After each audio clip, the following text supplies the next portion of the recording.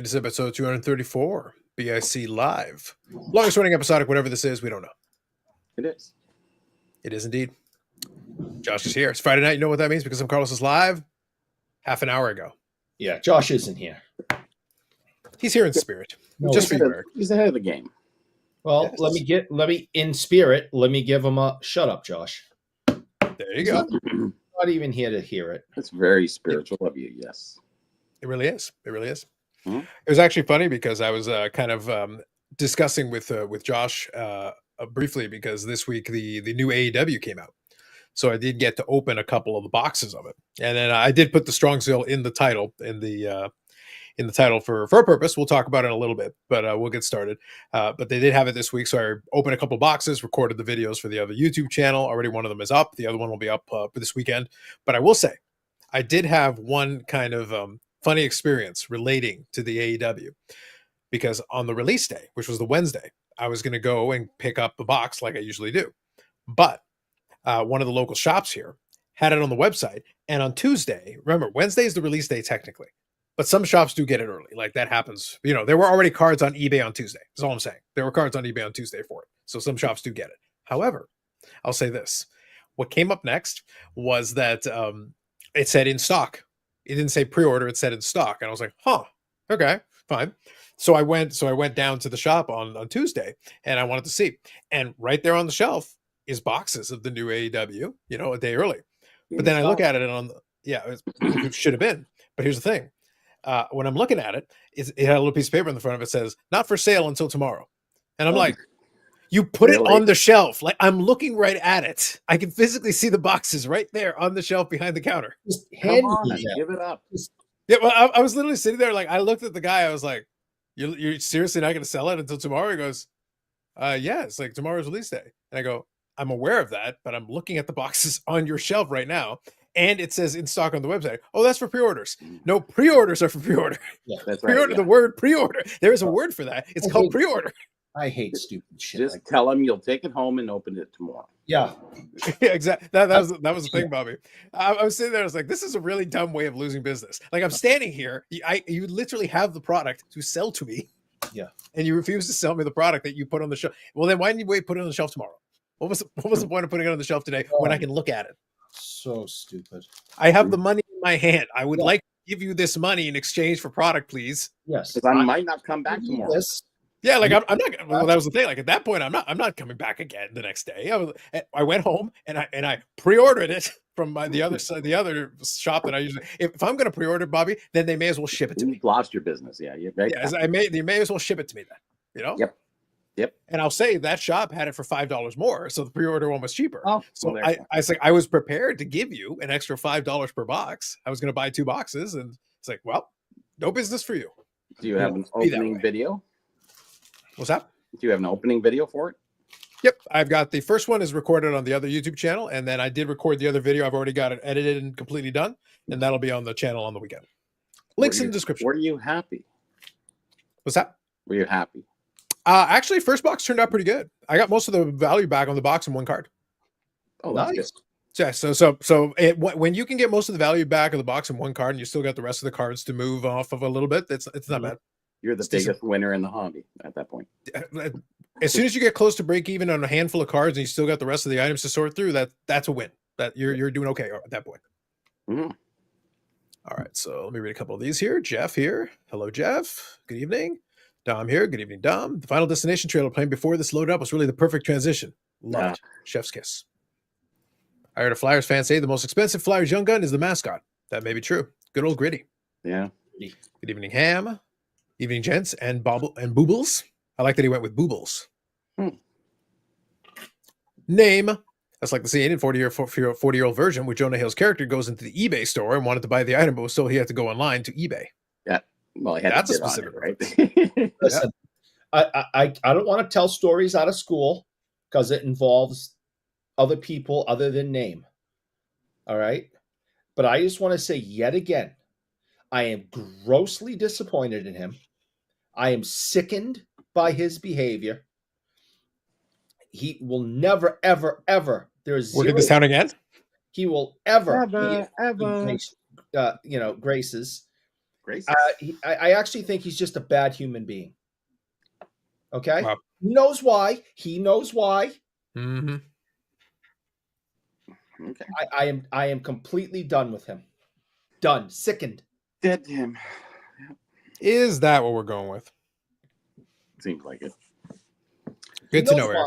He knows why. Good And to he know. should be ashamed of himself. And if he's any type of a man, he'll admit that he's ashamed of himself in the comments. He will agree with me and he will say, I am ashamed of myself.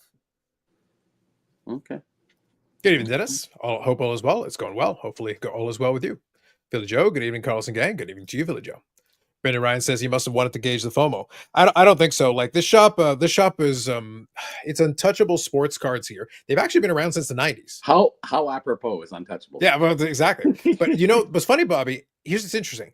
This shop has been in that mall. It's like the Central Parkway Mall. They've been there since the 90s. Because literally a buddy of mine when I was high school. I think I remember that name. Untouchable. Yeah, and they set up an expo. They're there. They're all there. So that shop literally still exists. They're doing something right because they've managed to last since the 90s, and they still exist. And you can still go in, and they've got a website, and you can order through the website. Everything because they don't generally sell early. Speaking, That's what keeps them in. I guess so. But here's the thing: I could have accepted it if you had said that, hey, we don't want any issues with Upper Deck, because Upper Deck does have rules about if you get sub products. Actually, yes, Bobby, because there are people that will literally follow people's social medias, and if you put the pricing early, or if they think you're selling product early, they pull it online. Yeah. But they literally have a department of people whose only job is to do that. That's literally what they do. Eric, you need a job. Yeah, I was gonna say. But if you had wanted to use the angle that's what you wanted to avoid, but then don't put it out on the shelf. This is my only point. Don't put it out on the shelf then.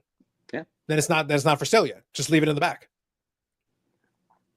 So that's kind of my thought. Well, it's like it doesn't do you any good because you're selling it for a retail price. The price on the website is what you're selling it for in the store. So there's no advantage for me ordering it in the store versus online. So if there's no advantage one way or the other, higher or lower price, you may as well. So either in this case, sell it to me because you put. Yeah, well, sure. But if depending on the store, if you go over a certain threshold, it's free shipping. So it just depends on the store. Yeah. So if there's no advantage here, if you're going to put it on the shelf, though, as far as I'm concerned, if you put it on the shelf, it's for sale. Gotcha. I agree. So that's always been kind of my philosophy. If you put it on the shelf, you're telling me, like, I've worked in retail for years. I spent a decade of my life working in retail. If we put it on the shelf, pieces of paper up. We did, but here's the thing: those pieces of paper said for sale. Those pieces of paper said, "Here's the price. You can buy it now." That's what those pieces of paper meant. Well, there's my first sale just tomorrow. Yeah, exactly. You know what's funny though? Speaking of like the piece of paper, when I worked briefly at Shoppers, when I was doing the thing at the pharmacy, since I worked a graveyard shift, sometimes I'd be working there the evening before the rollover for the new sale, for the new prices. So we would have all the pricing stickers.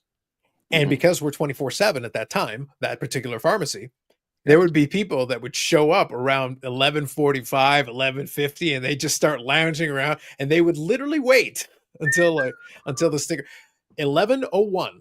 The system would update and the SKU would register the new price. They wanted the sale price, whatever the sale was going to be. So, but the thing is, because we knew that they would do that, we did not apply the sticker to the sale items until right at midnight on the dot. Not a minute before. Up until that point, it's like you take it up to the counter and you try to scan it. It's like, nope, it's the normal price. But it says Thursday. It is still Wednesday night for another 5 minutes. That's at least something, but that's where the system though, Eric, I'm not misrepresenting anything. Like that's the price right now. You want to wait 5 more minutes? The price will change. That's okay. But then stand there and wait, sir. There's a lesson in that because, when you cash it, when it is that Thursday, because every sale starts basically on Thursday on grocery stores. Yeah, exactly. You go in and you should actually watch the checkout prices. I remember I bought some bacon once and it was supposed to be $1.99. It was like $5.99. And I went, holy geez, this was quite a few years ago. But anyways, I went, this is supposed to be on special. She goes, yeah, it is. And I went, no, that's not special. No, it's supposed to be. I said, how many people did you roll out at $5.99 on the bacon? And then people don't even look at that, right? But this happens actually quite a lot. So you do have to check the prices because a lot of times they got the wrong code in or something like that when the guys are going around. And you see the guys that are working there. Enough said. Yeah, well, that's just it. Yeah, if you catch something that's off on that, then fine, fair value to you. But the reality We're was supposed that to get these that item people. free, actually. So I think we got it free. Because Well, if you that's get that's the thing. something that, There is a law for that. Yeah, there is a law for that. yeah, That's why we would wait until we would double check all the stuff ahead of time, and we would sit there and wait until the rollover, and then when the system would automatically update right at midnight. hmm So there'd be usually I wouldn't if one of them said they wanted the sale price, I'd say okay, give me about I would literally because usually it's not that busy. I 5, would tell them 4, no, 3. what I would tell them to do, what I would tell them to do is just so we didn't have to have any argument or complaint. I would say, take a quick walk around the store, come back in about 2 minutes. There you go. Because they would always, the system would always have a little time delay. You give it a minute or Yeah, two, sure. and most of them are like, okay, I get what you're saying. Yeah, like take a quick walk around, come back in about 2 minutes, and we'll put it. Are through we the on cash. Greenwich Mean Time or what? Just don't know. So is my iPhone on or is my car better? I don't know. Always in a minute. Yeah, my job at that point, Bobby, was to mitigate unnecessary arguments that I don't want to have. That I was like, I'm not interested. It's like, you know what? Come back in 2 minutes, and we'll put it through, and it should be fine. Is my presidential Rolex off a minute, half a minute? Yeah. Maybe if I was, 200 leagues below the sea. There you go. I like this one. So, Garrett, you can't hear us, but greetings to Strongsville, folks. Oh, yes. Yes. I already started watching the videos, but I think it was very funny that I've kind of enjoyed. I've enjoyed watching a couple of the walkthroughs. I will link in the description the 4 collectors one, although they've got 5, 6, 7, 47 collectors. So they did do a video, though, where they interviewed some of the dealers and did some of those panning walkthrough shots of the different booths. So you could see what kind of is there. And they took their time with it. I will give them credit. They actually swept through a couple of the different dealer tables and kind of swept through with the camera slowly. So you got a chance to see some of the merchandise. Eric, I told you, you could have been with your people with the vintage. Yes. All the vintage. And let me tell you, and even though he may not be around, he may not be listening, but Dan's Vintage Baseball PC sent me an image regarding Strongsville. And he said he was thinking of me when he sent the image. And in the image, Eric, is the hockeys. There is some vintage the hockeys. That's good to What hear. was there? What was there? I will share. I have the image. I was working today, and I will work tomorrow and Sunday at the largest show in New England at the Shriners Auditorium. And I did have a chance to get out and walk around a little bit. And I picked up some big time stuff, and most of it is vintage. So what, fake horse? Of the fake whore? I can tell those stories. That pissed me off so much. I could tell that story later or whenever we need some time. I see 20 of them at the expo every time. What's the difference? I will get pissed when I tell that story. Yeah. Dom here says Theo and John have brought up all the stock of Strongsville. They're doing great things over there. They're probably having some fun. I saw some of that. I know Sammy Thunder did a live from kind of their hangout after the first day 0, I guess. This was referring to you, Boobles. Wow. We've got different versions of it. You're no longer just Booby. Now you're Boobles. No. Okay. No national. I have no intention to ever going to a national. I have no interest in it. You should have given him a percentage. You could have put a negative in front of it. Negative 14%.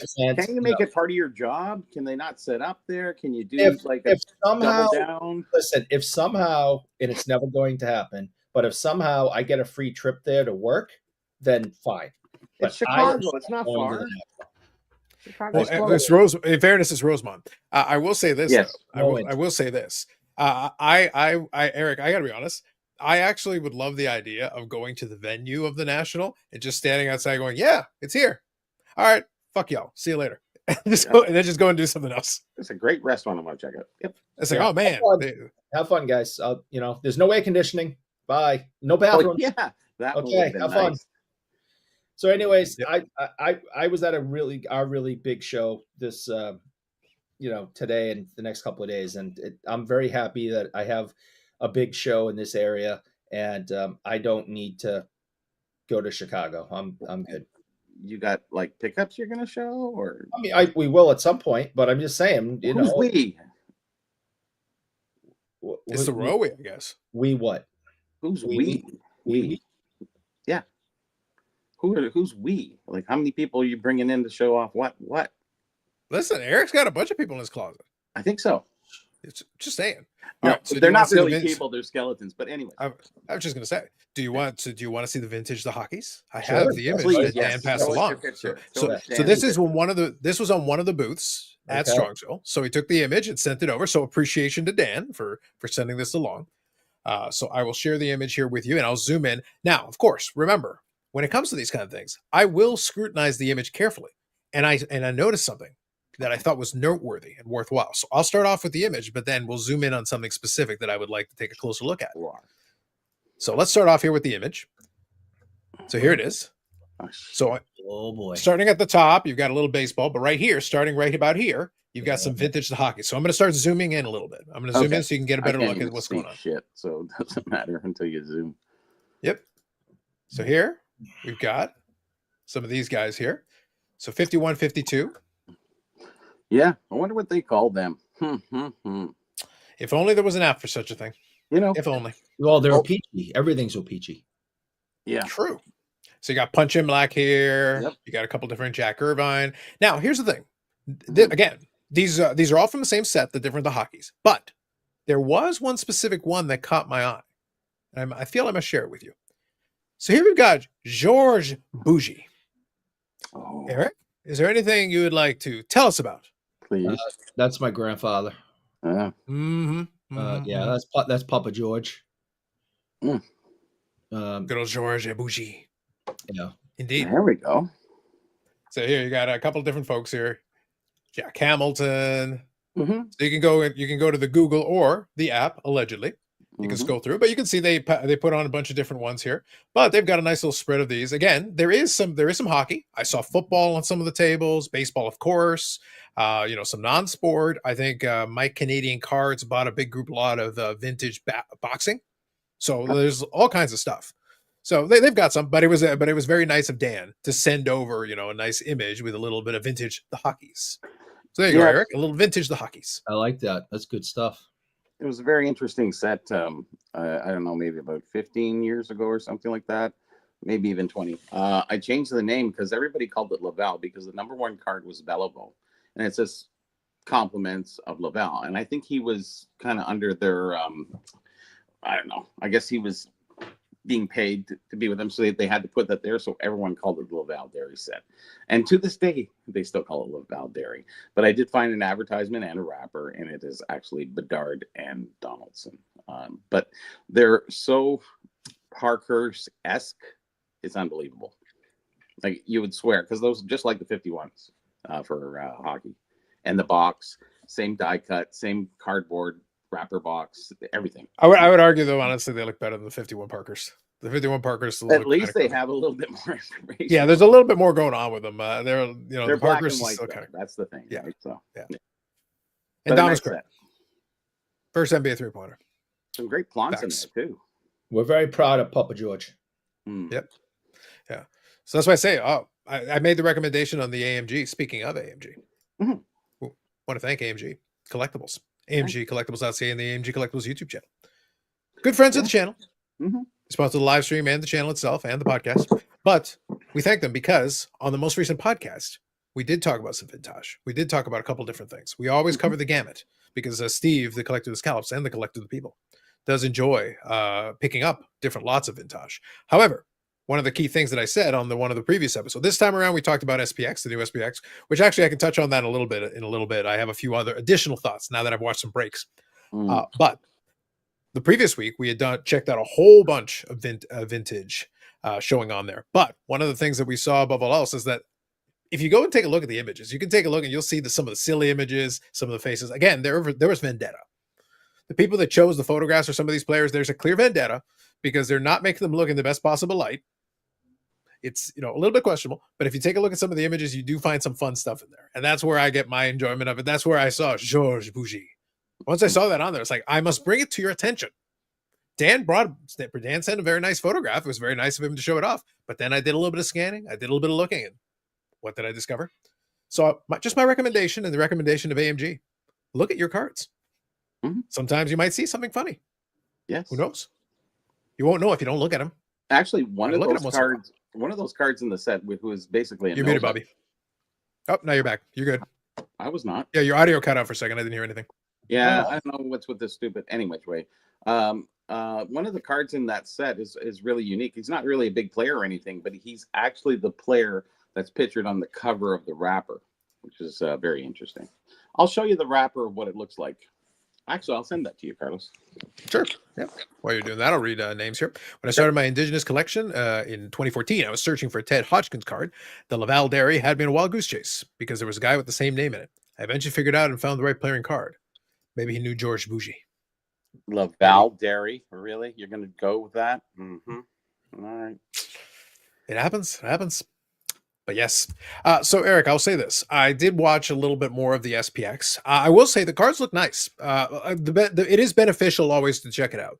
I think the feedback is still kind of what I expected. It's a little tough. You know what's funny, though? One of the people, and I don't know if this will end up showing up on becoming available at some point, but in one of the breaks, and that's why I say you got to kind of keep your eyes open and keep your eyes peeled a little bit. But in one of the breaks, Eric, somebody pulled this card. So I'm going to show and I'm going to share the image. And this was in one of the box breaks that I was able to see. Check this one out. oh, there you go. Yes, that's the Hollowview Medano with the autograph. So that's on there. That is nice looking. It actually, I like the design. I'm actually very impressed with it. Yeah. The problem is the autograph's out of 10. That's a tough one. Yeah. Yeah. So we'll see if it eventually becomes available. I'm glad. I know for a fact at least one has been pulled. I was able to see to that person. No, I'm not gonna bend over backwards. The reality is I'd rather more of the stuff gets opened. If at some point it becomes available. Right now, like with the expo coming up, I don't want to extend myself on anything. I bought the 2 boxes because I opened at least a box of all the AW products. So I said, let me give it a go. And to be honest, I had fun with the 2 boxes I broke. Right now, that's enough. That's good enough for me. And like I said, I did okay. I pulled the one card that I made some money on, was out of 10. I listed it on eBay the same night that I pulled it out of the box. It lasted an hour and a half. Guy made a good solid offer. I accepted. He paid. It's already in the mail. Quick, easy, painless, taken care of. So that already cut a chunk and brought a bunch of it back, and that money's going straight into that account. So that's already a win. If I can get some of my money back, I was able to have some fun opening the boxes. I made the videos for the channel. I already got a chunk of my money back already. Good start. Yeah. We'll take it. When you cracking boxes, that's what you're hoping for, right? Yep. And then I've got a couple of keepers for myself. So, and then Josh, Josh, spoiler, I pulled at least a couple of cards that you might be interested in. So I'll bring them to Expo. Just for Eric. Yeah. I know. Good evening, Mike. Hope things are going well. I saw your video, so it sounds like you're already off to a good start. He was buying the vintage boxing. Oh. And through the mail fodder, he bought some vintage to get autographed. It's a good start, Mike. Good start. Good evening, Paul. All and Eric. Yes, yes. Such a jerk. Yes, these days getting it in the mail is only half the battle. True, true.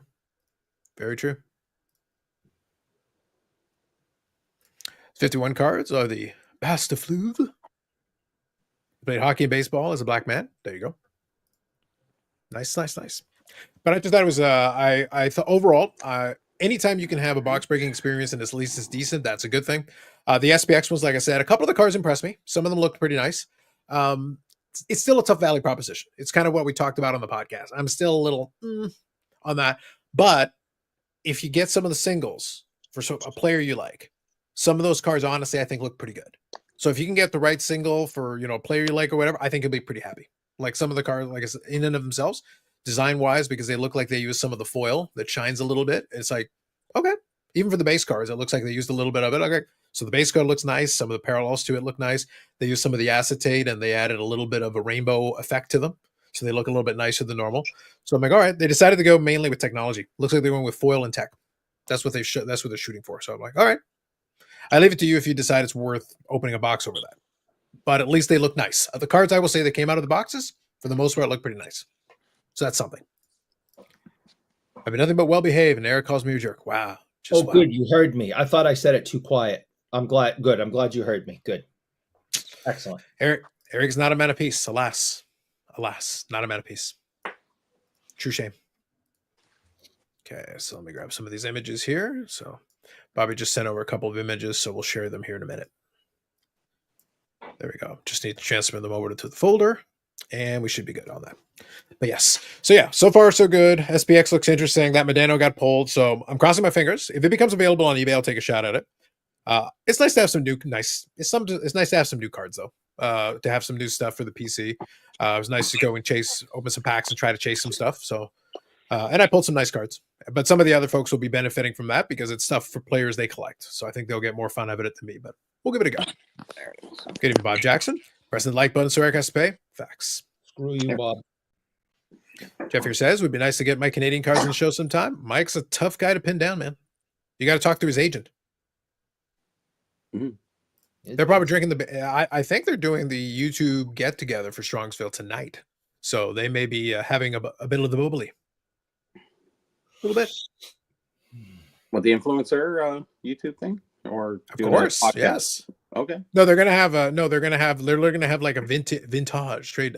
So they're gonna have a vintage trade night. Well, I guess that's appropriate for for Strongsville, yeah. And a bunch of them are bringing their own cards to kind of shuffle the cards around. So there's going to be some of that, and then so it's either tonight or tomorrow night, and then one of the other ones is a YouTube get together. So there's a trade night and a get together. They're two separate things. So they've got some festivities planned for the evenings where I suggest the odd beverage shall be consumed. I suggest. Allegedly. Mm. Allegedly. It happens. Bob Jackson says, I'm doing my part. I humbly ask you to do your part so Eric pays. Thank you, Bob. Appreciate you. But yes. So Jeff, long story short, it's one of those things where Mike's around. I know we message each other once in a while. If the opportunity presents itself, we can. I decided I didn't want to bother anybody that's doing the Strongsville thing. If they're around or if they're listening and they would like to participate, they can certainly let me know.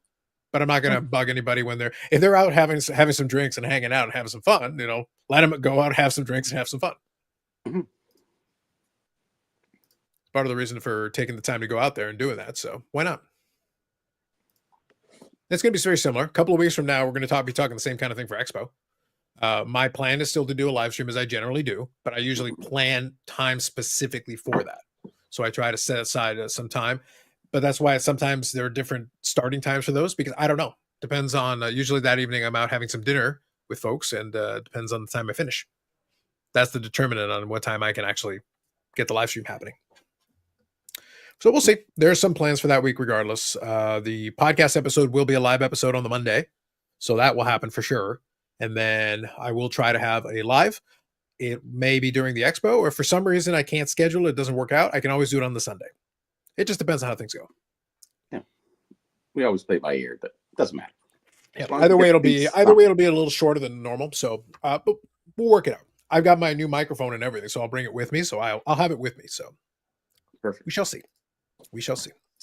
So, now, do you want to share? So, Bobby, I got the images that you sent over. So, if you'd like, I can quickly share them. And if you want to narrate through them a little bit here. Yeah, I sent them in the order, I guess, first to last. Yeah. So, if you want to show them that way, that's fine. Okay. So, let me just take a look and make sure here. We got. Just making sure they're in numerical order. Yeah, it looks like they're in numerical. Okay, cool. So, give me a second here, and I will share them. So this was from that set that Carlos was showing that Dan Vintage Man sent. Yep. All right, so I'll hide the sidebar here, make it a little bit bigger. I can do that. Yeah, I didn't crop it down this time. There we go. There we go. Okay. So there you go. There, Bellavo. So at the bottom, actually, if you go up a little bit further, Carlos, you can see it says courtesy of Laval Dairy. And who was that who called it Laval Dairy on the? I was away from the. So name was saying that it was name. What are you doing calling Laval Dairy? Come on. Anyways, I went through some boxes today, Bobby, and at this gentleman's table, and found a bunch of these cards, and there were little stickers up on the on the plastic, not on the card, but on the plastic, and each and every one of them said Laval Dairy on them. Yes, I know. It's going to take another generation or two, but it'll get there eventually. So here you have Bellavo's pre-rookie card. Actually, this card's worth a fairly decent amount of money. I would think, yeah. They're not the clearest images, but not too bad. I'll still take them over 51 Parkers, just being honest. So you want me to go on to the next one here? Sure. Yeah. Okay, so let me move on to the next image. Scroll through. Here we go. Yeah, that's the advertisement for it right there. It's all in French, so if anybody who's French want to read that, that's fine. But avec, it's like, where's Yannick when you need him? Honestly. So I don't know. I've never needed them before. This is the first time. We've never seen a display box, but we have seen this ad that probably fits in the front of the back of the display box, maybe as a pop-up in the box. That's about all we found from there. The next one is the wrapper, and it's very much like your Parker's wrapper that's made of cardboard. It folds. It was never sealed. It was just slotted in the back there, and 5 cents, and then it has a list of all the teams that are there too, which is kind of neat. Grabbing a couple comments here. Eric speaks French. Le Mayo. Yes, indeed. Didn't know. Shock Pond. Big one. Another big one. Yeah. Good. Boston Bruins legend. Yeah, 1 year legend. Yeah. Anyways. Eric's got to take what he can get. He can't claim Bobby Orr for reasons that'll become apparent soon, but nonetheless, he tries. Well, that was the guy on the front of the advertisement there. Norman DeSalt, I think his name is, something like that. Yep. It's great that they use existing players. I like when they do that, where rather than being a generically drawn player, which I do like artwork, but this was kind of cool having him on there. So I thought it was nice. Anyways, nice. That's it. There's a lot of cards in the set, so it's a big set. I don't know what they were thinking at 51. Your first kick of the cat, and you're just ripping out 120, 150, 100. And there's an extension set to that too. There's the part 2 of that set, which is very hard to find, and it just keeps going. It's like 200 cards. Same thing with the blue tints. They were also 52. There's like 100 and, I don't know, 160, 180. I don't know. Just crazy amount of cards for such early times. You look back at OPG in the prior years in the 30s and stuff like that, you got 24 or 36 cards issued in the whole year. So these guys are just kicking it. And Parker's comes out with 105 cards, and then what's Topps do? Not much. They did generally 60 cards for the most part, 66 cards for their whole, I think, until they took over, even after they took over. So anyways, nice. So that's good. I think my main takeaway from kind of a lot of what we saw there, so thank you, Bobby, for sharing those pictures, is that it was nice to see that they had a good mix of things, and it was nice to see that it just wasn't vintage baseball. So it's good. So they had some pre-war, they had some 50s, 60s, 70s into that, and then also, like I said, they had the hockey cards that they showed off. I saw some nice football. I saw the non-sport. So a bit of a mixed bag of different stuff. I think they have a baseball set too, if I'm not mistaken. Wouldn't surprise me. I would think around that time you may as well take advantage of it and get as many different sports in there that you can manage. So I think that's always good. Yeah. Thanks for the enlightenment on the not Laval Dairy set, Bobby. Suck up. Again, Laval Dairy. Well, listen, Eric, once upon a time you were there, like I said, bowing down to the Burrell, and now look at you. Yeah. I still have respect for the Burrell. Do you though? Do you? Yeah. I don't have respect for, but the Burrell I still have some respect for, yeah. But I don't care what you think. Enough said. See, I'm Carlos. But now, my name's literally on the show. Like the Burrell was like an 11. He's at like a 9 now because, and I'll tell you why. Please. This is a 100-point scale? You're judged. This is a 10,000-point scale? You're judged by the company you keep. And when I was so in awe of him when he was an 11, I didn't realize how horrible you were. See? Oh, but you tuned into my show. So now I went down because I came on the show. Well, you continue to come on the show. Yeah, he's on the show right now. The company you keep. So therefore, you're like a 9 on a 10 scale, but you were an 11, like Spinal Tap.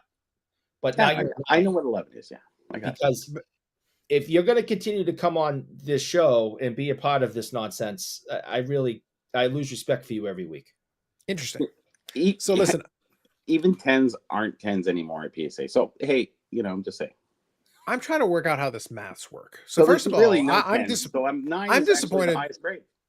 I'm disappointed that Eric thinks that you're an 11 on 1,000 point scale.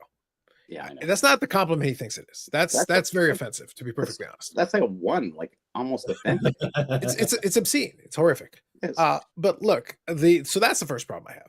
The second problem I have is that now we've got to kind of do some reverse mathematics kind of thing.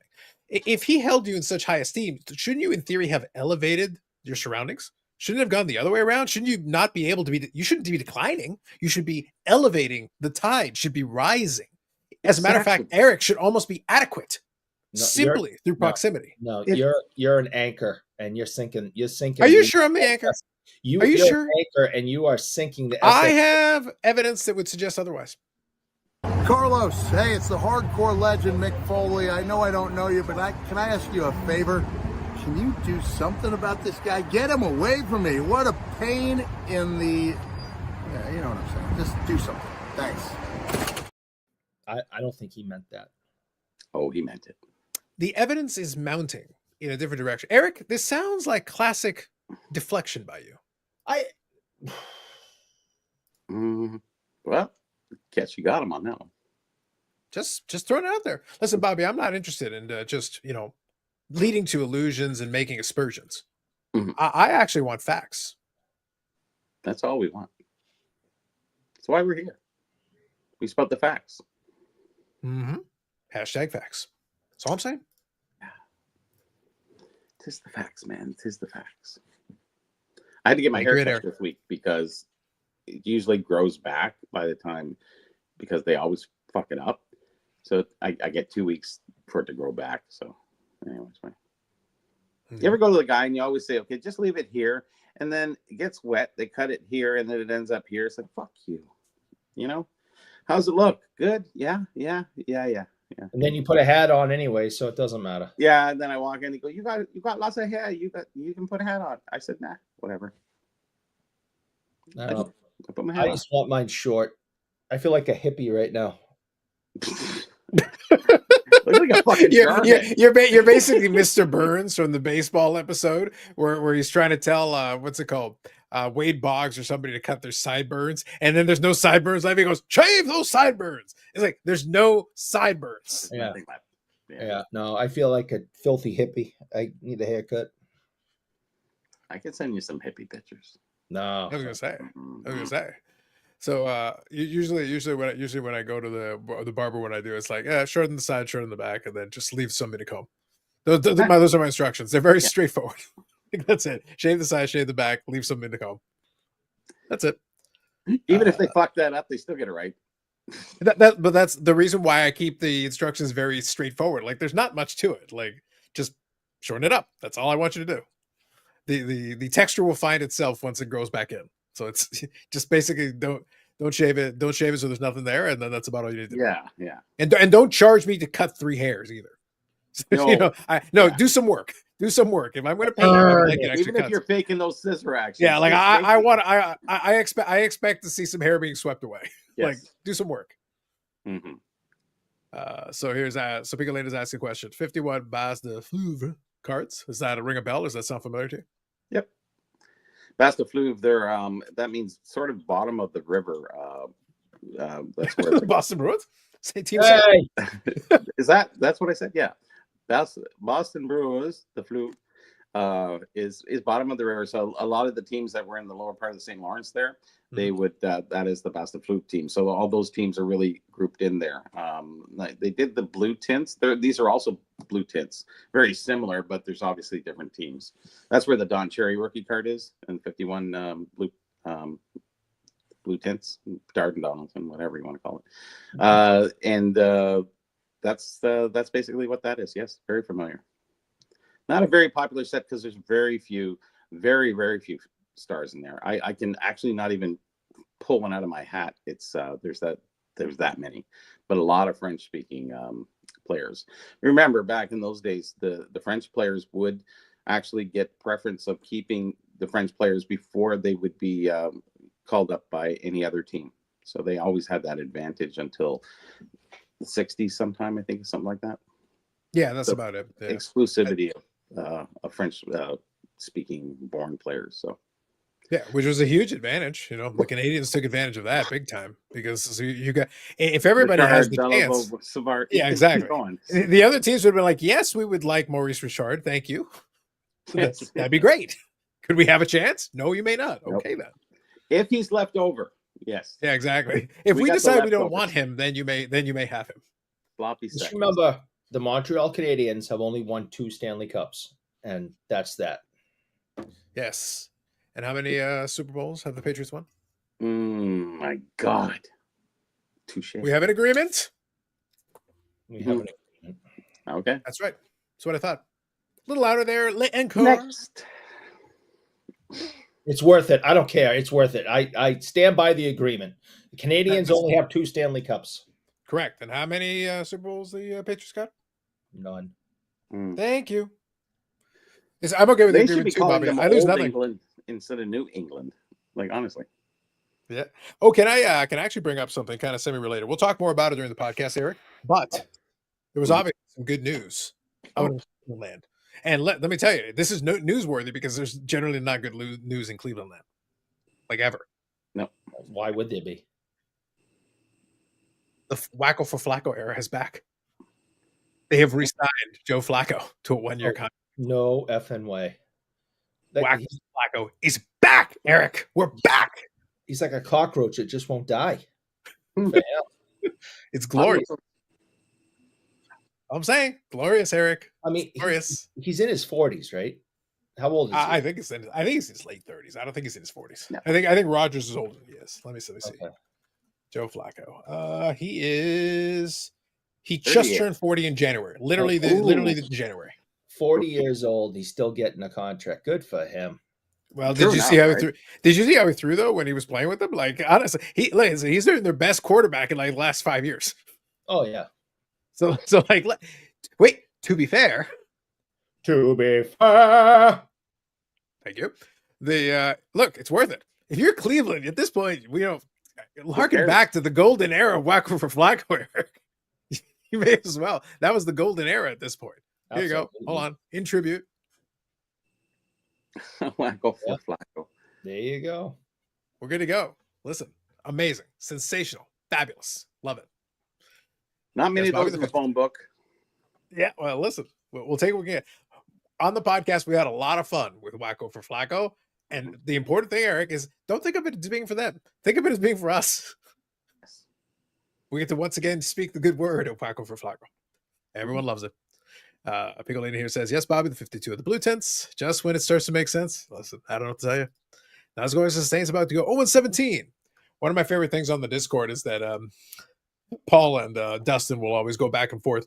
And Paul was very much, he's got a bit of an inferiority complex, though. He thinks he's coming up with some good zingers because he's complaining about, he's saying, the Packers are not going to be good this year. It's like the Saints have never been good.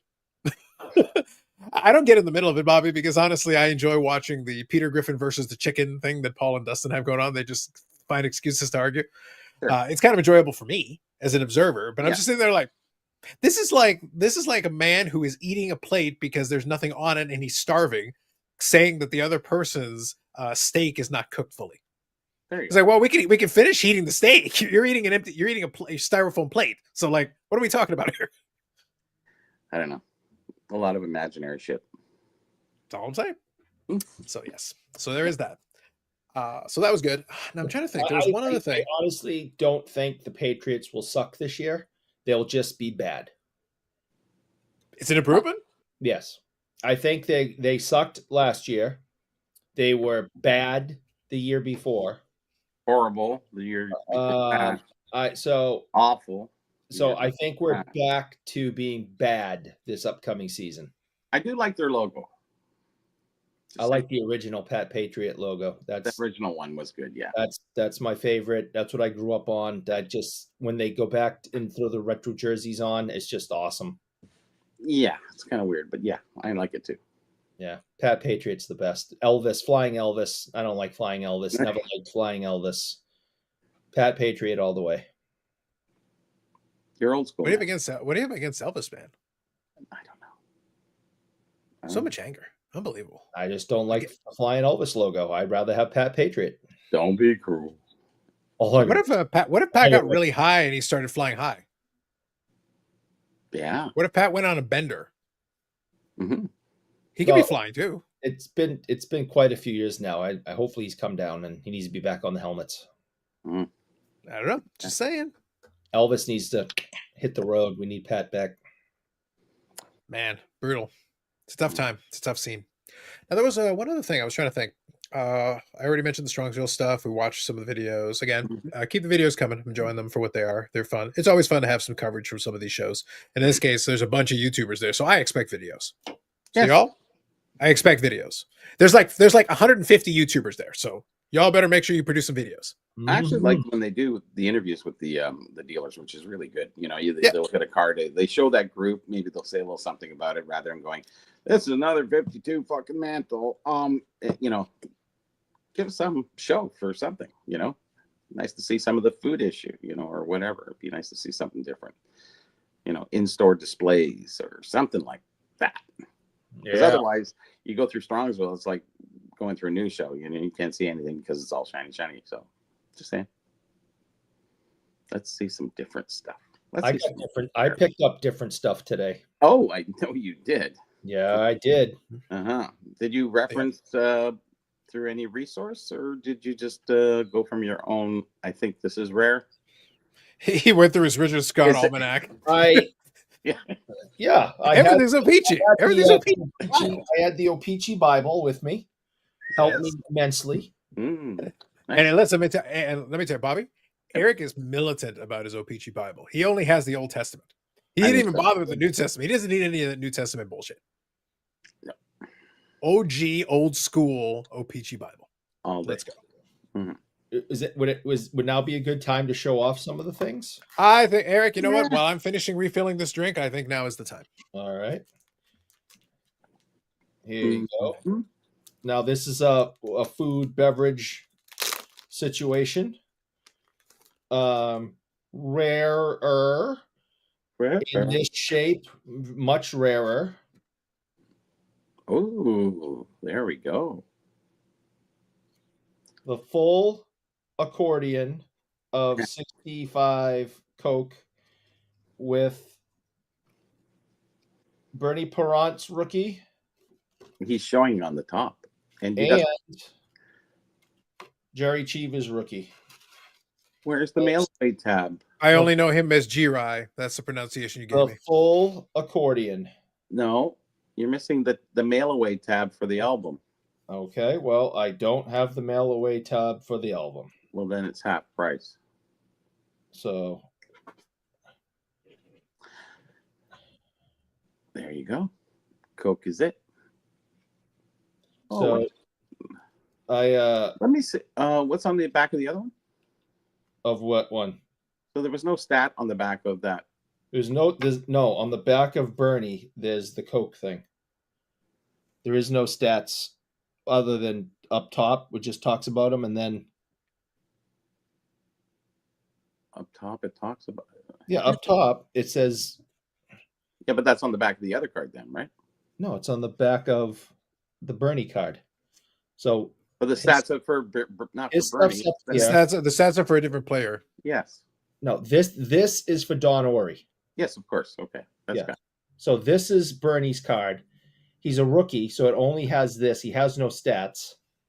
Oh, that's why And- they did the Coke filling. Yes. And then they fill in the rest with the Coke stuff. yeah, Now, there does it was- say anywhere there how many Cokes he drank in one sitting? Because I need those stats. yeah, I was just thinking, in that set that there's Toronto and Montreal that have advertisement backs, which they were given out as samples to the dealers. So what they would advertise is that, you know, we have truck advertisements, we have, you know, pole advertisements you can put with your stuff. And so all the backs were just all advertisements of what they could order, you know, along with the cards that they could get. Well, you'd have to mail away for the cards because they came in a little envelope, but yeah, that's nice. Yep. They're nice when they're all together. Yeah. So, you know, I don't think getting them separate is really all that rare. I mean, you can go to They're everywhere. Expo and get them everywhere, but the whole accordion is kind of a big deal. So, They're well perforated, meaning that they hold together well. They're not delicate. yeah. Yeah. So they're really good. But you know, a lot of people, that was one of the biggest promotions. Those cards were just they were kicking it while 65 O-Pee-Chee and or Peachy Tops was just, you know, whatever, just regular business. I just think the most exciting part about him getting the accordion is that now he has the proper excuse to really experiment with Beckett's new holder that will be able to hold that accordion. Oh. It will fit in 2 tractor trailers. Yeah, I was about to say I'd have to store it in my garage. You know, Eric, if you got a building that can be seen from space, you might be able to house it. I'd say. Yeah. Just throw it out there. So yeah, I'm wicked excited about that. So that was a good one. Yep. Wow, he's bringing in the wicked. Here, hold on, let me read Can you Dom's tell comment me here. what you paid, or do you want to even admit that? Do you want to testify? I have no problem telling you later. Okay. I'll tell you anything. All right. You're going to tell him whether you're storing the Emmanuel in Space stash? The problem is my mother's listening. I know. So I'm not Well, saying can you tell us in Taiwanese that's what I dollars? said. Eric, can you tell us in Taiwanese dollars how much you paid? Yes, you can do that. 40,000 yen, I believe, or something. Yeah, okay. Gotcha. We'll double check. We'll hold him to that. Dom says, I can't That's watch, about but the also going can't price look away. anyway, so that's good. Eric has me on the edge of my seat the way he's opening that accordion. I know. Wow. It seemed rough, but it wasn't. Go ahead, next. All right, Eric. You know, Eric, I bet that would work really well if you wanted to test the sharpening of your knife. Oh, yeah. Oh, yes. Oh, yeah, that'd be something. You could separate those perforations like I bet you could. Send them in, get them graded. Whew. They would cut nice. That $100. Anything else you want to share with the rest of the class, Eric? Now's your chance. Yeah, all right. No, I got a few other things. All right. I've been wanting to get a Marc Messier auto. I haven't had one. So I wanted one, and I found this really cheap. It's one of the original autograph type cards you could get in packs. It's hard to see. It's not that great. You know, usually they do it and, you know, on a whiter surface or something, but yeah, it's kind of messy, eh? His autograph sucks anyway.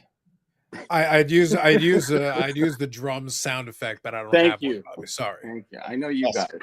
Yeah, messy. Yeah. So by the way, Eric, can I actually fill in? Hold on. Can I actually fill in a little bit of hashtag scholarship on this? Yeah, go right ahead. Because we can. So this right here, if memory serves me, I think this one is 96, 97 be a player, if memory serves me. It is 97 Pinnacle. Okay, so this was the second to last year. So Pinnacle was doing the be a player for the Players Association, so the NHLPA. They were doing right up until 97, 98. So yeah, scroll down a little bit. Yeah, so 96, 97. This is 96, 97. Perfect. 97, 98 was the last year they did it. Now, 2 things happened in 97, 98. One of them, as the Players Association was already getting frustrated with them going into it. But secondly, the Pinnacle went out of business in 98. I think in 98, 99. Regardless, they never were able to release the next set. But the NHLPA was already upset with them prior to that because of partially that set and then the set that followed. And part of the reason for it is they wanted to get all these players into the set. They wanted to have this be one of their things. They weren't satisfied with the product they were getting out of it from Pinnacle. And the result was that they would have to split it. So you would get cases where you'd get some of the star players would be in 1 year's series, but then they wouldn't be in the following year's series. But then they'd be back in the series after that.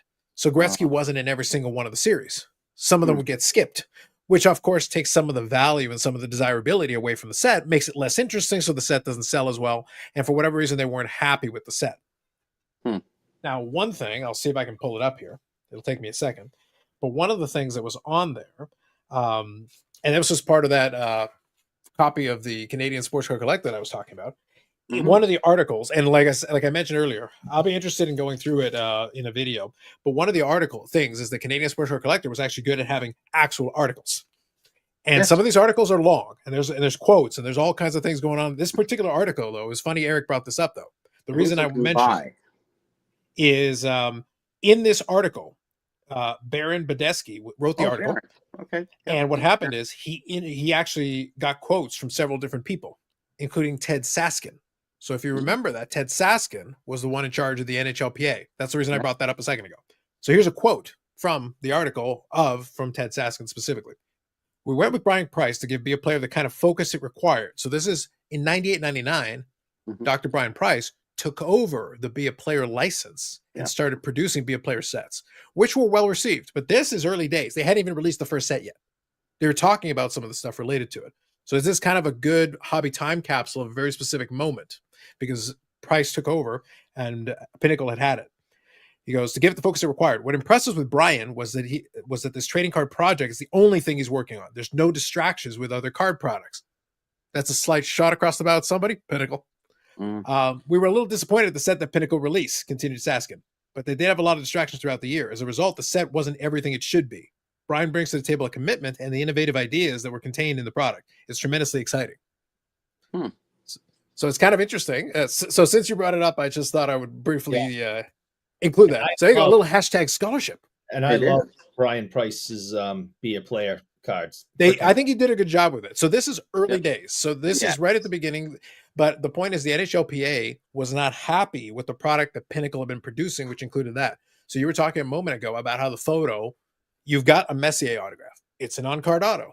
And the design is okay, but if you're paying attention to it, it's not well designed necessarily to showcase an autograph. No, it is not. Oh. Or use a silver paint pen. Do something, get a blue paint pen. But instead you just put black over dark colors. And it was 97 was the old days. Yeah. Well, yeah. A lot so of the point is that even at that point that look like that, unfortunately. The point is even at that point, the NHLPA was dissatisfied with the product that Pinnacle was bringing to the table, and that was one of the last sets that Pinnacle produced of it. So I just thought I would throw that in as a little side note to Eric's card. Oh, it's good to have that. Yeah, there was some other ones available today, and they were going for $200, $300 plus, piece of jersey plus a patch, and the numbers kept going up and up. But you got a much clearer auto, and I'm like, how much for that one? Mm-hmm. And it was really cheap, and I went, I'll take that one. That's right. So now I have a Messier auto. So all right, next, I got 3 more things. Grab this today. I just, I know we've talked about it a bunch of times, but Yannick and I were able to go to Boris Salming night a few years ago. He died a week later. I didn't have a Salming rookie that was, the ones I have are kind of banged up. And this one, it's a Tops. CGC 7. It's tops. It is tops, but it was in my price range, and I thought, that looks really nice. I like it. Mm-hmm. It's not banged up. It's centered. Even the back is centered. Yeah, that's really nice card. I really like that shot of him. It's a very unique shot. Yeah. Consider for most hockey shots and in his rookie year. Yeah. So I wanted a nicer copy. It's kind of got a little bit of an emotional attachment, a good memory, but a sad memory. So I wanted something nice. Now I have it. Now I don't have to buy any more of them. Yeah, I didn't get to go to the game. No, you didn't, but I did, and it was awesome. I bowed out. I'm gonna put my thumb over this because I didn't pay that. Sacrifice myself. Willie O'Ree's rookie, which is a beehive. This is the first thing that was put out with Willie on it. These go for quite a bit of money, and I do have access to him. And next time I see him, I will have him sign this. Yeah. Do you think, Eric, still that hanging out outside his house, peeking over the fence is considered access? And every time he goes out to get into his in car, some part of the world, that's considered a crime. You call it what you want, and I'll call it access. Tomato, felony. Go on. Yeah. So the next time I see Willie, I'm gonna ask him to sign this. So it will say have his name plus his Hall of Fame on it, and that'll look really nice. I really would appreciate if you would stop staring through the fence at someone's Willie. Oh, yeah. I can't make promises. All right. Last but not least, big card, big pickup, and we're not going to talk about how much I paid for it. My mother's listening, but 33 Lionel Hitchman. That's worldwide gum, so the Canadian Goody, so to speak, or Goody. So this is the first Bruin to have his number retired, the second hockey player to have his number retired by like a week, because Ace Bailey had his number retired by Toronto a week before the Bruins retired Hitchman's. So they got the idea from Toronto. That's why. Yeah, well, Ace Bailey was dead, and he wasn't this dead. Guy, he lost an eye. Is that what it was? All right. Well, all right. Well, he was. That was Eddie Shore's fault because he freaking nearly took his eye out and ended his career. Eddie Shore of the Boston Bruins. And then they had a charity game, and they shook hands. And there's a big picture that proves it. That's because he could only see out of one eye. He didn't realize who he was shaking hands with. But supposedly he was dead. I don't know. So, get back to the card. First Bruin, two-time Stanley Cup winner, one with Ottawa, one with Boston. First Bruin to get his number retired, former captain, and Eddie Shore's defensive pairing line mate. Second number to be retired in the history of NHL. Yes, okay. Yeah. You missed that one. Second number to be retired. I said that. Second number to be retired. You said it in the first round, but then you reiterated, and you missed that on your reiteration. So I was just reiterating the reiteration that you missed that. All right. Second number ever to be retired in the NHL. Yes. First for the Bruins.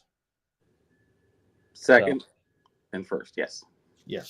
So it's a 5, excellent condition. Really does look nice. Five's a solid grade for that year, and very well centered.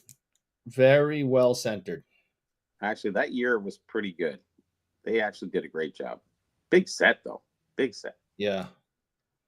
See the back. Now, did you get This is just the English version. Okay, yeah, because you have the bilingual, and then you have the English only. Yep. The bilinguals are harder because there was less produced. So what was that, Bobby? Say that again, please. Bilingual is a little harder because obviously distribution is far less for the bilingual Quebec crowd. So anyways, I'm very happy about those pickups. And very nice. I got 2 more days at the show. Hopefully I don't find anything because I have no more money. Oh. You're saving it all for the like button?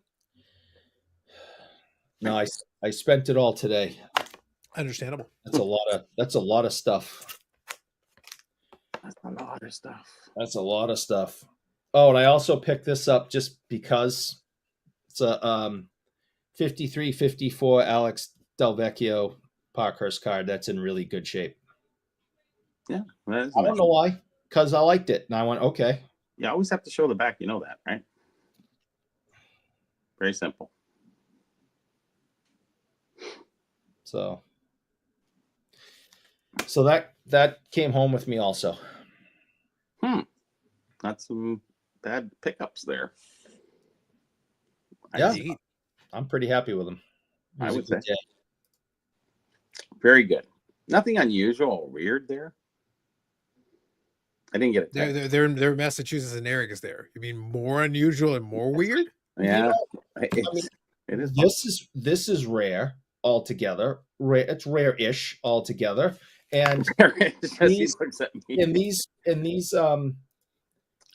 Willie O'Ree rookie beehives are pretty rare. I don't think we call it rookie beehives, but anyways, we can say rookie year or something. No, it's not even his rookie year because it's not. It's his first. Anything. XRP. What? It's his first acknowledgement that he played for the Boston Bruins. That was the first thing produced with him on it. Yeah. Actually, I had that argument with the Beehive guys a long time ago, and they said, "Well, they're the rookie cards." And I said, "What part of that photo is a card? Please let me know."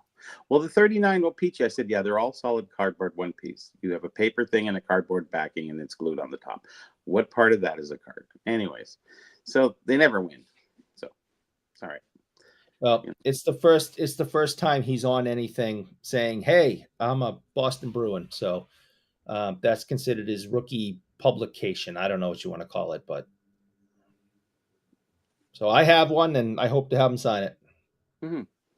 It's just I prefer to call Willie's it first what it really card. was. Yeah, I prefer to call it what it really was. Eric gloating and excited about handling a Willie for about 5 minutes. I know. Yeah. That's what happened. That's what I saw. I don't care. You're not taking this away from me. Go ahead. I don't care. Oh, I got a joke. I can't do it. Go ahead. Move on. I don't think we got into late enough. We haven't gotten into the after dark. It's not late yet. enough. You're right. Not far enough. I don't So care. The morning one. That's a comment. That's a comment for you, Eric. We'll get to it when we talk more in manual and space hour. That's right. Yes. It's right in there. Mm-hmm.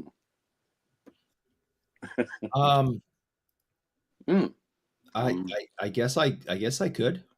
That doesn't seem like an inappropriate question. I know who Herb Carnegie is. I can't say I So I was asking here. Ask Willie if he remembers. Again, he's assuming he's talking about the person. Yeah.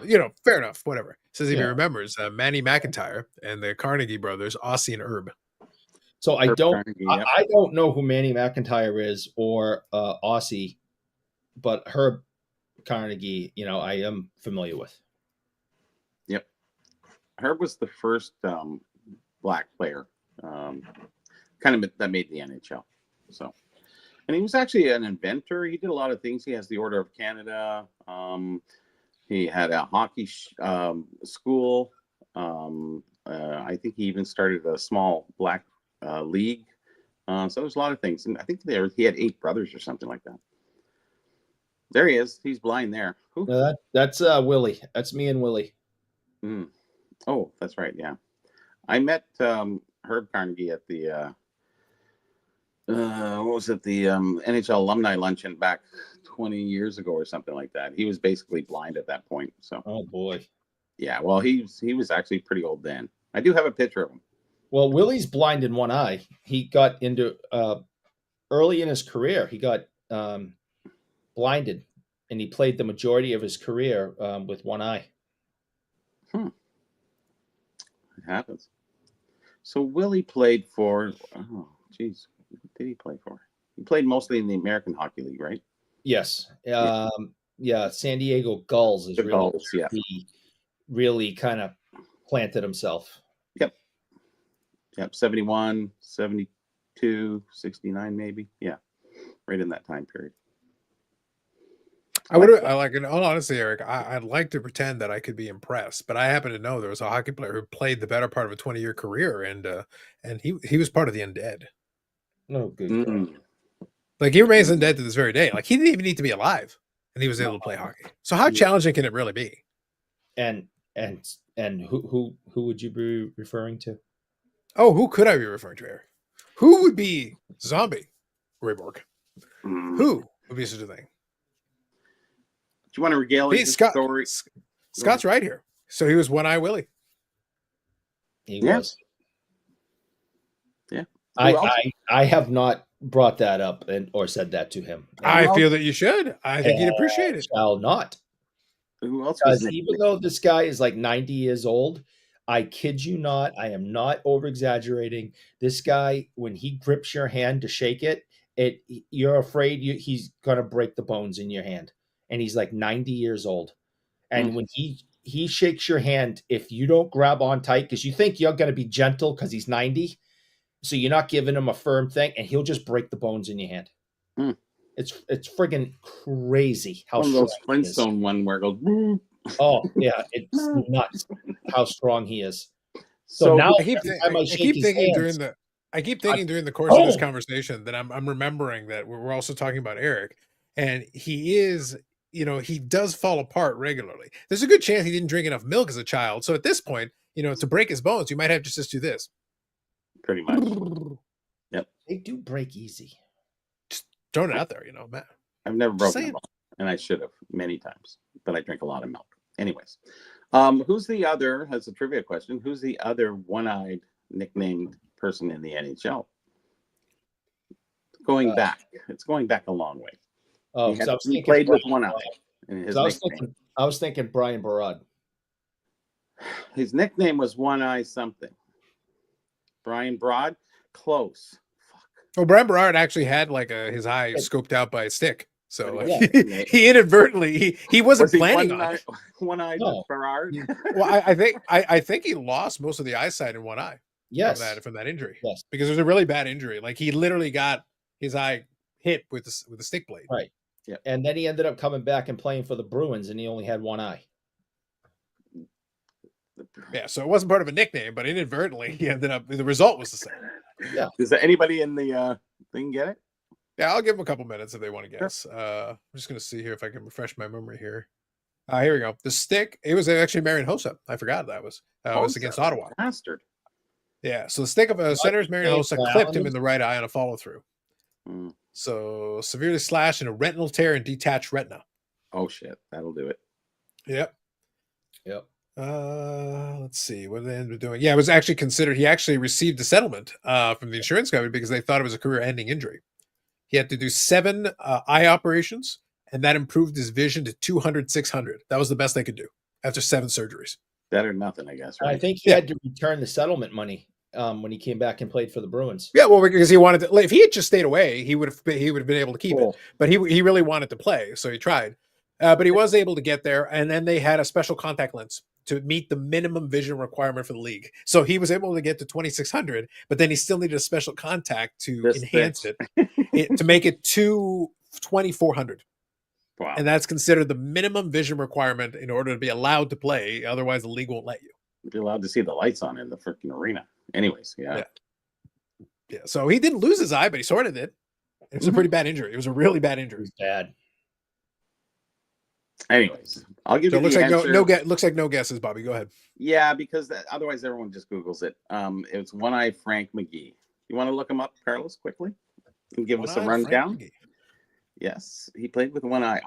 I think he lost it in a hockey game, and so we're going back to the, was it 30s, 40s? Well, he died in 1916, so I think the earlier. No, he didn't die in 1916. Is Francis Clarence McGee? Frank McGee? One-eye Frank McGee? Is that his nickname? Looking here, Canadian ice hockey player for the Ottawa Hockey Club. Yep. Known as One-Eyed Frank McGee. Yeah, he died in 1916. Did he really? Is it that old? Yeah. Wow. He played for the Silver Seven. Like he played it between 1903 and 1906 for the. Okay, yeah, there you go. Okay, got it. So literally the beginning of the century. Yes. So by the 1920s and 1930s, Eric, if he was still playing, I'd be impressed because he'd be joining the ranks of Zombie Rayborg. Oh, mm-hmm. But he has a special record or something. I think he won the scoring championship or some wild thing, something there. Scored so many goals in a. There you go. McGee, there you go. A well-known player in his era. McGee once scored 14 goals in a Stanley Cup game. One game. And scored 5 or more goals in a game on 8 other occasions. Yeah. It was how many games did they play in a year then? Like 12 to 15? Anyways. I think we better take class of Hockey Hall of Fame. Yeah, we're gonna have to take that away from Ovechkin now. Because we have to amortize if you say how many games he played, just saying. Anyways. So that's surprising because there's a card in 1954 that has him there. So I assumed it was most of it was retroized back to the 20s and 30s. So I assumed he was there, but I never knew he died that early. So he actually wasn't very old, was he? 33 when he died. Yeah, that's very early. Wow. Mm-hmm. What did he die of? War, I believe. He killed in action. Ray Bork disease. Yeah. He had high lead poisoning. That was the Romans. Come on. He had lead poisoning. An artillery shell landed on or beside him, and he was killed instantly. Well, landed in his one eye. Yeah, so. Because he couldn't see it coming. That's right. They say you die from the one that you never seen coming. That's right. That's why. See, I knew the one-eye Frank McGee would. Doesn't say. Carlos? No, that was no. Are you talking about what he died of? Yeah. What he died of was it was during the war. He died during the war. Like I didn't know. So that part is correct. That part is correct. An artillery shell landed on him. So here's a guy with one eye who's in the war. They didn't have the vision requirements of the NHL. No. Were you breathing? You're going to war. That was it. Yeah. Can you eat a bullet? You're good enough. Yeah. Good enough. Cannon fodder. And today, 80% of the kids can't qualify to get into the military. Anyways, That's because they Well, can't. if we still needed cannon fodder, then yes, they would. We could adjust that. Like we could adjust There was that a anytime. World War. That was Cannon like to fodder, gauge it. you're good. It's like, but he's an esports player. You're good enough. even Roll, that, roll into it. Roll into it. It's fine. you'll learn. Give him the red uniform, the extra reflective one. Yeah. Tuck, drop, and roll. Just do it. Yeah. Jeff says, Heiserman will probably sign it tomorrow. Listen, anytime, might be. Well, few people know this though. Get You rid know, of in that early Heiserman. 1900s, in that early 1900s period, obviously he scored a lot of goals, not in a lot of games. You know, it was but a few people realize this during that early 1900s period where he scored all those goals. Goal scoring was only marginally less than the 1980s. So 14 goals in a game, honestly, you know, piece of That's cake. pretty damn good then. That's Yeah, it's pretty 14 goals in a game, and each team had one extra person on the ice. No, I think it was one less. No, it was he looked. I The looked. Rover? Was the He was Rover the an action Rover. then? He was the Rover. So now it's One-eyed on Frank 6. McGee, the Rover. Philly, coming Philly, over. Philly Joe, don't take away from it. It was 14 goals in one game. 14. 12 goals, 14 goals. Yes. Don't take away. He scored 2 more. Give him, And give him remember, his full 14 goals. If you count you the could- goalies, it's 7-on-7. And you weren't allowed to raise the puck. And they played with little short sticks. Like My understanding is again similar to the 1980s. If a goalie actually stopped the puck, they were summarily shot. Yeah. That wasn't allowed. That must have jacked the goalie's goal percentage that night. Eh? I probably messed it up. He might have It's not lost like his they had an contract. extra goalie sitting off on the side. He might have lost his contract extension based on it. Probably. So the problem is, you know, he probably scored a lot of the goals, but then they tried to pull the goaltender, and the only person they had, you know, they had one-eyed Frank McGee, but then the goaltender became no-eyed Frank McGee, and then they finally got into no-leg, no-eye Frank McGee. Yeah. And then he died. No one. Yep. Pirate with the gold in the ship in the Goonies. Yeah, pretty close. Yeah. It's a valiant effort. A valiant effort. Yeah. Ooh, Everybody knows- I appreciate that on Wikipedia. They list his height and weight. I appreciate that they actually included his weight in stone. Oh, good lord! In stones? So they've got his height, and then so they were in brackets. They put his height as 5'6", 168 centimeters. So they included centimeters. Okay, fine. Yeah, And then weight, they've got him as 150 pounds. Okay, but they included 68 kilos. But then they also put in 10 stone, 10 pounds. It's like we've got his weight in stone. I thought Gold. Wasn't the height in stone? No, No, the weight weight. is Stone is weight. Stone is weight. And weight too? Yeah, when you do horses, right? It's stone is height, isn't it? I don't think so. I think stone is. I'm only familiar with the weight measurement. Now I don't know how to calculate it, but I'm familiar with the weight measurement. I only care about it, Eric, if we ever figure out how to start measuring everything in furlongs. Oh, there that's you go. different. We got to use some good old furlongs. That's what we need. Yep. How many furlongs in a quarter mile? I don't know. Well, if Paul C was still here, he could answer all these questions. Oh, good. Too So bad he's Scott not. here is saying you think in hands. Hands, yes, hands. Sorry, my mistake. Yep. Okay, all right. There we go. Thank See, you, the Scott. hand had the stone, threw it in his eye. That's where I got all mixed up. Yeah. You know. Dang. You thinking hands? Mm-hmm. Mr. Hand. Who's he from? Oh, everybody knows. Everybody knows Mr. Hand. Mm-hmm. Not everybody. Remember, someone will look at this in another 40 years and go, Mr. Hand who? Wasn't he a YouTuber? Anyways. Yeah. Who can say? Baz here says the average card collector is many stones. Maybe. Duh. Maybe. With a D on the end. Mhm. Duh. See, not as exciting as yours, Eric, but I too received a card in the mail today. Sorry, this week. So I shall share it. Okay. We always like that. I received a card of Mike Banana Uh-huh. for National Hockey Card Day. Ooh. My eyes must be going. I got this one eye thing going. I'm seeing double. That's what I'm saying. So there it is. Just kind of a basic card they throw in there. If you were bingo. at some I of see these it, card shops, you could actually get they had the little packs, and you could get these. A Canadian seller had it for literally a couple bucks shipped. Threw in a plain white envelope. I'm like, perfect, great. Yep. That works for me. Makes my life easy. I don't even have to worry about any of the extras. So yep, ship it over. I'll take it. Why not? It's kind of funny though that I do enjoy that they've literally that they literally will still like put some of the guys like Medano and some of the legend players in the National Hockey Card. I suppose it's good though for the kids to find out about some of the retired players too. So I guess it makes sense to throw it in there. Why not? He's a 500 goal scorer, so Yeah, why not? May as well throw some of those guys in there.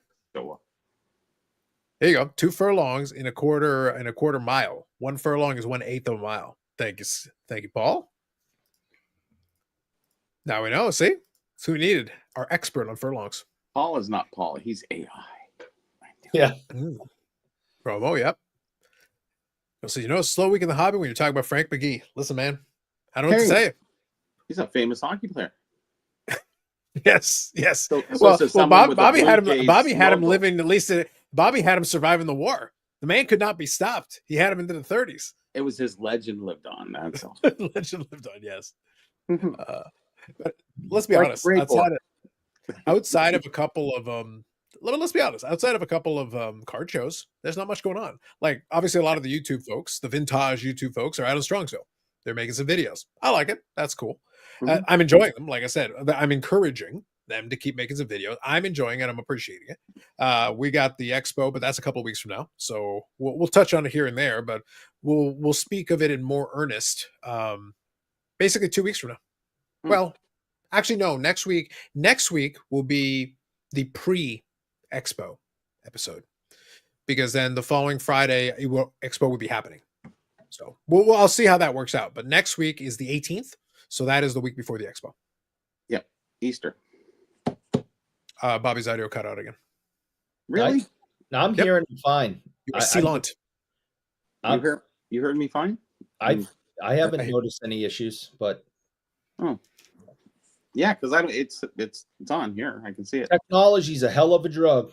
It is. It seems like we could get better cell phone 15 years ago for some reason. And better. So some of the phones are much larger. Obviously. Yeah. My dad's favorite was still the car phone. He still my dad's favorite was the car phone though. Oh yeah, I love because you had because it was the briefcase. Basically, you brought the briefcase and put it in the middle of the car, but the signal was tremendous. But the signal was tremendous. It was crystal clear because basically 3/4 of it is battery and antenna. And there's how many people in the airwaves? None. Yeah. So it was. So if you happen to have one, it was very handy. Yeah, I did know a few people who had them. So, but they had this big black coil cord like the old phones, but this was heavy duty. It was very heavy. So there you go. Reggie signing in Marlboro MA in May. Marlboro? Yes. MA? Marlboro, Massachusetts. MA? Do you have to smoke like a pack before they let you in? Yeah. And then Makes sense. and then it goes to Winston-Salem after that. But another cigarette. So you're right. So you have Holy Reggie smokes. and Ray Bork are supposed to both be signing at that show. So you're saying that Ray Bork is about to get himself some lemon brains. You might have to protect Reggie. I might have to go down there and stand in between and be like, "Did you leave Reggie alone?" Hey, teacher. Does Bobby have a table at Expo? I think this time you're out on the table this time. No, I did the once. Yeah, I don't really. I think I do want to get one more table one more time, but otherwise, no, I don't want to really get back into the tables. It's very limiting when you have to sit by your table because really you're the only one. It's you can price everything, but there's always some negotiation like you can kind of miss out on, and actually sales that you can curate through your experience of being in sales. So it's not really as somebody wants something. It's how you kind of talk them into it. I mean. Convince them. I mean, hold them down. I'm just saying. Force them. Force. Yes, forcible. Yeah. No, it's just how you talk to people and explain a little bit more detailed information. And you say it's in the app. They don't have the app. So then what do? Right? Indeed. And then you go, hello.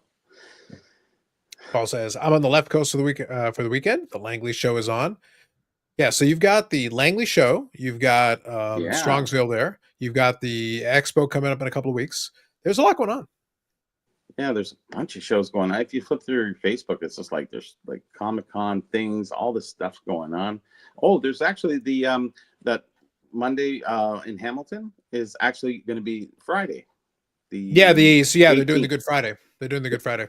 It's I think once a year it happens on the Friday. So anyways, way. So the Friday is the new Monday or whatever. Yeah. So it should be a good show, but it's questionable because a lot of people don't get that, that holiday Friday is, well, and it's, day before Easter. So what are you going to do? It might be a good show. It might not. I'm still going to drive out. I just hope there's not much. Easter's Easter Sunday. Yeah. Easter's that weekend. Yeah. So it's just before. No, that weekend. Yeah. But the Friday, I think a lot of people it's Good Friday, isn't it? Yeah. Yeah. Good Friday. Good Friday. Easter Reasonable Monday. amount of people have off. Yeah. Easter Monday. I don't think that one's too crazy. Have the Easter because people celebrate. Well, we do ours always on Sunday anyway. I don't know. That's what I mean. Easter Sunday is kind of the traditional one. I don't think even Easter Monday is not that bad depending on your situation. Monday is a recover day from eating too much, whatever. Right? Yeah. Okay. Yeah. So Baz here says Rogers can't help with your signals. They're paying Vladdy Jr. That 500 million is a rounding error for Rogers. I think they'll be all right. They'll manage. They'll survive somehow. Mm-hmm.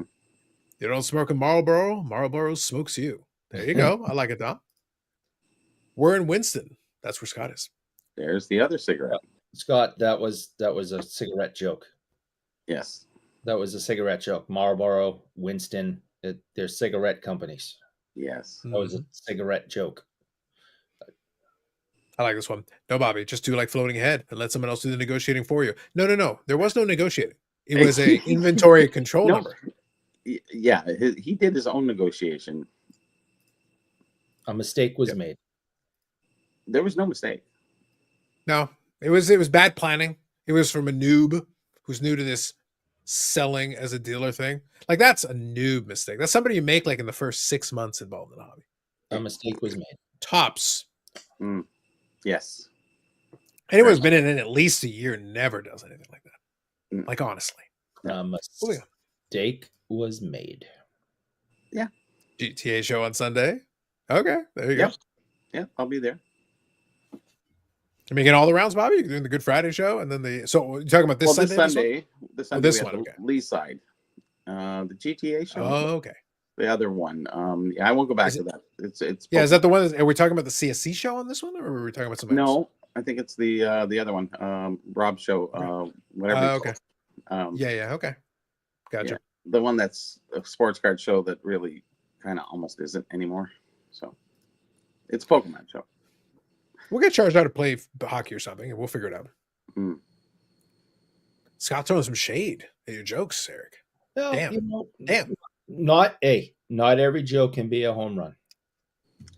True. Wow. Okay, I got 4 hours. I have to be witty. Okay, they're not all gonna be, dingers. Some of them are gonna be ground outs to the pitcher, and some of them are gonna be hitting the ball at your own face.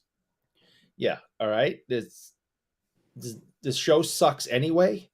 I'm being forced to be a part of it. I don't want to be here, yet I still give my best effort. I'm sorry if some of my jokes don't land. Okay, I'm sorry they crash sometimes in the ocean, but I'm doing the best I can. Wow. Paul here says, no, it's 500 million US. Although I will say, I only caught vaguely part of the details. I think he's got a substantial part of it as a signing bonus, which means he can use some strategery with his taxes so that he basically gets to use the Florida taxes, so he doesn't really pay taxes. Oh, it's like that big corporate guy who runs the business. He gets paid $1 million salary, and that's the 20 million bonus that he can finagle. Yeah. So the reality is this. I'll just say briefly on this. I don't really care one way or the other. Number one, it's not my money. So, you do you. Number two, how they configure it, how they want to. If they want to pay him $499,999,999 as a one-time signing bonus, and then for the remaining 14 years pay him $1, do I give a crap? No. It's not my problem. Unless you're buying the tickets, then you are directly involved. Well, yeah, but I'm not. So realistically, for the majority of it, if I find a game in there, I have one game that I'm going into because I bought something else.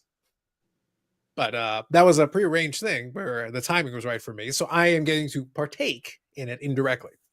You But bought I'm it. basically But you didn't pay subsidizing for it it, right? indirectly. You bought What's an that? expensive you have jersey, to and pay now you for it? get to go to a game. The jersey's okay though. I don't mind it. Like, it's a decent jersey. It's a nice jersey. It is. And I'm going to, and to be honest, I'll go to the games. I'm going to enjoy myself. I'm going to have some fun with it. So for the summer, I'll go to some of those games. And then I'm getting and like I said, the ticket to that one game actually offsets pretty much the entire value of it. So I'm actually coming out a little ahead, Yeah. to be honest. So it works out. It's a win-win. We're always looking for the win-win situation. It's a win-win situation. Yeah, I think that was a good deal. Yeah, I think it works out okay. Perfect. I put the over-under on Eric being witty at 4 minutes. Ah, Oh, screw you, boy. always win. Scott says, what? Witty? I don't think that's what you're here for. Punching bag, maybe? Damn, Scott's throwing barbs from the peanut gallery. He's just throwing fire tonight. I don't know what his problem is. The bricks. Dang. He Well, Scott, listen. I don't know if you're at work. I don't know if you're just hanging out. I don't know what the situation is, but if you want to throw some barbs at Eric directly, you let me know and I can always send you a link. Oh, great. Wonderful. Listen, if Scott, we're not getting emo Scott tonight. We're getting throwing some Molotov cocktail Scott. I'm in for it. Why is being so mean? If Scott's choosing violence, I'm in. Let's do it. Didn't Tavares get tagged with a big tax bill on his signing bonus to the Leafs? I think it depends on how you arrange it. Like, honestly, I'm not a tax professional. Didn't stay at a Holiday Inn Express last night.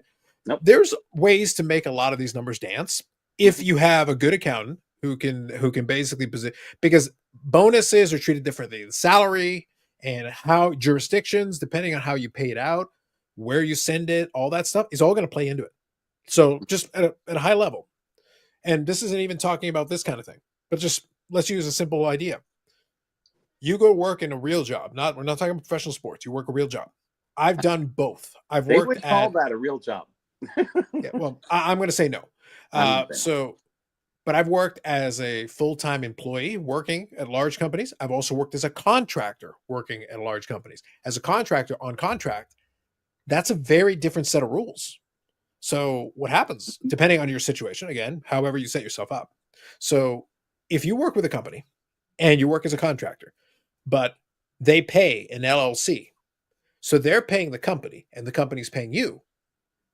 So the next thing is, okay, so even if it's this LLC that you're in charge of or that you own, technically it's paying this company and you can pay yourself whatever. And this is very standard operating practice, but it's like, okay, why would somebody not pay themselves the full amount? Well, the answer is for tax purposes. For tax reasons, if you don't pay yourself the full amount, you leave yourself a little financial flexibility when it comes to accounting time. When it comes to tax time, when you go put all the things together, well, now you're operating a business, Eric. Now you've got business expenses that are write-offs on what it is. So it's not like a regular employee is getting the regular payments, certain amounts getting deducted, all that stuff's happening, right? Well, if you're a business though, and you pay the employee, you could just be paying them out. Maybe the deductions aren't there, but then on the back end, you get together with the accountant and say, okay, so this is what it cost me to do this. This is what I paid to do that. Maybe you work from home. Okay, so I worked in my office and this is that. You start adding all these stuff up. A good accountant can make it so that this works out very nicely for you. Yeah, I did that as a sales rep. So when I was paid on commission, so I would write off a certain percentage you're allowed of your condo and of your car if it's a major part of your job. Yeah, if you're actually doing some business there, it's part of the justification. Yes, everything. Yeah, like today, if you were going to do that today, if you're on the phone constantly, your cell phone bill might be part of that expense. It is, because you're making business calls, right? It's a percentage. If you're doing that, that can be part of it. Yeah. So, and a good accountant can basically tell you what your options are. So my point that I'm making, if I could do that as like a regular person working this type of job, why wouldn't a professional athlete with access to very good accountants potentially, if you have some sound people? Eric, we always talk about having people. Well, if you've got amongst your people, if you have a very good accountant, this could work out very nicely for you. Very nice. A good accountant can make this chef's kiss. Oh yeah. I got some so stuff. you get around a lot of those problems. You get around a lot of those issues that you could have that a normal person would have. This will not be a problem for you. And then when they find out that you were robbing the government, you just go, I talked to my accountant. I have no idea. But here's the thing, Eric. This is the irony. You don't have to be robbing the government. You could be following every single rule again, if your accountant's good, you can follow every single rule on the letter and this could still work out for you. How do you think some of those rich people make this? They get all this money and then they basically don't pay taxes. How is that possible? Well, they've got a really good accountant. That's it. You know the ins and the outs and the loopholes. Yeah, as long as you're following all the rules, then you have nothing to worry about. And if your accountant's that good, there's a good chance they can follow every rule, not cause you any issues down the road, and then you still saved a ton of money, and you got to pocket a lot of it. 500 million chump change to Rogers Communications network of 20 billion. Yeah, it's a write-off for them. For them, really, they basically signed Vladdy Jr. to send a message to the rest of the league that they'll spend money. By signing a homegrown guy, it's a good message, right? Then it gets the fans off their back for 5 minutes. Now, it won't last long if he doesn't play well, but at least for now, for the moment, there won't be the moaning and wailing from people in the distance saying, oh my God, you never re-sign anybody. Well, they re-signed somebody, okay? They paid him $500 million to do it. Scott, if you're good, give me a thumbs up. What's going on, Scott? I don't want to hear no crap from you tonight. Hey, I'm still waiting on my check from last week, bud. How you been, Scott?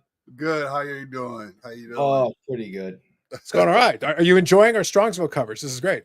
Yeah. I heard somebody was showing off 5-star cards today from there, so not all vintage. So there's going to be dealers that are going to have stuff, but I think the majority of them got the instructions that they should be mostly focused on it. But I'm sure a couple of guys. I'm sure somebody has a 1987 Topps wax box somewhere in that building. I guarantee. I'm hoping there's some Pokemon cards there. That's what I'm looking for. Some vintage Pokemon cards. Come on. I want to see some hidden explosions. Oh, geez. He goes by many monikers. He goes by Big Scott 35, Emo Scott, Super right. Emo Scott, or his final form, Uber Emo Scott. Yeah, that's right. Yeah. Yep. Scott, you got a different background. You got your camera angled differently than you do when you do your show, I think. No, I just don't have my flag up. That's my kitchen. I just didn't get up and put my flag up. Oh, all right. I'm lazy. I'm waiting on the Mets game to come on. They're playing the Athletics. So. Oh, West Coast game, huh? Yeah. So just doing some cards, sitting here on Fanatics, trying to see what's on the auction this week. I think I would actually enjoy, since you brought them up briefly, I would actually like it if the announcers after a while just started messing with everybody and just started giving the Athletics a different moniker every single time out. Every single game for the entire season. The Sacramento Athletics of Anaheim. Yeah. Wait, doesn't even make it sense. Go with it. Who cares? I don't even know what are they being called. Sacramento Athletics. I don't. I think they rejected that, but I think they're in Sacramento or they're in something like I don't West remember. Sacramento. Whatever. I think they should just make up a different. I think they should just make up a different moniker every time. Now they're the Fresno Athletics. Well, the only reason I said that is because they made a big deal about being in West Sacramento. And what's up, Tom? They're just like they're listed as just athletics. That's why that's the thing. Yeah, I think they should give up on that. I think they should just call themselves Random Baseball Club. Yeah, Random Baseball Club. It's like the opposite of what Washington was a few years ago before they had the Commanders. It was just Washington. Now listen, for the record, Washington football team was the height of greatness in professional sports. I think they should still be Washington football team. My dad thinks so too. I demand if they were still Washington football team, they might have won a Super Bowl by now. Just stick with it. Washington football. I want to see football team wins Super Bowl. That's the headline. That's what it'll read. That's what we all want. What about Utah? The Utah Hockey Club. That's the name of a professional NHL team. That is what they're going. Okay. Utah Hockey Club. Yeah, I think they are getting the. They're actually finalizing their short list of nicknames for going forward. But for the first season, just go with Utah Hockey Club. Why not? Unbelievable. The future Las Vegas Athletics of Sacramento, formerly of Oakland, Kansas City, and Philadelphia. That's my fault. By the way, that's my favorite part. Is that the Athletics are a franchise that has literally been in 3 places prior anyway. Yes. We got used to them in Oakland because in our lifetime they've been in Oakland. They started in Philadelphia with Connie Mack. Okay. Then they went to Kansas City and let us never speak of it again. But it happened. And they It was kinda part of kicked baseball. out. Yeah, I have 56 Topps cards of the Kansas City Athletics. I assure you, it happened. Yeah. And then Yeah. they end up in Oakland and then they have success in Oakland. Obviously, they win 3 straight World Series, so nothing to sneeze at. And then a couple of good teams, especially in the late '80s, some amazing teams. But look, that's it, man. This franchise has been in a bunch of different places by now. I mean, Yeah, going by it's this like also crazy. known Yes. by many as the wrong team that left. So in Philly, so that's funny too. With Yep, my Washington Philly football folks. team was legit. That's what. Listen, I'm actually I'm a troll, but I'm actually being serious. Washington football team, in addition to it being funny, I actually liked it. I like You the know what? Go with it. uniform. I like it actually. Yeah. I'm actually good with it. Had that soccer feel. As long as it's only one team doing it, I actually think it sticks out a lot more. I think it's more memorable. I actually Right. think it's kind of fun. I Better think it than was actually kind of fun. I liked it better, to be honest. Right. They want to be the Yeti, but the cooler company wouldn't budge. The Utah Mormons, maybe. I think Eric, I remember that I was pretty sure that they were discussing some actual nicknames they would be allowed to use. I think they were at least kicking around some ideas. Like, I don't remember. Yeah, I mean, they looking for the fans' input, so fans are giving them their 2 cents, and What city are they playing in? Let me see if I can. I assume Salt Lake, but Yeah, based in Salt Lake City. Yep, that's right. Isn't Salt They're in Lake the like Delta Center. a dry town? Probably. no, never been. Scott, like as far as I'm concerned, that's like this is all of a sudden I'm going to invoke the Stone Cold Steve Austin promo when he went to a dry county, Right. and then he spent the entire promo naming off all these alcohols he couldn't have, and then he Right. went into hives. He's like he's shaking. I was like, no, Scott, no. Listen, I will not have none of that on this very live stream when I have this mug in my hand. That's right. It's against my religion, damn it. Do you have the team go generic team club and swing and miss Guardians? See, Guardians I could have lived with if they had come up with a. I actually think when Cleveland wanted to rename themselves, I think they should have gone with Spiders. You could have gone with something that was based on an OG thing that you already did. It actually has a reason for existing. Guardians is horrible. I mean, at least it has something to do with the city. It is connected to the city, but the spider would have been connected to the city and baseball. That would have been the story. You could have had an actual mascot that was a spider attacking people. Yeah. Then the vintage guys would have been happy. Everybody would have been happy. So, Listen, if you designed it properly, think of the patches you could have, and that would make for some sweet patch cards. Yeah. Or they could have just left it the Indians and gotten rid of the Wahoo character, which was overtly racist. Right. Well, they did get rid of the Wahoo character first. But first, yes. yeah. They could have just got rid of him and just kept it the Indians. Well, there is part of the Indian Nation that's mad at the, not that they wanted the Redskin logo to stay because that was a actual historical Indian. So, Big Scott, what's up? hey, how you doing, Bobby? Good. Having fun. Are you in Strongsville or no? You're at home. He literally built he went all out, literally built an entire studio to replicate his apartment in Strongville. That's dedication. Hey, there's some guys out there like that. Listen, Eric is in a rolling truck in You Manila. understand He's that. not even in the United States. Right. That's what I was going to say. I'm not really in an apartment. This is just in the back of a truck. I just ride around the United States.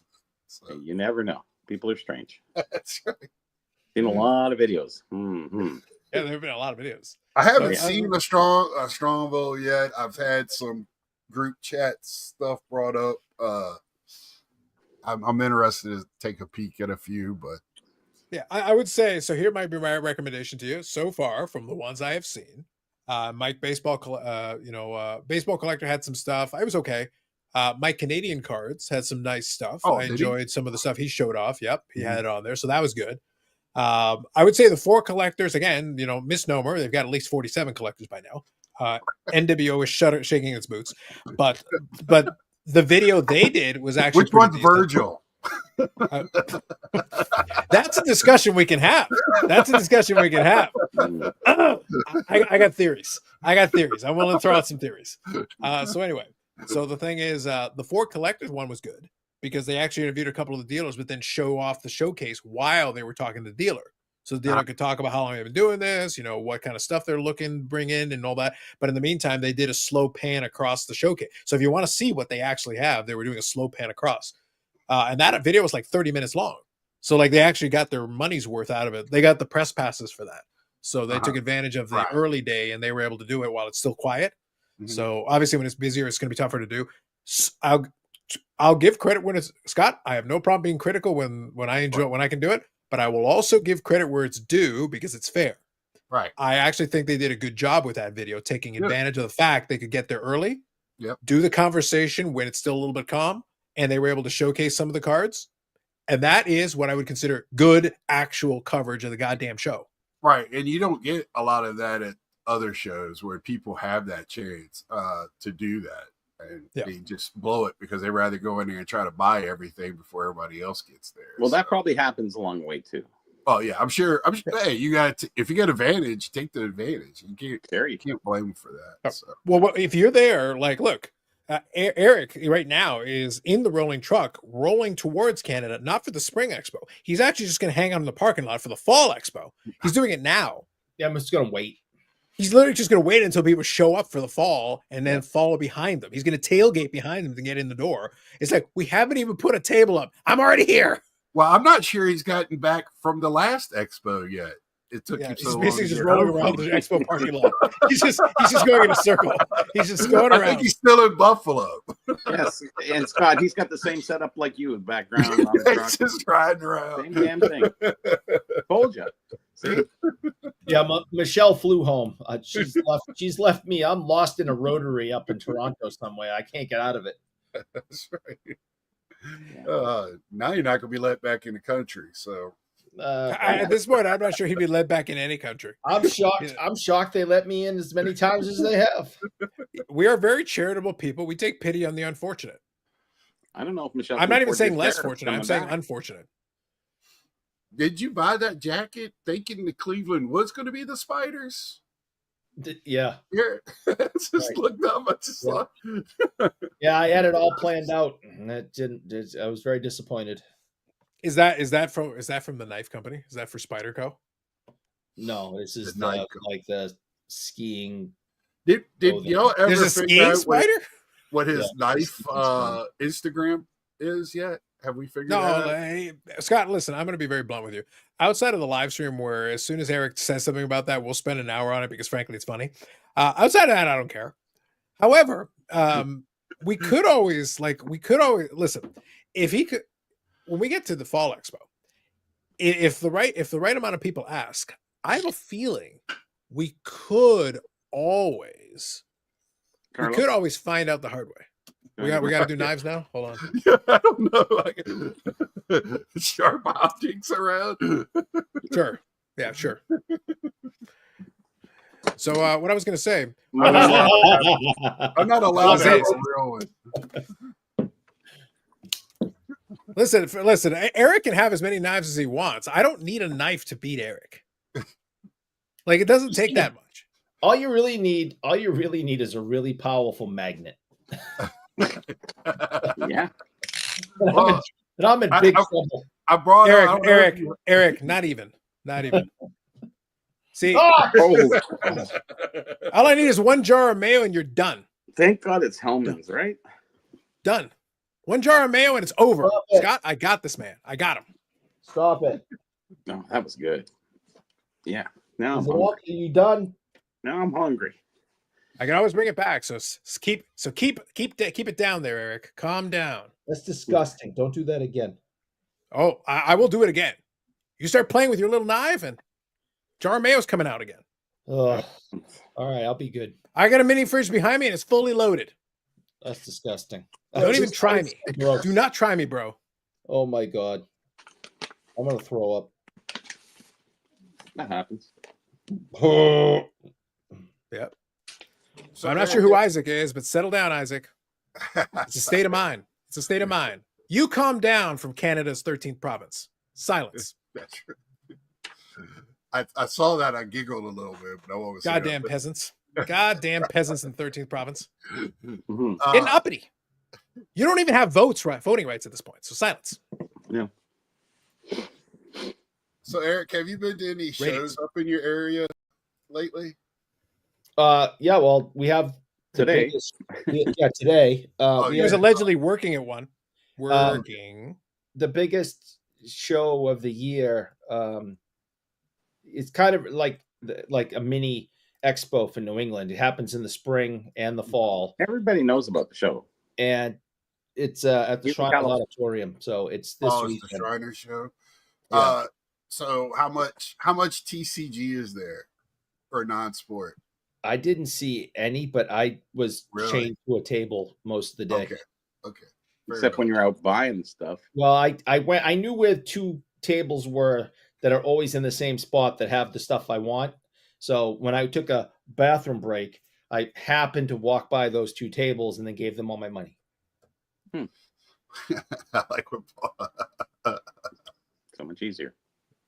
one Indeed. of my friends have been thinking very strongly about the Strongsville show this weekend, so Mm. he's all Oh, fired. if you're into the vintage, like you may as well. Like we joke about it, but like realistically, the advantage of it is that obviously they were able to turn into a big get together for all the YouTubers. So you got that. Exactly. If that's what you're interested in, you got it. And since it's way smaller than the national, you get to do that with half the headaches. Exactly. So it's actually like you get if you're into the vintage, you get dealer after dealer, table after table of stuff you're looking for. It's a smaller venue anyway, so you can get through the entire thing in a relatively short period of time and really be able to bunker down and negotiate if you really want to. You got to, so you won't miss anything. You can have multiple, if you got a little group of people, they can be looking out for stuff for you and they can point you in the right direction immediately, and you can go straight to the stuff you want. And then on top of everything else, then you go to the bar and grab a drink and go. Right. I brought that point up 2 weeks ago, was like these shows, what is the first thing everybody says? Oh, I want to go hang out with friends. Well, we're having all these mini shows that we're hanging out with friends. So going to the national, you're already taking away one reason. So when people go, I'm going to Strongsville or X, Y, and Z show, instead of spending, because the national now just to get there is a lot of money right there, and then how many people you got to fight with and everything. I completely understand why people are saying what they're saying. Yeah. But now it's going to turn into, when it's in Chicago, it's just such a large population there. It doesn't matter. It's going to be over 100,000 people no matter what right now, because of the popularity of collecting. So whatever you collected. Yeah, true. I see that. But I do see the other strength in the smaller shows too. Mm-hmm. There's quite a few popping up, and a lot into the non-sports and the Pokemon and stuff like that. They're having their own toys and all these other things. I've never seen so many shows pop up. Yes, down here almost every weekend, within an hour and a half of me, I have a show to go to, something. And Where something are you again? Where are you again? I'm in Winston-Salem, North Carolina. Okay, is that the central part, or? It's a little bit in the western part of the state, Okay. northwestern part of the state, but not quite in the mountains. It's Gotcha. where I'm at is hilly. So Yeah. it's where the bad flooding and came through with the hurricane in Asheville and all that. That's just west of me. Gotcha. So, And we're in Toronto here, so we have everything Right. that's close is like an hour and a half. right. So Yeah. we're But good. it's called a triad. So Greensboro is not too far. I got Charlotte just to the south of me. Raleigh is just east of me, further in Greensboro. So there's always there's a big show in a town called Hickory, which that's becoming like our local bigger show there. And there's one in Raleigh like twice a year. That's become. And what would be the dealers at those shows? You're talking smaller. What kind of dealers? No. How many? About, you got 100 dealers? Is it 200? Oh no, it'll be like 350. Yeah, so it's a good size show. Yeah, and the one in Hickory too, it's going to be 350 in sports or cards, and then about 250 or about 300 cards and about 200 in non-sports cards, which would include toys. So it's two complete huge rooms separated, one with sports cards and one with everything else. So I love that show actually, because it's got everything I look for in one place. And that's the thing I like about some of those shows, like the Hamilton show, Carlos. They have toys, they have NASCAR, they have a lot of different things there. So you never know who's got something on their table that they don't know what they have. And it's sort of like, hey, they're into, NASCAR. And it's like, what's that hockey thing there? Oh, okay. So, what I found is so when they have those types of shows, the people that do cards, if they might have some other collectibles, they're going to bring them to the show just to get rid of. And then the toy people will have cards found somewhere, and they'll just be trying. And I found a couple of good deals that way. But most people still know what they got somewhat. But yeah, everybody has the internet. The Google machine, helps a lot. So, but yeah, I think it's interesting that we've gotten back to that stage now, where we've got these many different types of shows. When I was a kid, I loved going to even some of those hotel shows and the mall shows and stuff like that. The mall shows. Now I get pickier because it's just like time's a bigger issue.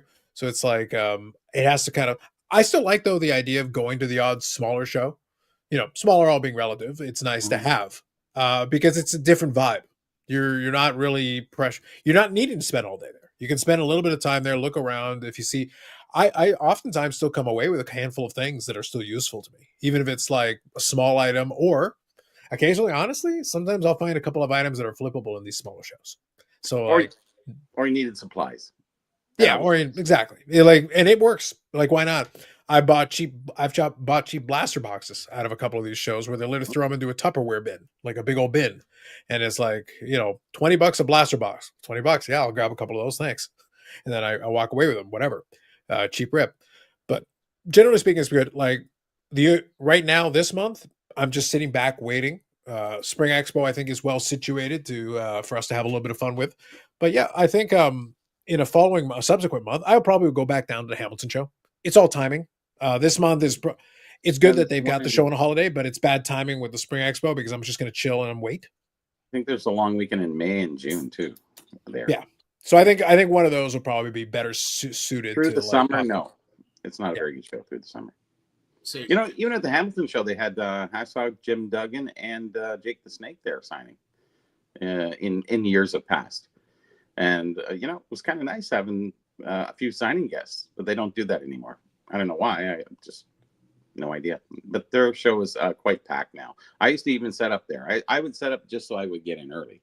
I don't care if I sold anything. It's what opportunities I had at the tables. That's down here on the smaller shows. I don't know about y'all, but like 30 table shows or 40. It seems to be those more. Nice. Yeah, and I like it because it seems to be more collectors selling there than it does the dealers. Yes. Collectors, like, that's their show where they have extra stuff and they're there, to get rid of and make a lot of good conversation as well as buying good stuff. So it's a lot to be said for smaller shows for sure. Yeah. And that's where you kind of find some of the great stuff. Yeah. I went to a smaller show like 2 weeks ago, and the amount of people that were there couldn't handle it. There was a line to get in all the way up to about 1:00 in the afternoon. And it was just, wow. Yes, it was overwhelming. I had friends selling Pokemon cards, and he was about out when he left. So, wow. So how much would you say is sports card related versus Pokemon or other? So at that one was 50-50. That same promotion did one in another town, and it was 60-40 TCG. Okay. But when I go to the bigger ones, it's more sports. But we also have a large NASCAR down here. Following, So sure. you're going to have a lot of huh? America. Yeah, yeah. Start your engines. And wrestling. I mean, where is Oh, if I double want to America. if I want to go to a wrestling show every Thursday, Friday, Saturday, Sunday, there's wrestling shows down here. Really? Wrestling schools. Every show down here, the Boogie Woogie Man is signing. We've had Steiner, the Hardy Boys. They'll come to just small shows and sign because they all live down here. Perfect. So it's you don't know who's going to show up. But yeah, because they have the at Thanksgiving they have the Wrestlepalooza or whatever is down here. Yeah, I think that's that signing thing, isn't it? Yeah, it's huge, and they have shows all 3 nights of it too. Wow, that's kind of cool. Yeah, it's nice that we do have a lot of these shows coming back. It's almost like pre sort of pandemic. The shows were kind of dying off a little bit. You know, they were the ones that were strong, but there was a lot of the small ones didn't really survive.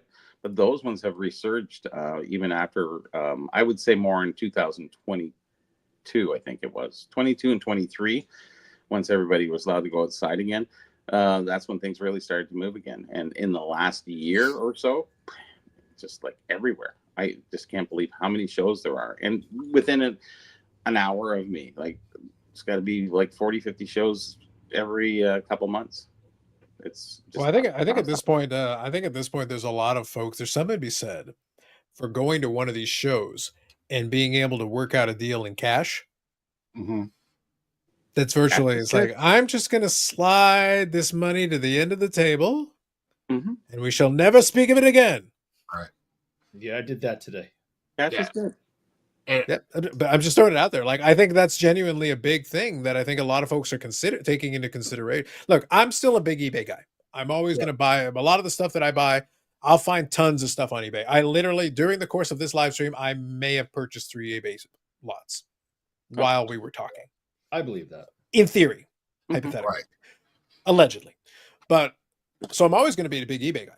But that doesn't change the fact that when I go over to the expo, I'm going to look around at a couple of tables. I'm going to look at some of the stuff. And sometimes I don't know what I'm going to find. Sometimes I have an idea of stuff I'm looking for, but sometimes I come across a thing and I'm like, that's priced correctly. Hang on. Give me that. I think the big shows are really for you don't know what you want until you see it kind of thing. Yeah. That's where it's really important that you're kind of looking around and you go, oh, damn, I didn't know I even wanted that. Now I do. That happens. And those were the big shows because the big shows, you know, they're somewhat predictable. If you're looking for Austin Matthews rookie, okay, yeah, you'll find one and all these other things. But sometimes you see that other weird piece and you go, wow. I like that. That's what I like about shows is eBay. You're locked into looking for your tight piece, and you have competition, a lot of competition. Yes, too. yes. These small shows, like if you don't look through every little part of their, I like those ones that have the miscellaneous stuff, and it's just all in one big display case. It's like, oh, treasure hunt, let's do it. Yes, I see it. Okay. Yeah, I've gotten really. That's what I've really gotten into going to shows is like. Really looking, especially like I collect Gary Carter, so I have all this playing stuff. So it's tough for me to find playing day stuff. So now I've gone to other photos and magazines. And I just had a Gary Carter item that was super crazy rare. It was a bottle cap liner from 1981. You get a free if you got a Gary Carter or Wayne Gretzky, you get a free bottle of pop. Now I remember those like it was yesterday. And I can't tell you, they said 1 out of every 8. I won 1 out of every 2 or 3. It was just, maybe we got a batch that was, I don't know what happened. But Gary Carter was actually mostly just in Quebec. So it was hard, but I got a nice little lot of them and they're gone. I'm sorry. But those are the really rare things because finding bottle cap liners, like people go, oh, yeah, they're tough. They're tough because they can be lost in the bottom of the flap of a box. Like you just never know. And there's very few survivors in that case, and people don't realize it. But any which way, I got $100 for it, so I was happy. Canadian, that's $20 American. So, yeah, not anymore. All right. Well, it depends on what time of day it is. It's crazy. I just paid $85 and it was 123. Oh, okay. There you go. So that's like, bitch, you know, that stabs you in the back. It's like getting stabbed in the ribs. It's like, yeah, damn it. Shit. Not like I've ever been stabbed in the ribs, but only with that price, right? I was about to say it was actually funny. I was looking the other day because I wanted to find the chart because I knew I was thinking my memory. I think 2001. If people who are in Canada want to complain about the exchange rate, go back and look at it 2001 because I was on eBay in those times, and it's like, dudes, you're not even within 15% of that yet. Yeah. You're not. So I'm sorry. And compared to like a year ago, it's like 5%. What are you bitching and moaning about? Quit crying, peasants. Nothing. Get out of here. I've raised the like button fee on Eric at least 457%. He doesn't know that I've just decided the tariffs multiply on each other. Mm-hmm. Not happy about I've re-tariffed it multiple times. I take his like button fee and cross the border about 14 times. That's how I come up with the total. 25. Yeah. Yeah, it's not even, I don't even need to, but I do it because, and I don't do it, Scott, because I need to. I do it because I want to. That's the difference. Need and want are two different things. That's right. He's on the want to. I've also found at small shows across the country, you tend to find what people collect in those areas more than you do Regional stuff. bigger sure. shows. Yeah, bigger shows, you get the dealer tree. You know, the dealers get, you know, almost like a traveling circus. But the smaller ones, you get people in that area. And I really like that too for the smaller shows. Yeah, and we had that discussion a little while ago about, you know, why rookies aren't regional. You know, you can't have regional rookies. It's not fair to the Baltimore News that everybody in Baltimore has the chance to get that route and nobody else does the whole thing. Right. So it can't be the rookie, even though they like to say it's the rookie. Screw them. They're just doing things for money. So it really burns Bobby's ass. And they can call it whatever. Who cares? Well, they're influencers, and it actually does work. Like, look at the Star Jordan. Oh yeah, 100%. Worth jack shit before the pandemic. Now it's like crazy town because everyone's endorsing it, and the guys who say they're not are the ones that are. It's like, no, I'm not. How many you got? 2. Okay, yeah, sure. I'm ready we've had the same thing happen here. Cap Henson is a good call out. We've had the same thing happen here. I know for a fact that between, you know, the beginning of time and like 2 years ago, not one living soul in history has ever paid even $1 for a Reggie Lemon card. But I happen to know in the last 24 months, that's for sure. Anywhere on this planet, maybe in Timbuktu, he has a small following. But I happen to know in the last 24 months, because of some ridiculous pumping, some influencing out there, there's been at least one sale of Reggie Lemon in the last 24 months, which is a 12 trillion % increase over the past 45 million years. If I pumped it and I bought it, I don't think that counts. Oh, no, that counts. Just means you're an idiot. You should have pumped it before you bought it. You fool. You fool. If you pumped you did this backwards. Yeah, I don't. Yeah. Well, you pumped it on yourself. That's how bad it is. It's exactly like when you're watching Manual in Space. I've had a lot of concussions. Really? That's all I'm saying. So Mike here had a question. So say, Carlos, what percentage of baseball, be it Peachy or Tops, are at the expo? So I wanted to, I left it on the screen because I wanted to get back to it. I think it's less than 10%. I will say though, just to help you out a little bit, because I'll give some context too. It's been increasing more and more lately. It has been. No, like it was way less before, just to be clear. Yeah. So it's definitely an increase. But I will say it basically skews a lot more towards like, you'll get like, there's a dealer who only does Blue Jay cards. Baseball. You'll get, and that's the benefit too, right? Yeah. There's one dealer at the expo who only does Blue Jay cards. That's literally I think he's literally called the Blue Jay specialist. Like that is the title. So the entire booth is Blue Jays. Obviously, that's going to skew heavily baseball. Big money. Yeah. Yeah. And he's got some nice stuff. Like, don't get it twisted. I bought stuff from him in the past, but you have to be selective because some of the stuff is frankly overpriced. But some of the stuff is also very nice. So it depends on what you're looking for. But he's got a lot. Obviously, he's got a lot. There's other folks who will put Blue Jay cards on the table. And now that Vladdy's resigned, well, I guarantee you the Vladdy Jr. cards will be on showcases. Oh, yeah. Some of the nice stuff will be. So it's going to skew in that direction. Yeah. There are other dealers who have boxes that will have, like, let's say Flawless, for example. Give you an example. Because even in the, it wasn't an expo, but even in that show, they did at the International Center that the CSC guys did. They had some dealers there, and not a ton of dealers, actually. Surprisingly, not a ton of dealers. But even there, you had a couple of dealers who had showcase, who had a couple of boxes. And in the boxes, you had flawless cards, including flawless baseball. Well, guess what? I see a Joe Carter here. I see a Roberto Alomar here. Well, guess what? Baseball, right? So you've got some of those on there. So it tends to be scattered. It's scattered around the showcases, but there are some big dealers who have a little bit of everything. So that's one component of it. But it tends to be ultra modern, mostly. A specialist, like the Blue Jay specialist guy who covers the gamut. He has vintage, he has modern, he has all of it. And some memorabilia as well. And the other side of the spectrum, the vintage dealers, who will also have oftentimes vintage baseball. So it tends to pretty much skew. You don't have a lot of the in-between. A little bit here. There's a couple of dealers who have like wax. So then you can get some, 80s baseball wax, for example, or 90s baseball wax. Very little, but there's certain dealers who specialize in it. They'll have a decent amount of it. But it tends to skew either all the way ultra modern, predominantly, or into vintage. And the in-between is where you're kind of missing out on some of that. There's a few dealers, though, who can sneak some stuff. I know there's a couple of dealers who will always have a little pile of some vintage there. And I'll go and take a peek. And there's some good stuff there. But it tends to be specialists mostly. Like there was a guy, I don't know if you remember him, Bobby. There was a guy who used to go by Cameo cards. Cameo, yeah, I remember him. Yeah. He used to set up at the show all the time. I used to buy cards from him regularly because he bring like he was an all vintage table. That was his deal. And he had some nice stuff. Some of it was priced okay, some of it not so great. But I bought a lot of. I think I've got a 59 top stand usual. One of my boxes that I bought was one of the ones that I bought from him. I bought a bunch of stuff, but he was vintage only. So again, going back to what I said a minute ago, there'll be some dealers who have Blue Jays and ultra modern to play into it, and then and then the other ones will be vintage. If you're looking for baseball, you're going to pretty much get ultra modern and Blue Jays, or vintage with not a lot of in between. There's a lot of mix, though. There is a lot of guys who have new cards. There are guys who will throw some stuff in boxes, but I just mean easily visible stuff like on showcases and such.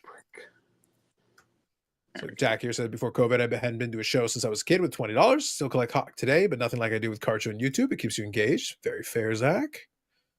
Missed those 2001 prices. Yeah, that's a different thing. But when I'm referring to 2001, though, I was actually doing a lot of eBay selling to Americans. And it was good because the exchange rate was closer to 60%. So like if it was $100 US, it cost you like $160 plus shipping, plus, just tack on a bunch of pluses. It's still a fair bit today, but to be honest with you, the percentage, like even compared to a year ago, hasn't changed that much comparatively. Not like that. No. That's why I say, go look at 2001, get a little bit of context. And it's like, yeah, it's more expensive. But guess what? I'm selling to US buyers. Literally the card that I put in the mail was to a US buyer. So they pay. So in reality, that exchange rate difference, I bought that box in Canadian dollars and I just sold it to you in US dollars. Yeah, and there's something psychological about that too. A lot of people don't want to pay the Canadian price because it seems too high. Like, okay, I said I paid 85 and it was 123. So if I sell that thing for 125, it's a mental thing. They do the exchange. It's still sold at the same price. Like basically, if we price a card, it's not like you're getting a deal by buying a Canadian. So that's 125, and then 85. Hey, that's under the $100 mark. Yeah, that's not too bad. And it is a real psychological changer for a lot of people. So it is better to sell in American, and that's why in American it sounds better. Yeah, you can take to look. It was so Scott. It was so dramatic at that time, early 2000s, that I could buy $100 card and sell it for $100 and net 45%. It was great. Like I made a killing. I could literally buy full comp and sell full comp and make 45%. Yeah. Mm-hmm. Right. So I didn't have to really, if I could get a better deal, I got a better deal, but I could literally just I could source stuff. And I was literally just throwing it up on the eBay store and be like, oh yeah, well, I guess, that's the going rate. It's like, yes, give me your American dollars, you peasants. Like, and I would literally just collect. The exchange rate difference would be profit. And guess what? That $145 spends here better than the 100 US would have. So it's like, I'll take my 145, that 45%. The other stuff was still priced normally. So I could then go buy another $100 item and sell it again for 145. I mean, rinse, repeat, and keep playing this for a while. So there's ways to win on both sides of that exchange rate. depending on what you're trying to do. How you play the game is, Yeah. If as a buyer, it's great because your dollar has more buying power. That's great. But if you're on the selling end of it and you're handing me, that's why whenever Eric always tries to, he works on his maths. And I was like, listen, Eric, I will happily give you come here and give me 2,000 Canadian dollars and I will hand you a beautiful, crisp, brand new American $1 bill. Wow. I got you, bro. Mm-hmm. I got you. Sounds like a deal. So I'm saying. That shit still spends here, Scott. So you know what? I've got American dollars. I will sell them to you at the exchange rate that you came up with anytime you like. And I will pay off my house on the back of your bad maths. Don't even worry about it. Speaking of small shows and great pickups, I have something to show. I think even Scott will enjoy this one. This is really interesting. And this is a new discovery that we've never known before. And it has to do with a lot of different things that are associated with baseball and other things. I got the original contract. This is actually, Bobby was the bobblehead, the first bobbleheads that were produced. This is hockey. This is actually, the letter is to Tommy Ivan from, he was general manager of the Chicago Blackhawks. So this company is going to them saying, hey, listen, we got these things. We'd like to use your logo and we'll give you a certain percentage and they'll take it from there. And I also ended up with a 3-page contract of how it all broke down. So we do know all that information that's never been found before. And it's really kind of cool how, and in the letter, it states, that who's in there. We have Tex Coulter. He was actually really involved in those. He was the artist. He was the football player. He was everything. And you also have a few other people in here too. I can't really see who it is. It actually, nobody's ever called them Bobby Bobbleheads. But that is the name of the company that did the initial Japan. And they also owned the NFL football rights for the bobbleheads as well. Because they were out of New Jersey, sorry. So finding that stuff, that's gold. Just like, you just can't find that stuff anywhere. And nobody knows what you're looking at. It's, sit on a table all day and then you get there and go, hey, So that's really good. So the historical document and what I paid for what it's worth is really good. Probably if it's American, it'd be even better. Just saying. There you go. That's my show and tell. Very nice. Now, how did you come across this? Small show find. Small show find. Yeah. Very just nice. Little tiny shows. There you go. Nice. Find stuff. So Mike here says, so if I came across the border, should I spend US dollars or put my money into Canadian dollars for the expo? I would always recommend converting it. Oh, yeah. Because a lot, like, look, let's just put it this way. Not to be, Mike, I don't want to dispel any rumors, but Canadians are not that nice. You come here and bring American dollars. They're like, oh, but the American dollar exchange. Okay, so it says $100 on the card. Dealers are not that nice. Trust me, I'm not that nice either. You bring you see $100 price tag on there. Oh, that's 100 Canadian. I've got US dollars. Okay, great. So what kind of exchange rate? Yeah, I'll give you 25%. Yeah. Is that what it? Sure. Yeah. Sounds great. Yeah, exchange it. Go across the border and just convert it over. That way, the price tag you see on there will be what you're paying or what you're negotiating to. It will make your life easier and reduce the amount of headaches. Yeah, it could be $20 to $50 to $100 difference, and they'll go, well, I'll give you this. How about would you take this? But any dealer worth their salt, unless that dealer's an idiot, they're going to give you an exchange. Because remember, when they have to convert the money over, the bank, the bank will not give you the posted rate. They'll give you a different rate. Points less. Yes. So the dealer should, if they're smart, actually built in a little bit of an advantage on there, so that when they exchange, it actually doesn't hurt them. They actually get back the money they expect to be getting. So they're not going to give you the exchange rate that's posted. They're going to say 25%. But isn't it like 40%? It's like, well, it would be except I'm going to go to the bank and I'm probably going to get charged 30 or 32. So I'm going to charge you. So I'm going to say 25, and then I've still got a little buffer built in. Yeah. So you're always just makes sense. It just makes sense. You would always build in a buffer. Most of them are smart enough to know the difference. They're not going to play that game with you. Sorry. I usually just cross the border and go to the same TD bank and just switch it over and head to the show. Yep. What kind of bank you say? TD Bank. Is that with ones or? TD Bank. It's the one he saw advertised in Emmanuel in Space. TD stands for Toronto. He had a lot of. I'm He had a hearing lot of. Ba- something totally different than a bank. That's why. Oh no, Scott, you heard what Eric meant.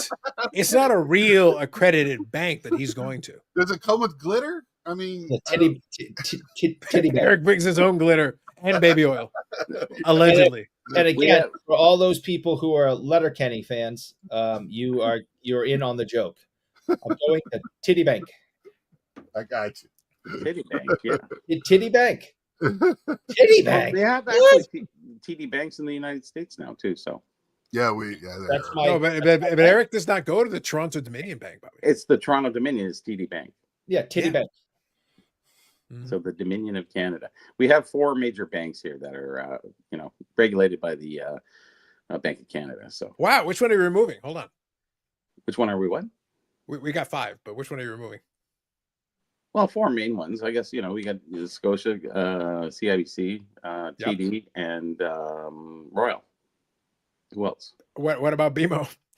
Oh, BMO. Yeah, they were. Yeah. I was wondering which one you were going to remove. You removed the French one. See what happened. Isn't that how that works?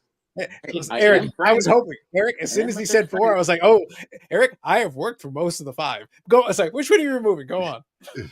I removed the right one. Well, I don't know. Bank of Montreal, so yeah. For reasons that I will leave undisclosed, Scott, I appreciate that Bobby left out one of them, and I appreciate which one he left out. Stories to be shared in an after hours down the road. That's all I'm saying. But I've worked blocked by the Quebecois. Yeah.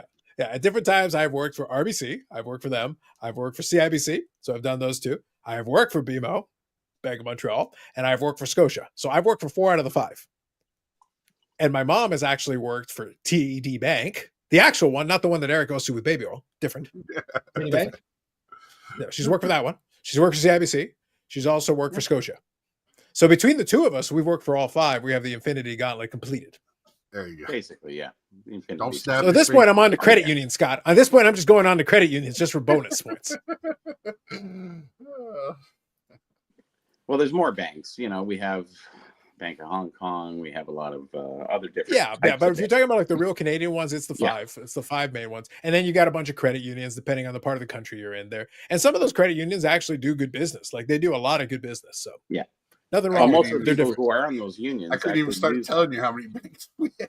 Well, you're allowed to start a bank, but you can't do that in Canada. You can't open a private bank. It doesn't matter how many billions you have. They actually, if they've been around for a little while, some of those credit unions have actually been around for a long time. And they have been able to build a legit following, but again, they're regional. Like there's some that are around here that do a lot of business regionally, and they do actually. The people that are there, I've literally got a credit union down the road, and they've been there for a while, and they do good business. It's like, hey, listen, the people that have accounts with them are happy, so nothing wrong with that. All good as long as it's working out for you. That's awesome. But if you're a private person, you can't solicit the Bank of Canada and get in. There's no way. Doesn't matter how much money. Despite Eric's best efforts. Well, I'll get in. The credit unions are a little different, so any which way, it's a little different up here. It's more regulated in a sense. Because for Carlo, Eric claims to be friends with just about every hockey player that has ever lived, living or dead. That's true. And both. No, I have. Although Bobby Orr has felt up my wife. Bobby. Right.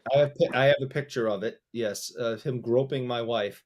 I have never actually met him. I have said hello to him in a very quick passing situation. In a crowded room. I have never, they were taking me away in handcuffs out from front of his house. And he came out, to see what was going on. I was like, hey, Bobby! So I count that. You took a picture of your wife getting felt up by another man. There is a word for that. I wasn't there. And first of all, I wasn't there. Okay. Second of all, it was Bobby Orr, and that's okay. Oh, it's Shut like up, that. Cam. It's like that famous actress that we both have one between my wife and myself that we're allowed to sleep with if we ever get the opportunity. Sandra Bullock for me and whoever for her. Yeah, and I told her. Mark Wahlberg for her. Sorry, yeah, that's what it is. Yeah. So anytime that ever happens, if Sandra comes on to me, I seem to be in the same proximity. It's allowed. And she's all in because why wouldn't she be? Well, listen, you don't seem to have a problem with consent when it comes to these hockey players, Eric. So it seems. Hold on, I'll show you the picture of him feeling up my wife. Oh. Now, this was quite a few years ago, but there they are. Look at him. Look at him, all happy and his arm wrapped around her, squeezing her tight. Well, they had to get in Wow. close for the picture, right? Yeah, bullshit. The problem is the most excited person was Eric taking the picture. That's I the part I'm wasn't worried. there. I He had to wasn't okay get- when he you had to saw get the picture, you were stabilizer on there. He was shaking. I wasn't there. Because it'd be me in the picture if I was there.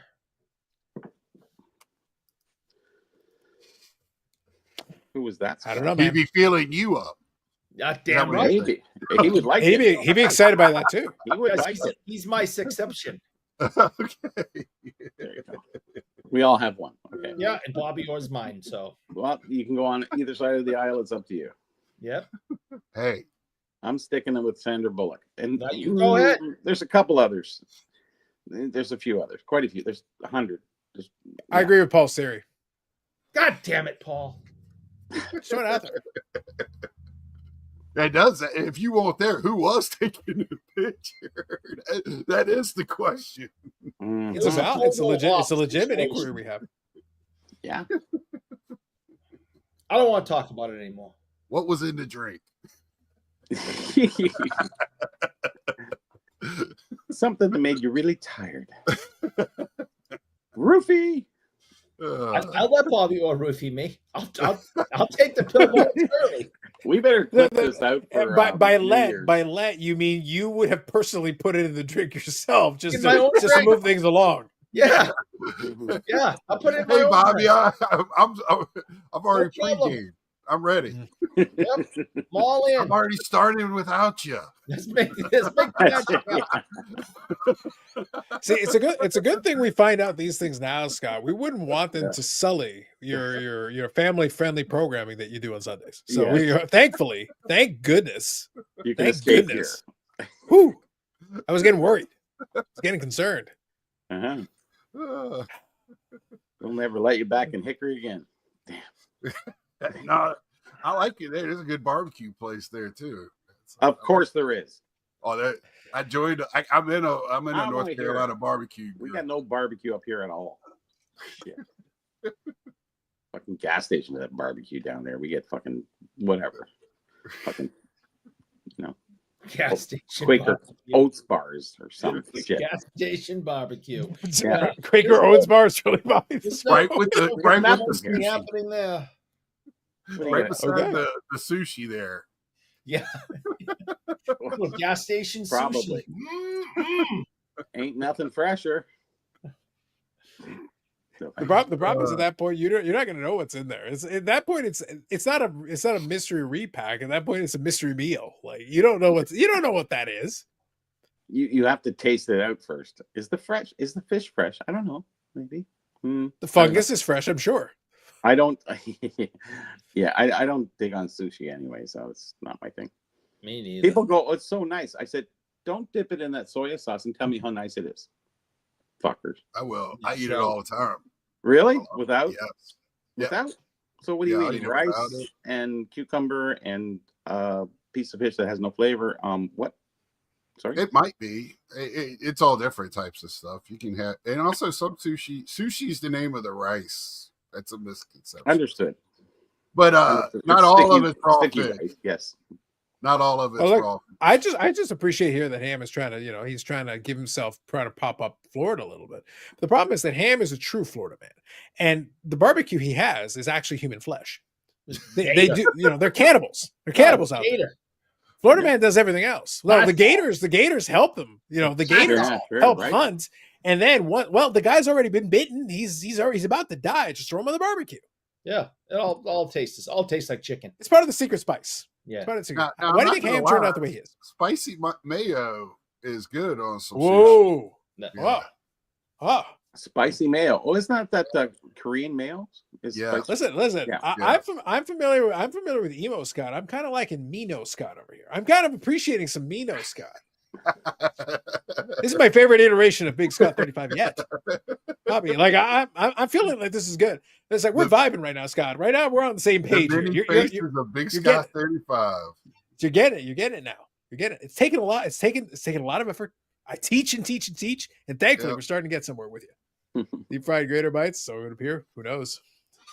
Deep Deep fried fried gator. I had that one stuff, time. too. I've I had had that one those. time. It's stringy. Is he going to behave himself? He's Mino Scott. I can't control him. He can only be contained. I'm not going to tolerate this. This shit's nasty, and I'm going to throw up all over my cards, and I'm not doing that. Oh, could you? Could you like lift a couple of the nice ones on there? I don't know, man. You know what I really like, Scott, is good Mexican. If you can find good Mexican, I'd love it. Unfortunately, up here we have mostly French food because we don't have Mexican. So Yeah, we have very good Mexican food around here. man, I in my complex. we got Taco here, Bell. That's it. I'm about the only white guy in this whole complex, so I don't even have to go far for good Mexican food. That's good. Next door, knock on the door. Sundays, You doing gorditas again? So good. I'm in. Yeah. You know where you can find, you were talking about barbecue earlier, Bobby. Yep. You know where you could find some of the best barbecue in the entire world, right? Not in Toronto. Atlanta. Oh my God. Don't say that. Oh no, that's a callback. Atlanta. Eric is pulling the pin on the grenade. He goes, you know what? We're going to be like this? Yeah. I heard they had good wings, but I didn't hear about the barbecue. Yeah, barbecue in Atlanta is off. And you wash it down with a nice Coke. They like to use peach on their barbecue too. I like that. Yeah, I like the sweet. Yeah, nice little sweet. I don't like spicy too much, so sweet is good for me. Around here is more hardwood and mustard sauce. Yeah, so that's more to the savory. I like the sweeter side of things. Yeah, I get the Guy Fieri mix barbecue sauce, which is what is it? It's 4 different types. I forget what it is. Louisiana. I got 2 of them sitting on my shelf right now. One of them's a mayonnaise base. Really? Ooh. Yeah. Oh, we don't get that Tennessee or Nashville, whatever. Yeah. Barbecue sauce. It's a mayonnaise based barbecue sauce. Really? Isn't that interesting? You don't cook it with it, but you put it on there. They like to put it on their chicken. Oh, okay. Gotcha. Yeah. I do appreciate that for the chat. The barbecue strikes a nerve. See, when Eric shows back up, Scott, remind me when Eric shows his face again. I might have to talk about the time I was in Vegas and talk a little bit about the Earl of Sandwich and the sandwiches that I had there because they had some ingredients on there too. Well, we have this nice Jewish community that has amazing smoked meat sandwiches. Like honestly, just like killer stuff. So we do have a few of those around still. Actually, Katz's Deli, which is great, and that's where Rush used to sit down and eat back in the 80s and 70s. Yeah. A few other Rush the band, you know, but I don't know if you know Rush. Some people do. They just got in the Hall of Fame, so I don't know. I would love to come up there and get some real poutine or whatever, however. The poutine, yes. I don't think you want poutine. Poutine is what Eric serves, and you don't want any of that. Poutine might be okay. Poutine might be okay. Yeah, poutine might be okay. Yeah. Yeah, poutine. I've had it down here, but I would like to come and get the real thing. You'd have to go to Montreal to get the really good stuff. Yeah, Montreal would be where you get the real deal. Yeah, they're gonna be most faithful to it. It's kind of their deal. So yeah, it's really about the gravy and the cheese curds. They're cheddar cheese curds. So and most people put mozzarella or something. It's just wrong. So any which way, that's the big difference. But their gravy is really it's like a high school kind of dark gravy. But it's really made with bones and all the mixtures. It's really good. Yeah, it's great. Roasted bones and stuff like that. So it's very, very good. Most people don't make a good gravy. It's just out of a can, Lynch's or whatever it is, right? Just the crap. And they do from the base stock. That's really good. And very few people do it, but they do it in Montreal because it's something they're used to, which is great. Out of a can, it's like, sacrilege. So you don't know. No. Right. No. So they go through and then they fry the fries in the right, lard or beef, what is it? Suet or whatever it is. Yeah. Tallow, beef tallow. and not in this. What is it? What's that oil that we use here? Canola oil. Yeah. It makes it crisp for 1 minute, and then it just soaks up, and it's just it's soluble. It's fat soluble. It's not fat soluble, Right. so it's crap. So we want to get back to that's what KFC used to be, and then they changed the oil, didn't they? Down here now, I think They going back? BW Wing. There's a couple of wing places that do it that way still, but It's a so lot much. of other places. It's amazing. Yeah, Night and day. Night and day. Hey, we're big guys. We know our food, right? Yeah. Well, I saw Mike is in the Dallas area. I had my best steak ever in my life. Out of Dallas? Yeah, it was. I went to a restaurant that had Wagyu. their restaurant had its own place where they Cattle. bring cattle. Yeah. Wow. And it had like pictures and stuff. It was pretty cool. It was right where I was staying near the book suppository or the book depository. That would kind of So Scott, how's your aim? Yeah. How's your aim? Not very good. We stayed exactly at the hotel facing where that happened, and I want to see the release because to get those shots off would have been amazing. Because I was sitting there going, my window looked right out at it, so that was pretty amazing. So, what steak did you order, Scott? I must ask you the cut. Ribeye. Always get ribeye. Always ribeye. Thank you very much. See, Not always ribeye, but if a place is known for something else, so we went, me and my buddy, I went there for a Dallas football game years ago for my birthday. Me and my buddy, he took me for my birthday dinner there. And, man, it was so good. It was really, I can't remember the name of the place. It was the name of the ranch was the name of the restaurant. The first night we went, because all we heard about was like, oh, you got to get barbecue from, Texas barbecue. Well, being from our part of the South, when you say barbecue, you think more pork. So we got pork sandwiches, and we didn't think of beef, right? Like of brisket. Well, we should have got brisket because that's what they're known for. Yeah, we ended up getting brisket though before we left. Yeah, we have one place here. It's called Barbarians. They've been around for about 60 years. They do a steak. When it comes to it's medium. I like it medium. Some medium rare, in between there. But the outside is like they use this charcoal grill that's like 1100 degrees, and it's just got a crispy outside on it. It's just like, oh. And then you look inside, and you go, oh, look at that. Yeah, I've ate Shula's Steakhouse. They do they put it under the broiler and do like a reverse sear on it, and it was like that. It was really, really good. Yeah, that would be my second favorite steak I've ever had. Well, that one does 1200 degrees. What is it, Ruth Chris?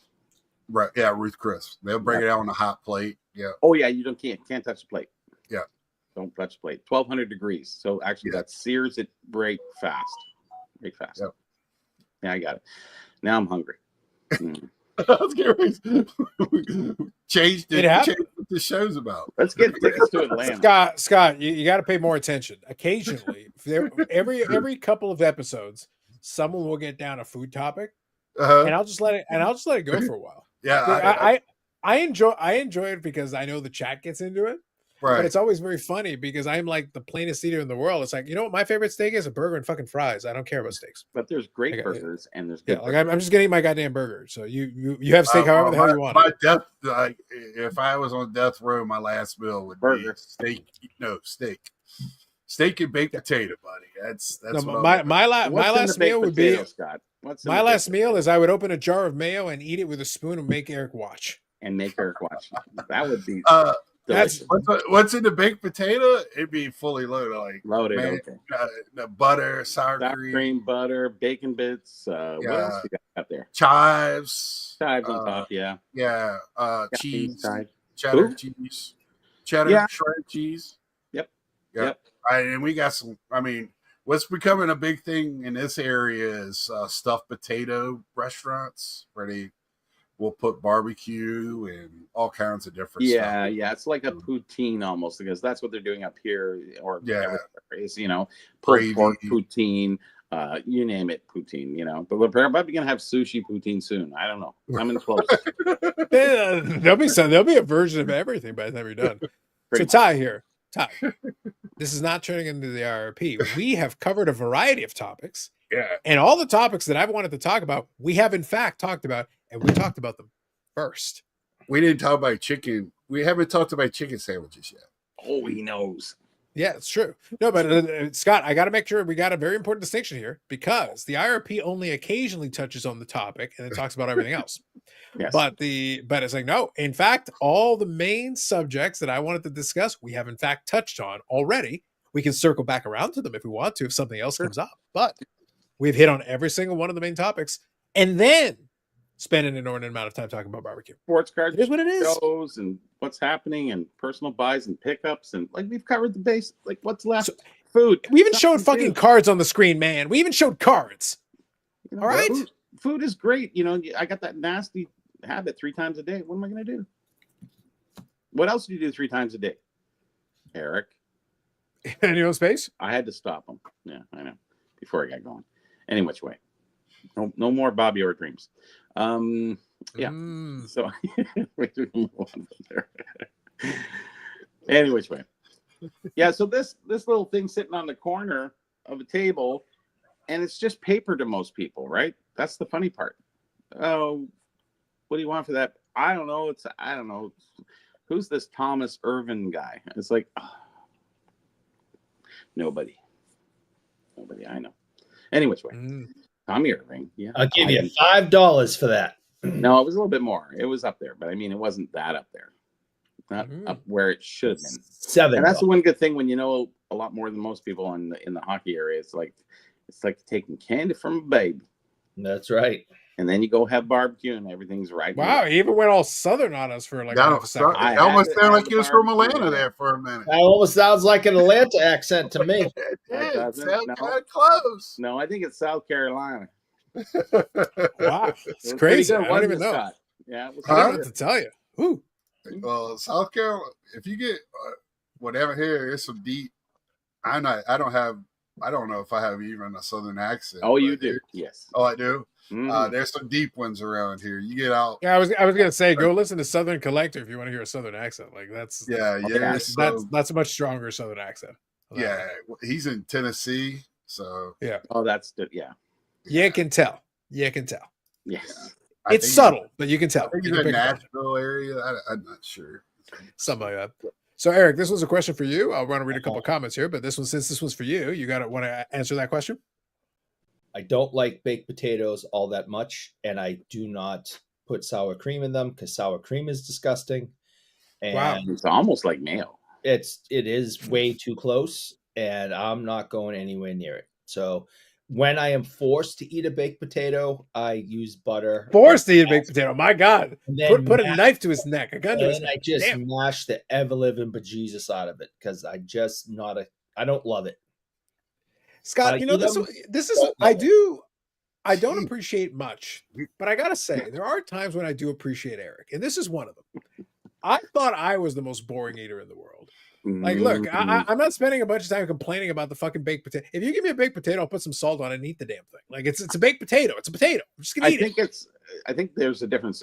You're not so fussy. He's very particular. Yeah. Like I like to keep it very basic, but Eric has like an aversion. He probably eats French fries, and he says he eats mashed potatoes. So I'm trying to figure out if it's a whole potato, what's the issue with it? Like all of a sudden now it's a problem. I don't like baked potatoes. What do you want from me? Is it intimidating to you? Listen, that potato can get pretty intimidating. Show us on the potato where it touched you. Listen, Mr. Potato Head took Eric down once upon a time, and he never forgave it. And potatoes. Did you have one in your room looking at you while you were sleeping or something? Talk to me. Tell me to do things like. And you're like, goddamn Potato Head. Listen, I was planning on doing that, but now that you're telling me that, like, I'm not interested. Yes. Wow. Real quick, I'll get caught up on this. I love you. If anybody remembers that. No problem. Four-seated baked potato. I like Paul's directness here on this one. Four-seated baked potato. What the fuck is wrong with you? Facts. No, please. Listen, you've all heard my mother. She's known me the longest. She can't figure me out. No one else is gonna. I don't know what's wrong with me. It just I like that your various idiosyncrasies with food even get commenters who are not commenting to comment. I haven't seen Reedski yet tonight. Eric is a 6-year-old. There you go. Eric's big on texture.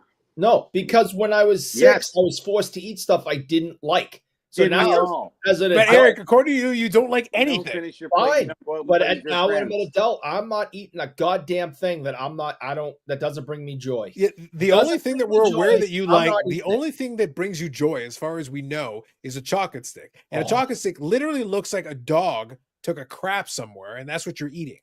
Well, I almost feel sad for it too that he had to point out the fact that probably his mom has known him the longest. I don't know how that's kind of weird, but it ain't weird. It's Eric. Did you go away for a while, or do you have something in the past you want to tell us? I'm not convinced that she and I are really related. In order, just for the record, I appreciate these 3 comments in sequence. This is a story told in 3 parts.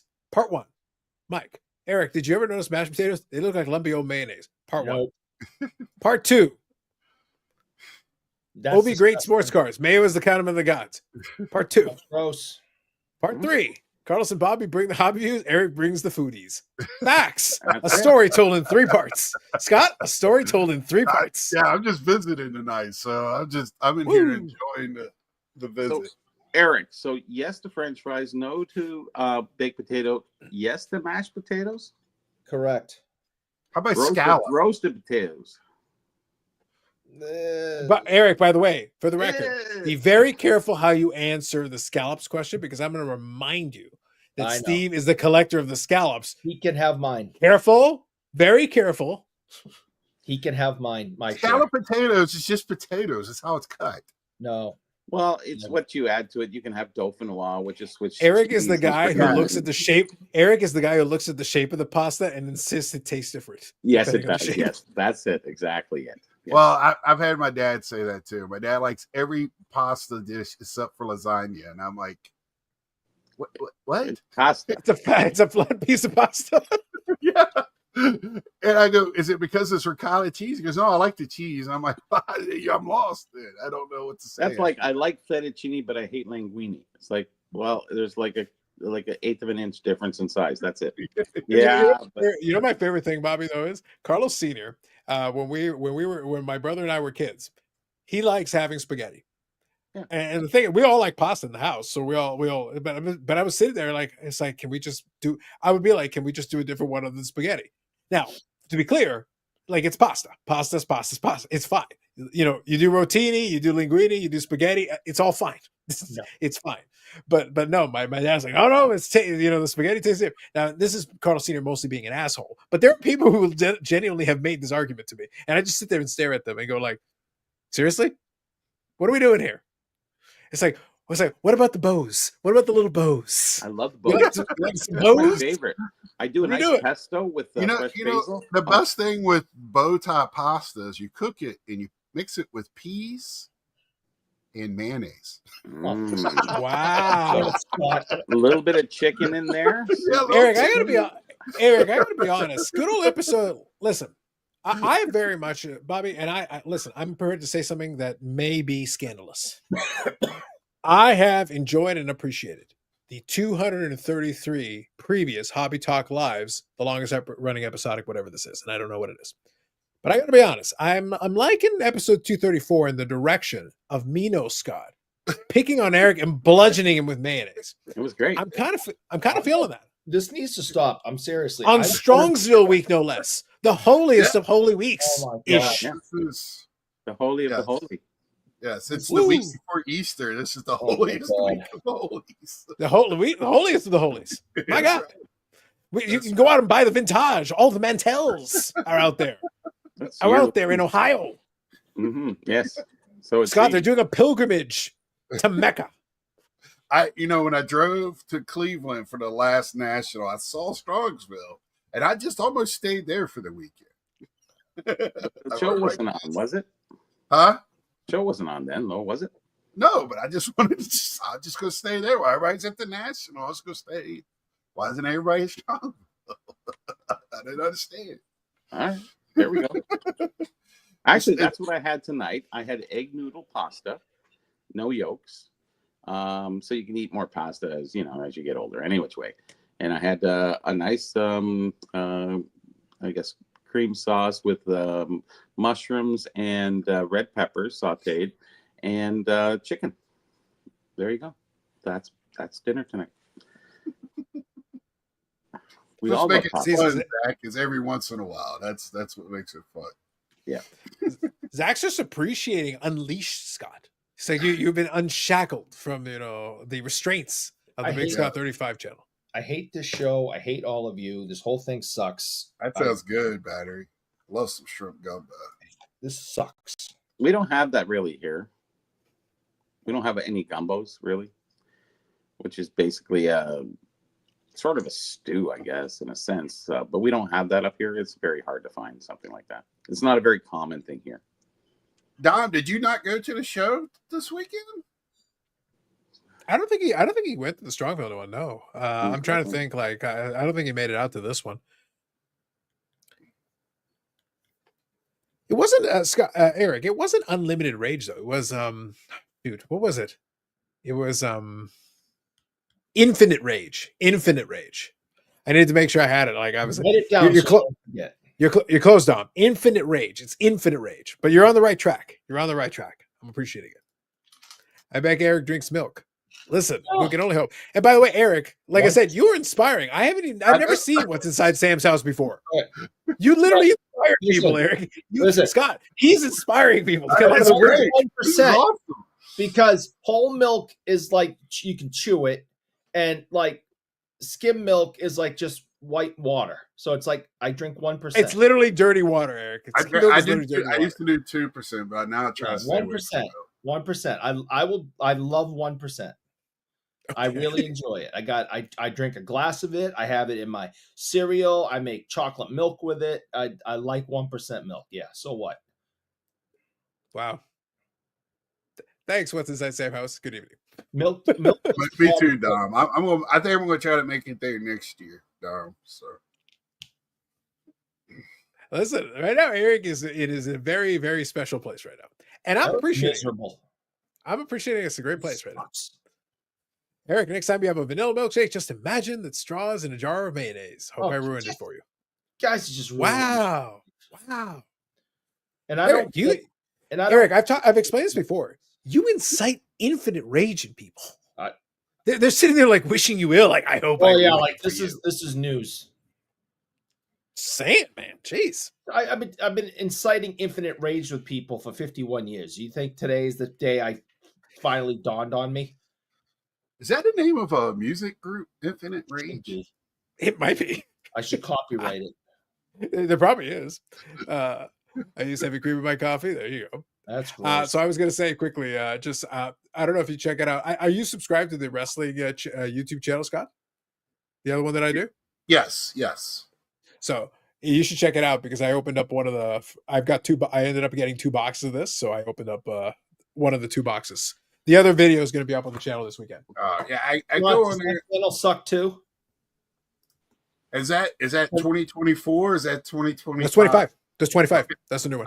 I saw where they started catching up on some of that stuff. Yeah, they have released the 2025 flagship in the year 2025 of our Lord. That's crazy. My goodness! Yeah, because I was looking on their on Upper Deck's website the other day, and I was like, "Am I reading this right?" I couldn't remember because I finally got on to their because I wanted to buy some Gretzky Instants. Okay, so on the EPAC. The EPAC stuff. The EPAC store, I couldn't get on it for like 2 days. Really? I don't know they've actually had some problems. The downtime recently, the last week or so. Because Joe texted me, Doctor Exclusive texted me and told me about it. But makes sense. So Dom says Gold is back at the National for me next year. Strongsville maybe the cards for 2027. That's fair. Gotcha. Can we remember how we went down the food rabbit hole? I genuinely don't remember. It might have been the steak thing. Maybe Scott was talking about steak, and then that led us down the rabbit hole. Right. That guy talking about food could happen very easily. It's very easy. Like I said, we have that nasty habit of eating 3 times a day, so it's going to come up. Yeah. You don't buy 3 cards in a day unless you're Carlos. I was going to say, Yeah, I ate a couple of brats today with some good beer cheese and fried onions and peppers on them. See, what is beer cheese? It's cheese made with beer. It's just a little thicker. This segment is called Eric Hates All Food. I mean, it's not made with mayonnaise. I don't know why he hates it so much. Listen, I don't think he cares, Scott. I think the point is it's food, and it's not, and it doesn't look like a dog went to the park and did their business. Eric isn't interested. Right. I mean, I did think about almost sending him a picture the other day when I went to Crumble and got me. I do like Crumble. Eric, because they had red velvet. I had to go to Crumble. So. Scott, you could do what I like to do on occasion. And now that Eric has gotten, now that I see the fire in Eric's eyes, I might have to get back to what I'm doing. And Scott, this is 100% true. I may have allegedly, again, for legal reasons, I can only say allegedly. I may allegedly, when I'm at the supermarket, may take pictures of jars of mayonnaise and send them to Eric on a semi-regular basis. I'm not saying I do, but I'm saying I might. Yeah, when they did the first annual Duke Mayonnaise Bowl down here 2 years ago, we were sending the pictures. What type of mayonnaise do you like best? I'm a Hellman's guy, but I live in Duke mayonnaise. So then you appreciate. So then Scott, you appreciate that I did bring out the Hellman's jar. You did bring out the Hellman's, yes. I like Miracle Whip in some things and Hellman's in other things. Like it works. So the Miracle Whip had been one that I would do when I did that gag with Eric traditionally. But I will say, for my purposes, it was fine with what I was using it for. I will say that the Hellman's is very solid for what I've been using for recently. It's solid. Yeah. I'm never going to sit there and go to bat now unless they'll sponsor me, in which case, I'll sponsor the hell out of it. Sure. Yeah. I'll promote the hell out of it. But outside of that, no, it's solid. Does the job. Gets the job done for me. Miracle Whip, it's egg salad, tuna or salmon, which is fine, and deviled eggs. Everything else is Hellman's. My favorite is actually a Richmond brand, Virginia, called Sawyers or something like that. They make that barbecue sauce. They make all kinds of condiments. So, but I can only. I'm appreciating that there's some of these comments. I'm appreciating gloriously right now. Are we done with the talk? Perfect timing, Eric. So let me read some comments. I can't take My good says, "What's the over under that Matt Eric hates steamed crabs in Maryland crab cakes? Come guys, on, non-foodie, illegitimate brother. Dukes is a Southern thing. Another vote for Dukes. Football 2025 fantasy. Bill Belichick gets the mayo bath." Dom says Eric doesn't use condiments, so his Triple D show would be driners, dine-ins, and dries. Ooh, yeah. See, that's what we miss here is we don't have a lot of the old school restaurants. They've kind of dried up, especially in Toronto. It's so multicultural here. We have more places than restaurants. So, anyways, what's that? And the diners we do have now are like. We do have a few here and there, but the most of them we have are commercial diners. That's all in the country. They just, like Denny's or something like that. Yeah. Fridays, TG Apps, stuff like that. We have a few here of those. We have a lot of, actually, mostly chains have taken over everything. And it's basically the worst food because you have kids cooking it and they don't give a shit. It's just frozen in it, It really is. I can cook frozen food at home too. Why would I go out and pay more for it? I cook. I'm a very good cook. I'm very good. So I do like my own food best. I do make the best burgers. Might be one of the greatest. I'll give in to Five Guys though. I'll give in to Five Guys. Their burger's pretty damn good. Five Guys is awesome. Yeah. Oh, thank you. Okay, yeah. Some guys don't like it. They say it's not, but I guess it depends where you go. But the French fries are just. The extra scoop is nice that they put in there. They give you your fries and then they throw an extra scoop in just for. And if you get them Cajun style, they have to cook them. They cook them all and they put all the Cajun, so you get all the fries, even if you order raw. Oh, you get the whole batch. Yeah, that's a fat boy hack. Just to let you know, fat guy hack. Yeah, so Get it Cajun style, order the regular fry, and you get like the same as the big fry. Oh, so you can order a small Cajun, get the big regular. Yeah. Huh, Big Scott knows big. Yeah. That's a fat boy hack. I know the fat boy hacks. Okay. Wow. I don't know about that in Canada, but I guess it probably extends up here too. Five Guys is actually pretty good. I have to give them credit. They have a good burger. Nice. All right. The bun is Good. really important, and people don't realize how important the bun is. Nice. Oh, it's on a nice brioche. It's like, nah, come on, give me a nice sesame seed bun. Screw the rest. There you go. So quick, in breaking news, I actually sold a Scott Young card on ComC. I'm very excited about this. Oh yes, a 98.99 in the game. Be a player, gold autograph. That's from that lot I bought probably a year and a half ago. That I'm still selling the odd card in here and there. I made my money back forever ago, but it's nice when I can sell. I sold a Scott Young autograph for like $2, and I'm like, yes. At this point, my cost basis on it's 0, so I'll take my $2. Thank you very much. Big Scott Young card, nice. Say it, just say it. So, if an ace player is using a torpedo bat, does anybody care? No, I look, if there's any advantage to be had, all the teams should actually, all the teams should be using it if it works for them. Right, that's what I think too. He just hit one off the wall with it. Yeah, and based on the rules, I was listening to somebody do the breakdown. Based on the rules, it sounds like the bat is 1,000% totally legal under the rules. So if it gives you any advantage at all, go ahead, swing away, use the bat. A baseball bat rule is very basic: one piece of wood. Yep. So many inches by and a weight limit. That's all. That's it's all. Got a weight discrepancy. That's it. Yeah, it's got to be made out of wood. As long as it follows the rules, it's fine. So when I went to the Baseball Hall of Fame, they have like the history of bats. There's different, and they all fit the same. They look different, but there's ones with crooked handles and everything else. Yeah, I've seen those. Yeah, the bowed ones. Yeah. Because I remember a few years ago, the axe handle bat, people was raising Cain about that, but that was used back in the 20s. Yep. It's not like it's new. It's just It was funny. I just watched 8 Men Out last week, and it was interesting. They said they're starting the new season with the new ball made of this and that, and he said, well, that'll change everything so. Things have progressed over the years. Things have made things a lot easier, for hitting and batting and whatever. But the bat has stayed the same pretty well. Right. But the baseball has changed a lot. Yes. Well, I think the key thing is that I saw a video where somebody was doing like the breakdown of like the science behind the thing, and in reality, all you're doing is you're changing the weight distribution. You're still taking a piece of wood, but you're taking the weight distribution and putting it on the meat part of the bat where you want to hit the ball anyway. Sure. Which makes all the sense in the world. Like, as long as the bat weighs the same amount, it's being used in the same material. You're not putting cork in it. You're not doing anything weird. Go ahead. Why do you why would you be fixated? Oh, the bat has to be shaped like this. Says who?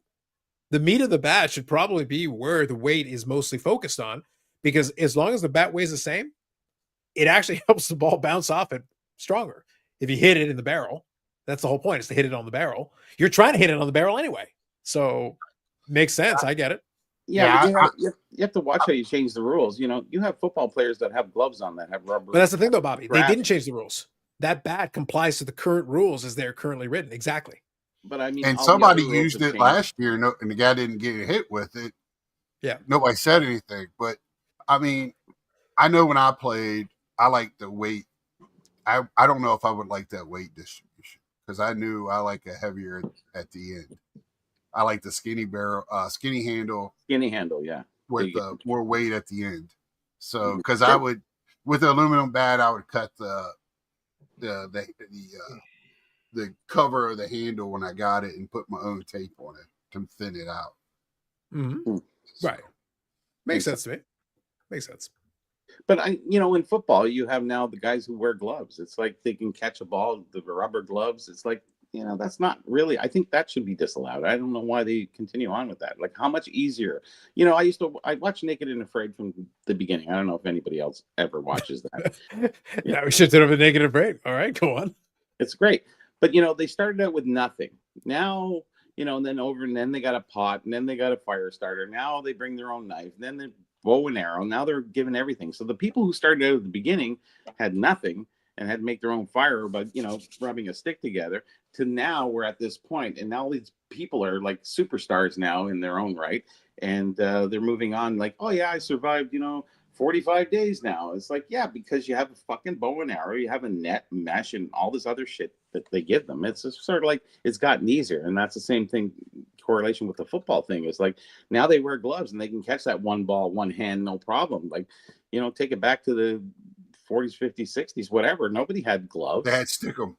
They had if you ever go back, you look at Lester Hayes back in 70s. Yep. Lester Hayes would literally, for the Raiders, walk over to a bucket and stick it in, and it looked like maple syrup, and the stuff be dripping off of his hand. Was that allowed?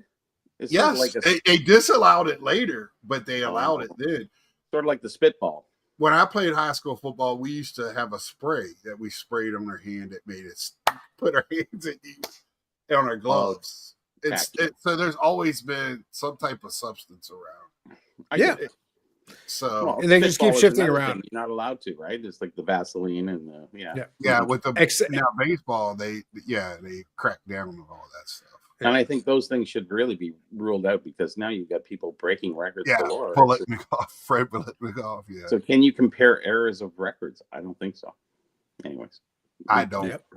I like to compare players within their eras when they get out in any sport because it's not fair. Like Carlos just talked about it last week. The people in Mantl's era. They didn't practice like they do now year round, have the nutrition and, eat a big steak before a game, right? And that was it. Mantle drank a 12-pack before a game. And listen, Scott, I don't know about you, and he but still did performance enhancing. That's pretty performance enhancing. If Stone Cold Steve Austin has taught us nothing else, is that it helps lower your center of gravity, which I'm sure helps athletically. That's right. It doesn't take it away from that. From any era, they competed what they went against at that time and was successful. So that's what matters to me. But you comparing eras drives me crazy. Yeah, you can't. I've been battling that on my channel for months now. It feels like. So. Well, I'm with you on that. We have Frank McGee. We were just talking about one-eye Frank McGee, and here's a guy who scored 14 goals in one game. Why is that not a record in today's world? Well, the NHL really didn't officially start until 1917, so it's kind of pre-NHL NHA. So are we Challenge Cups? So everything kind of changes through the but then you have that 1943 to 65 kind of era where everything kind of stayed pretty stable. The original 6 teams and all that other stuff. So most of those rules kind of stayed. Everything has changed. Equipment, sticks. Like you couldn't shoot 100 mile an hour unless you were Bobby Hall. Now everybody is the minimum of 100 miles an hour because of the flex and the sticks. So it's hard to compare records for Ovi and Gretzky, and whatever. You can say Howie Morenz was way better back in the day.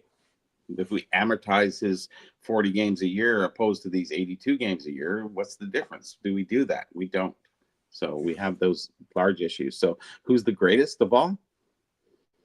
Right. Who's the greatest of pre-war? Now, I mean, you talk about equipment changes, hockey over the years. Oh, yeah. Oh, man. You just look at pictures. Yeah.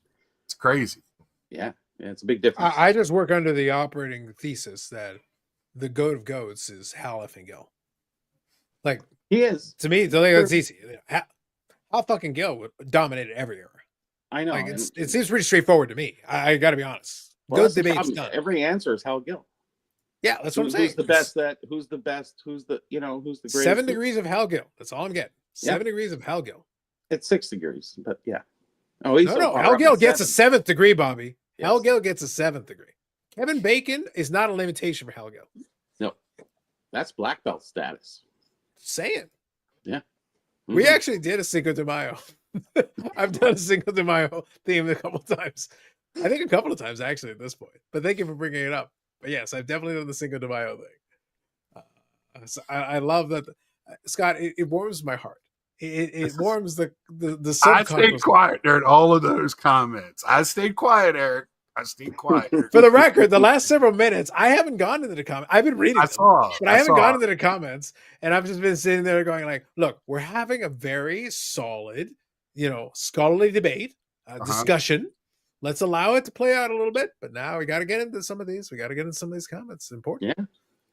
Bastard Beer Ratings Bonanza for B. Yes. I'm still here. I'm just Lester Hayes, Gecko Gloves. I'm just going through. Bullet and cough. Yes. Never know what happens. I imagine the bombs are hit. Eric Bite rides. He dips his hands in mayo. Truth. True Baz. Better bar gripping. Eric's like Gomer Pyle and Full Metal Jacket. I'm still here. Listen, it is his weapon. There are others like it. I forget exactly how it goes, but that's his. This is my weapon. There's many like it, but this one is mine. Thank you. That's what I was looking for. Yeah. Eric throws George Mayo when he gets mad. It's like the Incredible Mayo Hulk. True. Probably makes some good points. True. Professional golf play for Persimmon Woods again. That'd be kind of fun. They like the torpedo pats being brought in, but it's legal. Yeah, the torpedo pats are fine. You're just playing around with it. Mayo Gill. Seems like they use old standard mediocre hitters as their guinea pigs of the torpedo pat, making bad hitters better. The thing is, it doesn't make bad hitters any better or worse. You still have to make contact in the barrel. I've got to hit the ball. But not only you have to hit the ball, in order to benefit from it, you can't miss the ball. If you hit it on the end of the bat, it doesn't give you any benefit at all. If you hit it on near the handle of the bat will break. It doesn't give you any benefit at all. You got to hit it on the barrel. It's like literally like the size of the ball is the best part to hit it on that bat. So because it's tapered, goes up and it tapers. It's a torpedo, and it's like somebody threw one to Big Poppy, and Big Poppy he took his hand and hit. He goes, "Man, it sounds like an aluminum bat," and he goes, "But it doesn't matter if you can't hit, you can't hit." And they go, "Well, what did you think, Big Poppy?" He goes, "You give me a toothpick and I can hit." So it doesn't matter. It's who's swinging it at the end of the day. Well, that's the thing. Like it goes. Bad hit is better though because those barrels are not getting. No, if you're hitting it on the barrel, you're not getting jammed. If you are hitting the ball on the barrel of the bat, how are you getting jammed? That's the opposite of jammed. Right. The barrel of the bat is the sweet spot of the bat. That's where you want to hit it. If you're getting jammed, you're hitting it on the handle. You're still hitting it on the handle. Yeah, the sweet spot is still in the same spot. It hasn't moved. They just tapered the end to make it more condensed or whatever. It makes the wood supposedly more pliable there or whatever. So it's all about bat speed. That's the key to hitting. So it's helping them with bat speed, getting through the zone quicker. You could wait a third of a second longer to see a pitch and whip your hands, pull your hands through the zone. That's all it's doing. And somebody from MIT figured out if you do that, it makes the wood not thicker. I forget it's the same. The wood is the same thickness. It just has less give or whatever right there. So, but like you said, you got to hit it on that spot. Yeah, I want to see if I can pull up. I've seen a couple of the pictures of the torpedo bats compared to the regular one. I want to put the two side by side and pull it up here if I can. Hey, Mike, it's going to be whoever's hitting like the likeness of the handle. Some guys like thick handles, some guys like thin handles. I think most players now like thicker handles now, where it used to be thin handles. You would see players shaving them down in the dugout. I don't think they do that anymore as much as they used to.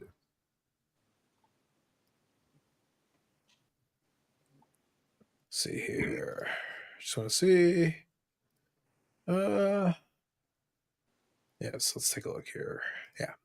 Yeah, you always have to make contact in order to take advantage of any one of these things regardless, but let me see if I can find it. It'll take me a couple of minutes. I'll see if I can locate it. I mean, batting averages are still down and pitchers are still getting a ton of strikeouts, so it's not like it's doing much. Well, that's always the thing, though. Like, everyone always looks at stuff like that. It's like, oh, they're hitting all these home runs. It's not like a guy's hitting 450. Right. Like, the contact hasn't increased that much. No. When you do make solid contact, of course, you can benefit from it. But that's not the same thing. I would like to see like a scientific measurement of balls being hit like by a machine or whatever. I know they have machines that practice the swing so they can get the same hit every time, and to see what power it generates, because they do that with golf clubs. Yeah. So I like to see that with the bats. Look at the flex in the golf clubs compared to way back in the day. Yeah. Wood back in the day. Oh my God. Yeah. Well, I think a lot of pro players now go with less stiff. They like them stiff. So here Bobby Jones is something. Oh, is that the torpedo bat?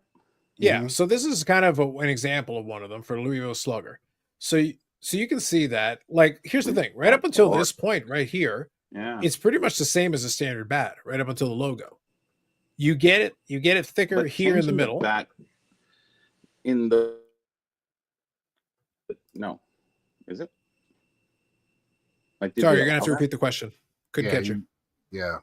Oh, sorry about that. Is that legal? Like, to do that? Yeah, it's 100% legal. Yeah, you can, as long as it stays within the weight and what have you. You can the length. So here's the thing. Just so we're all on the same page, okay? Yep. You can't take it. There's weight limits on this. There's length limits on the bat. Yep. But you can't, if you wanted to try to adjust, basically make the handle the width of a pencil and try to make the center of the bat like this, you can't do it. There's a limit to how thick you can make the bat at any point. Yeah. So it's with this section here is not any thicker than where it was before, except before it was at the end of the bat. Now they put it in this section. Middle. Yeah. That's where the sweet spot is. That's the difference. So here is where you basically created it. So if you're hitting it in this section here, this is not you hitting up against the handle of the bat or hitting it off the end of the bat. It's right around the area of the sweet spot. If you're doing a bad pitch, that isn't helping you. No. Because it's still in the sweet spot of the bat. So how does that help you on a bad pitch? If the pitch is too far inside, you're still getting it off the handle or off your hands. That didn't change. Or if you hit it off the end of the bat, you're still hitting off the end of the bat. It's a little thicker on the inside and a little less on the outside, right?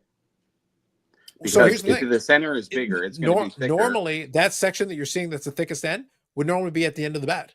Yes, of course. I understand. Yeah. No, but I'm saying if you hit an inside pitch, you're going to have more meat on the bat, but you'll have less meat on the bat on the outside pitch, right?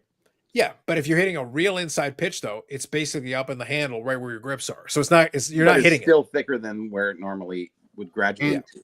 And when but you still have to be able to get your hands in. You still have to get the bat into that spot, regardless. And the way hitting you're going to have more meat. The way hitting is taught now, anyway, it's different than from even 15 years ago about keeping your hands inside the ball. Anyway, that's why you see players now staying closer to the plate to begin with. So they want to pull everything to get the most power. So they want to keep their hands inside it. No longer does the ball used to be, with fishtail on fly balls. That doesn't really happen anymore unless you swing late on a pitch or something. But check swings. It's all about keeping your hands inside. And it might be a little thicker, but by the rules, it can be one size all the way from the top to the bottom if you want it to be. The biggest thing is not having a foreign substance past a certain way up the bat. That's what got George Brett in trouble. The pine tar, years ago. Allegedly they replayed the inning, but that's what started that ruckus. And anything to strengthen the bat. So they're saying, the MIT guys that came up with this, they're saying that part of the bat now is just strengthened more. Because that's how they structured the bat. It's science, so I'm not going to be able to talk about it. No, science is yeah. I mean, I deal with science for my job, and I just have other people tell me what science is. If I'm going to talk about bat science and the thickness of bats, I usually just defer to Eric. We had that with Stan Mikita. Was really one of the first ones that had a big curve on his stick. Yeah, that's what I was going to say. I mean, that's. In hockey, you got curvage. You got limitations now, though. Yeah. Or actually, even back then, I think. Yeah, I've seen where they bring that little measuring tool out to check, the all that stuff. And, but height, weight, it doesn't matter. But now if they go back and the thing is it's legal and everybody can use it, and there it is, and we'll see if it does anything. Yeah. And the only reason everybody's making a big deal out of it is because the Yankees in one game hit 900 home runs against the Brewers. So that's it. It's not like it's number. That's almost as many goals scored in one game by McGriff or McGriff or whatever his name is. But yeah, I mean, I think it's interesting. I think it's bringing. I love stories. Baseball is about stories. That's why it's called a pastime. So this is bringing just this year's going to be the torpedo bat, and that's. I think it's cool for the game. That's how I look at things. As long as they're all allowed to use it, it doesn't matter. It's not. Yeah, they're not saying you can't use it, and you're seeing a lot of people using them. Every sports league is a copycat league. So if somebody thinks it works, everybody else is going to do it. So, but every pitch is different. Every swing is different. Right. And some guys are naturals. Mickey Mantle, natural. Babe Ruth, natural. Those guys could. So Aaron Judge is using one, and Aaron Judge can go up there probably with a boat paddle and hit 500 feet. Yeah, that's the thing. Is you have those natural guys, and everybody's thinking, "Hey, he's using torpedo bats, so I'm going to use one too." Right. When you hear a mediocre hitter isn't suddenly going to be good because of a torpedo bat, but maybe better. Right. No, that's the thing though. A mediocre hitter will not be better. They will get some better swings on a couple of balls, and they'll still hit 200. Yeah. The funny part is the mental part of it, right? If you think you have something that's not using technology, you don't have to. And it's all about confidence more than it is about anything else. The intimidation of a pitcher is all about, intimidating the batter. And if you have something that you say that is, or you think that is better, you actually play easier and more confident. So confidence is a great builder, even if it doesn't really do anything scientifically, it actually does something mentally to the person. And I think that's the comfortability that people have at a higher level in playing, like the naturals, Some people are just naturals at certain things, and it's good for them. And anybody's trying to get to that equalizer to them, maybe that's that bat, maybe that's that composite stick, or let's get away from wood and let's get more into flex, and a lot of different things. So I just wish Topps would have made a card in their Topps Now thing saying, the torpedo bat or whatever. That would be great. Yeah, that would have been, but. They've made worser cards, and so I don't know. But no such thing as worser. Somebody, Carlo, thinks it's going to be banned. It might if it gets, but I just don't think it's going. But the thing is, I think the effect is going to be temporary because the pitchers will just adjust. You haven't heard anything about it since the first week, right? Yeah, that's the thing. The fans are talking about it. The players and people in the game don't. The fans, it's just something to talk about. Yeah, thank you, Carlo, for letting me know. But doesn't it have to be legalized by the umpire or the league? Bobby, the bat is Major League Baseball has already said it meets all the requirements for the bat. There's nothing illegal about it. Okay, yeah, good.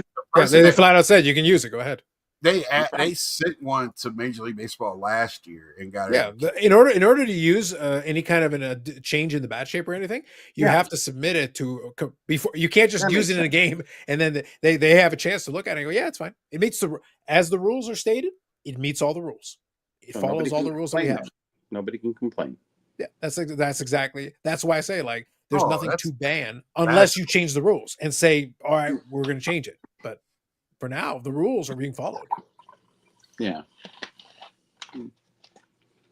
Eric is just in concentration because when we're talking about baseball, unless we're talking about the 86 Red Sox. If we talk about the 86 Red Sox, though. Hey, Eric, I did choose the Red Sox to go to the World Series this year. So no, but Scott, only the 86 Red Sox. The 86 Red Sox get Eric in a state that only Emmanuel Space can match. Care. If the Red Sox win the World Series again, I don't care. I didn't watch one inning, one pitch of any of their World Series runs and championships. I don't care. You have to be Boston proud. I don't have to be anything. You have to. I was going to say.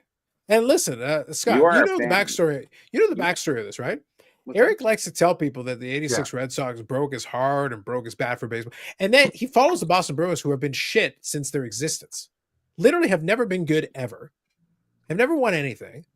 They won some minor league championships in the 70s, and then Bobby Orr went to play in the NHL and went to the Chicago Blackhawks, where he had a Hall of Fame career. Mm-hmm.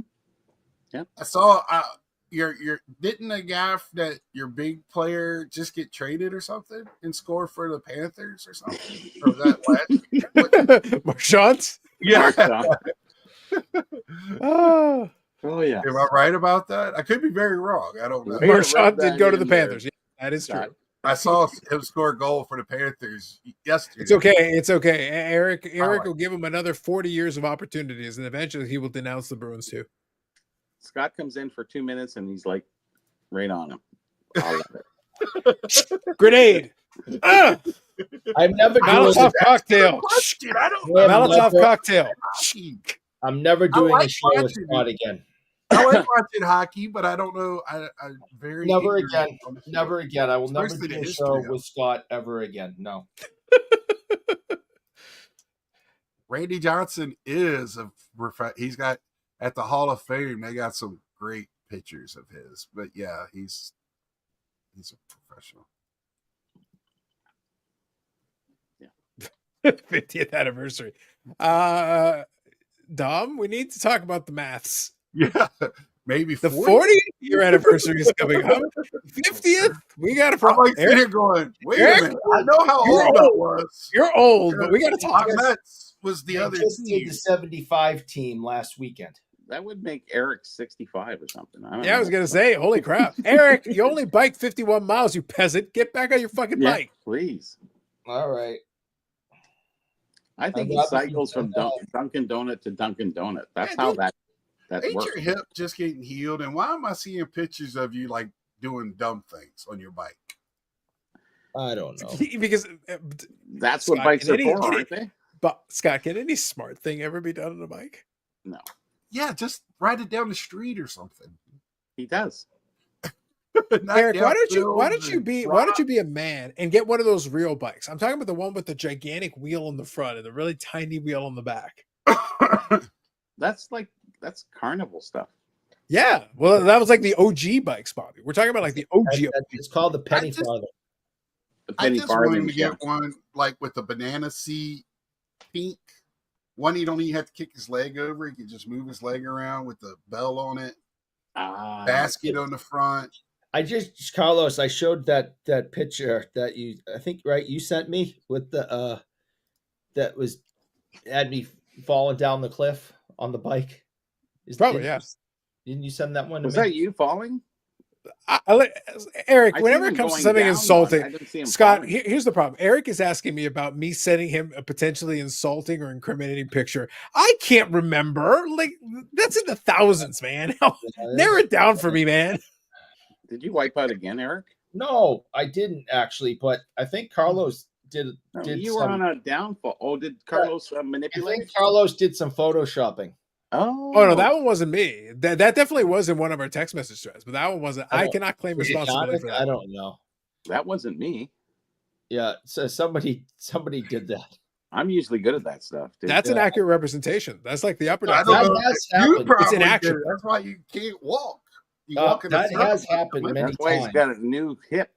Yeah, here's the actual photo.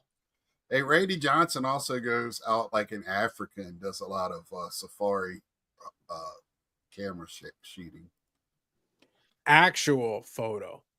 So, Eric, there's a question: do you scope out your trails before you go on them? You don't just risk going down a freaking boulder and end up like 400 feet below. No, we want to make sure we know. Okay. What the run? Do you know the trails? So, Eric, Scott, and you'll enjoy this. If you ever come up for the expo, you can check this out. So there is a great biking trail. It's called Niagara Falls. Now, what you do is there's a body of water, but you can go straight down it. Very tiny drop off. Right. Yeah. So if your friend group is like anything like this friend group, Eric, do you go first? Well, somebody's got experience. They always go first, right? I'm usually. Hey, Eric, you try it. Hey, you know, He's the Mikey of the, yeah. not far off. Usually it's, they're all gathered around looking over the That edge. was too easy. Yeah, and they're all like, "Hey, what do you think?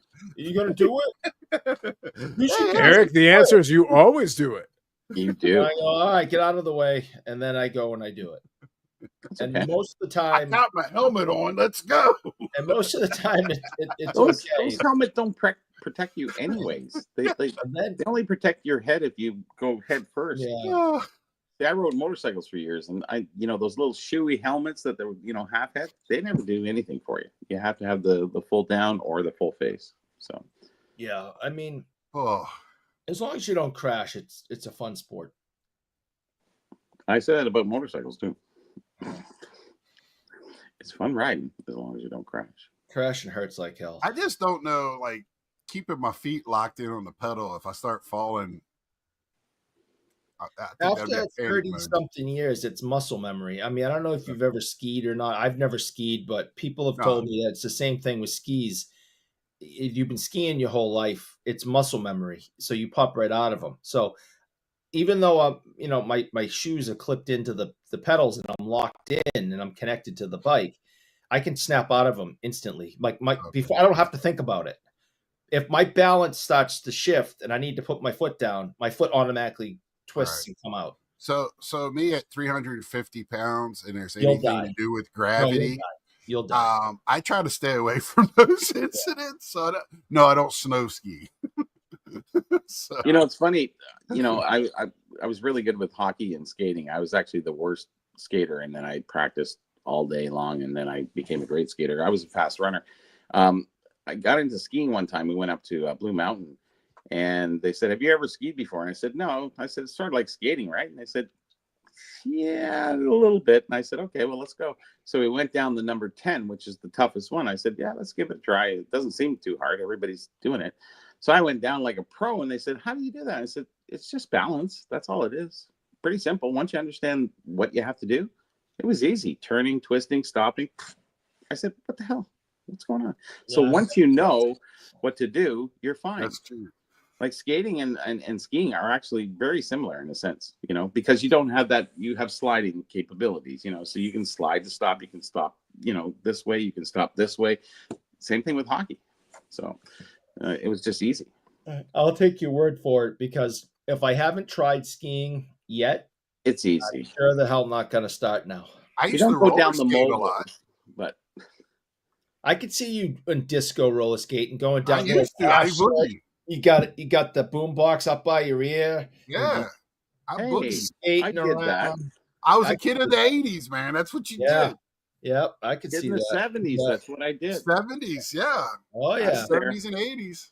Yep, with the short shorts, the half shirt, the boom box, No, that was and 80s. Eric's describing last Thursday. Go on. I don't understand your dating methods, but no, I didn't wear that. yeah, but Eric didn't wear it for the women, Scott. He wore it for himself. that's right. Because I love me. See, I love me some me. I don't know. You wish, Eric. you wish. Yeah, I'm 15 years old in 1978, so Um, that 78 to 80 transition was right there. So you guys are catching up. In 1978, I'm 4. Oh, 7. 7. Yeah. Okay. So, Oh, 7. yeah. So I Minus was 5. Minus 5. Minus. You weren't even thought of. These are facts. These are the. I am using the maths. I'm using the maths. Yeah. What do you want from me? Somebody asked about Soto and Alonso. They're actually doing pretty well so far this year. So. We haven't talked about Soto in a long time. Wow. Well, this isn't basically just He can started. score. Like there isn't much to. Sure. Yeah. I'll be honest. For most of the players, there isn't much to talk about. Like a couple players off to a hot start, but we're in not even mid-April.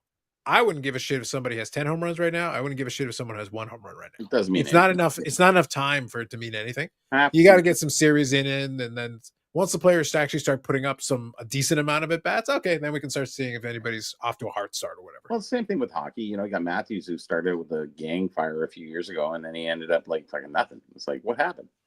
And then he's saying, well, all these pseudo Leaf fans, they're sitting there going, well, Matthews has a chance to catch Ovechkin. If he's keeping up, he's already scored more goals than him at 28. It's like, are you fucking kidding? Really? Come on. Matthews is going to be out with an injury by the time he's 32. Doesn't matter. He's already got back problems, wrist problems. He's got more problems than, whatever. He's got a high hairline. Like he's going to lose it. He's got a porno mustache. I don't know. Wow. Rough times. Jeez. High hairline and a porno mustache. You ever see his hairline? He's got this much. Like I haven't paid that close attention, but I'm going to be honest. I'll take your word for it. I assume this is correct. Well, it's almost a recessive gene in a sense. So you have to sit there and go, how long can he last, really? Just saying. Wow. I see. I just want to trade him for McDavid and be happy. Sure. That is a strategy. That is but you could always pitch is that. Not a fair trade? I think unless McDavid says, Edmonton, I'm not re-signing with you, I'm not sure they make that deal. No, but would that not be a fair trade in talent? No. It would not. No, that's why I would do it. Yeah, exactly. It'd be like, here, let me trade this. No, it would not. But he has the potential to be the greatest goal scorer, most goal scorer ever. Well, I think in terms of pure goal scoring from the current guys right now, Austin Matthews is one of the best ones. I think he is actually one of the. To be honest, he is a great fast. Oh my god, yeah, that's true, right? Exactly. Jeez, that's horrible. So it's very unfortunate that, as far as a meme is concerned, that's unfortunate. I was getting ready to say, does that mean he's going to be a sex deviant and go to jail for assault? I'm glad you read through that, Scott.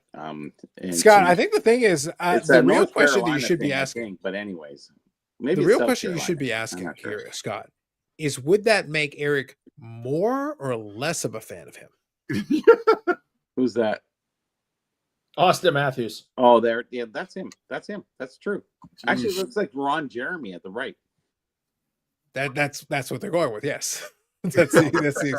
That is the hedgehog. Yes. Mm-hmm. Yes, that's the hedgehog. And I believe he's in jail at the moment, right? He is in jail. Yeah, is he really? Listen, if he gets to jail, he could own Beckett. It's fine for drugging women. Yeah. Well, again, he can own Beckett. Drug women with a. Yeah, he had somebody bringing him underage girls too. The hedgehog is not a good. Oh, really? Yeah, he's not a good person. So you're saying he's uber not a swell fella? You're talking Ron Jeremy, not just right? not a swell fella, but yeah, it might be Carlos's next PC is. Scott, I'll have you know, Scott. Listen, I carefully analyze the marketplace. There's no hope. Someone, E. Wade, has already bought every single one of them. There's nothing left for me. It's that and limited. I don't know who it is. There's an E. Wade 69 on eBay that 69? Keeps buying all this shit. 69, of course. And the thing is, all he buys is Ron Jeremy and Lemons. I don't know who this dude is, but if I find out, God damn it. You know something? We really should stop talking about this before Brian Gray comes up with his next big idea. Oh no, please! Oh no, you buy the entire company. I don't want to know it. Yeah. It'll get him excited. I don't know. I don't know what to tell you. All right, real quick here. David's a bit of a choker. Will he ever win? Maybe, maybe not. Probably not in Edmonton, to be fair. No. It'll be like trading Eric for a jar of mayonnaise. Listen, a jar of mayonnaise is a first round draft pick. Well, that's what I'm saying. Go to the 9 circle hell. McDavid, is he going to win a cup? Maybe not with Edmonton. With Edmonton, I doubt it. I very much doubt it. Toronto, a lot of people talking about Toronto has a chance, and I'm sitting there going, they still don't have a team. Like they're losing against the worst teams and winning against the best teams. I said, I don't know what kind of success rate that proves to be, but not much in my book. All they got to do is play the worst teams in the playoffs. They'll be fine. Well, they're actually going to play Montreal, I think, first, right? Are we? I don't recall what the matchup is. So Mike Good is asking about the hockey playoffs. I'm going to take a look and see what the tentative brackets are, because I don't think we've got them solidified yet. Let me pee first. Okay. I'm just going to go with the Caps because that's all I know. Well, they're playing well, if nothing else. Yeah, so I was told if now that Gretzky's now that Ovi's got his record, maybe they'll go back to playing like they did earlier. And They were playing fine with him chasing the record. I thought so too, but They're literally first in the conference. They're doing fine. Like, I'm sorry if chasing the record is a hindrance. Like, what are we doing here? If he's scoring all these goals, is it really a bad thing? Yeah, like Scott, I don't know who told you that, but they're wrong. Just let's start with they're wrong.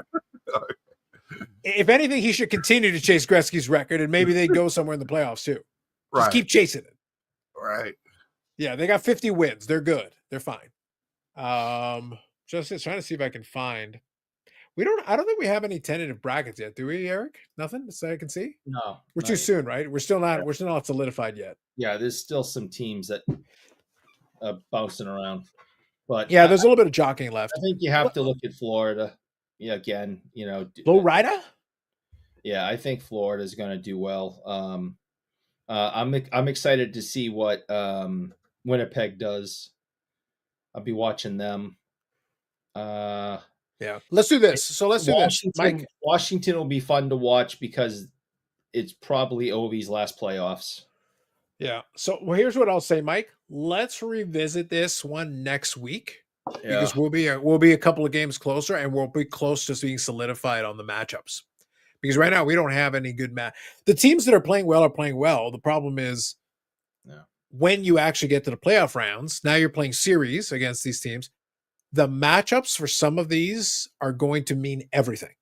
You could be playing extremely well, but you face the wrong team in the first round, not going to work out well for you. You get a good draw in the first round. All right. You let the other teams beat each other up. A little bit of attrition could totally work in your favor. But it's the right lineup. Okay, so let me scroll through here. Let me go ahead.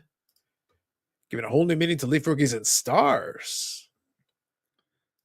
What's up with the hockey? Not a sport talk. Get back to Mayo. Hey. Oh, come on. Love it, Zach. Listen, I am not joking. I give you my word. There was a moment some time ago where I almost threw up in that bucket. And there was a moment not that long ago where I was fully prepared, Scott, and I say this from the bottom of my heart with every ounce of sincerity I have in my being. There was a moment there where I was prepared.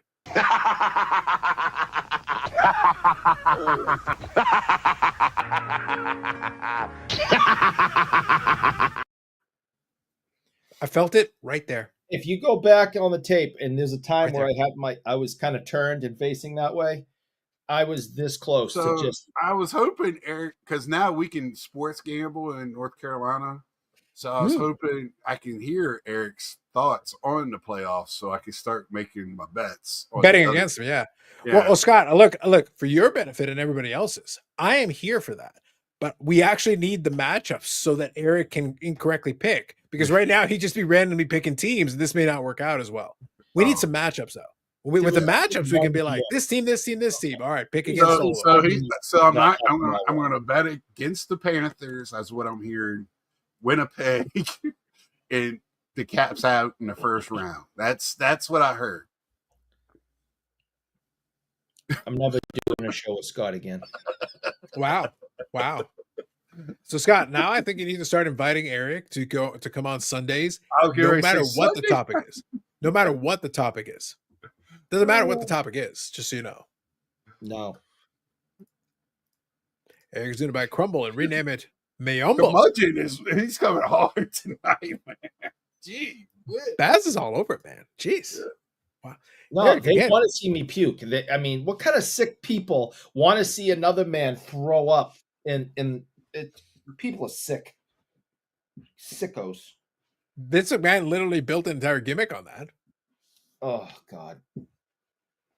Scott, you remember Draws? Yeah, then he broke his neck. No, but before that, Vince McMahon was trying to encourage it. Vince McMahon literally nicknamed him Puke, and that was part of the gimmick, and he literally wanted him to do that. I was like, wow. He's got a puke. I was like, all right, Vince, whatever gets you excited, I guess. I don't know. Then we found out that's what he likes to do, with girls and stuff, so with women. He's a special child, that Vince McMahon. Very special. So I have actually been, keeping an eye here a little bit. Masters is tough because there are a couple players that are in contention right now. Like I'm just looking at the leaderboard. And some of the usual suspects are hanging around. I feel like this could be a good year for Rory. Rory McIlroy could be good this year. What is the weather going to be like? That's the Yeah. That's McIlroy? it's always Rory the question McIlroy.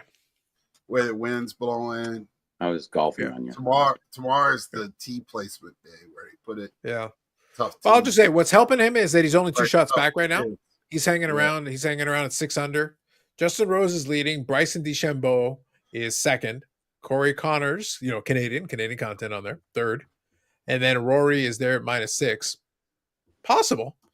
Look, it all comes down. If you're, Tiger made a career on the Masters out of your job is to hang around, get into the final group on Sunday, and if you've got the experience, that's a huge edge. Like if You've got the nerves.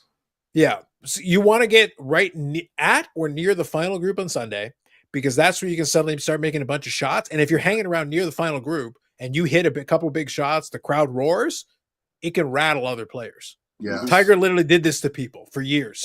Yeah. It's who's steady.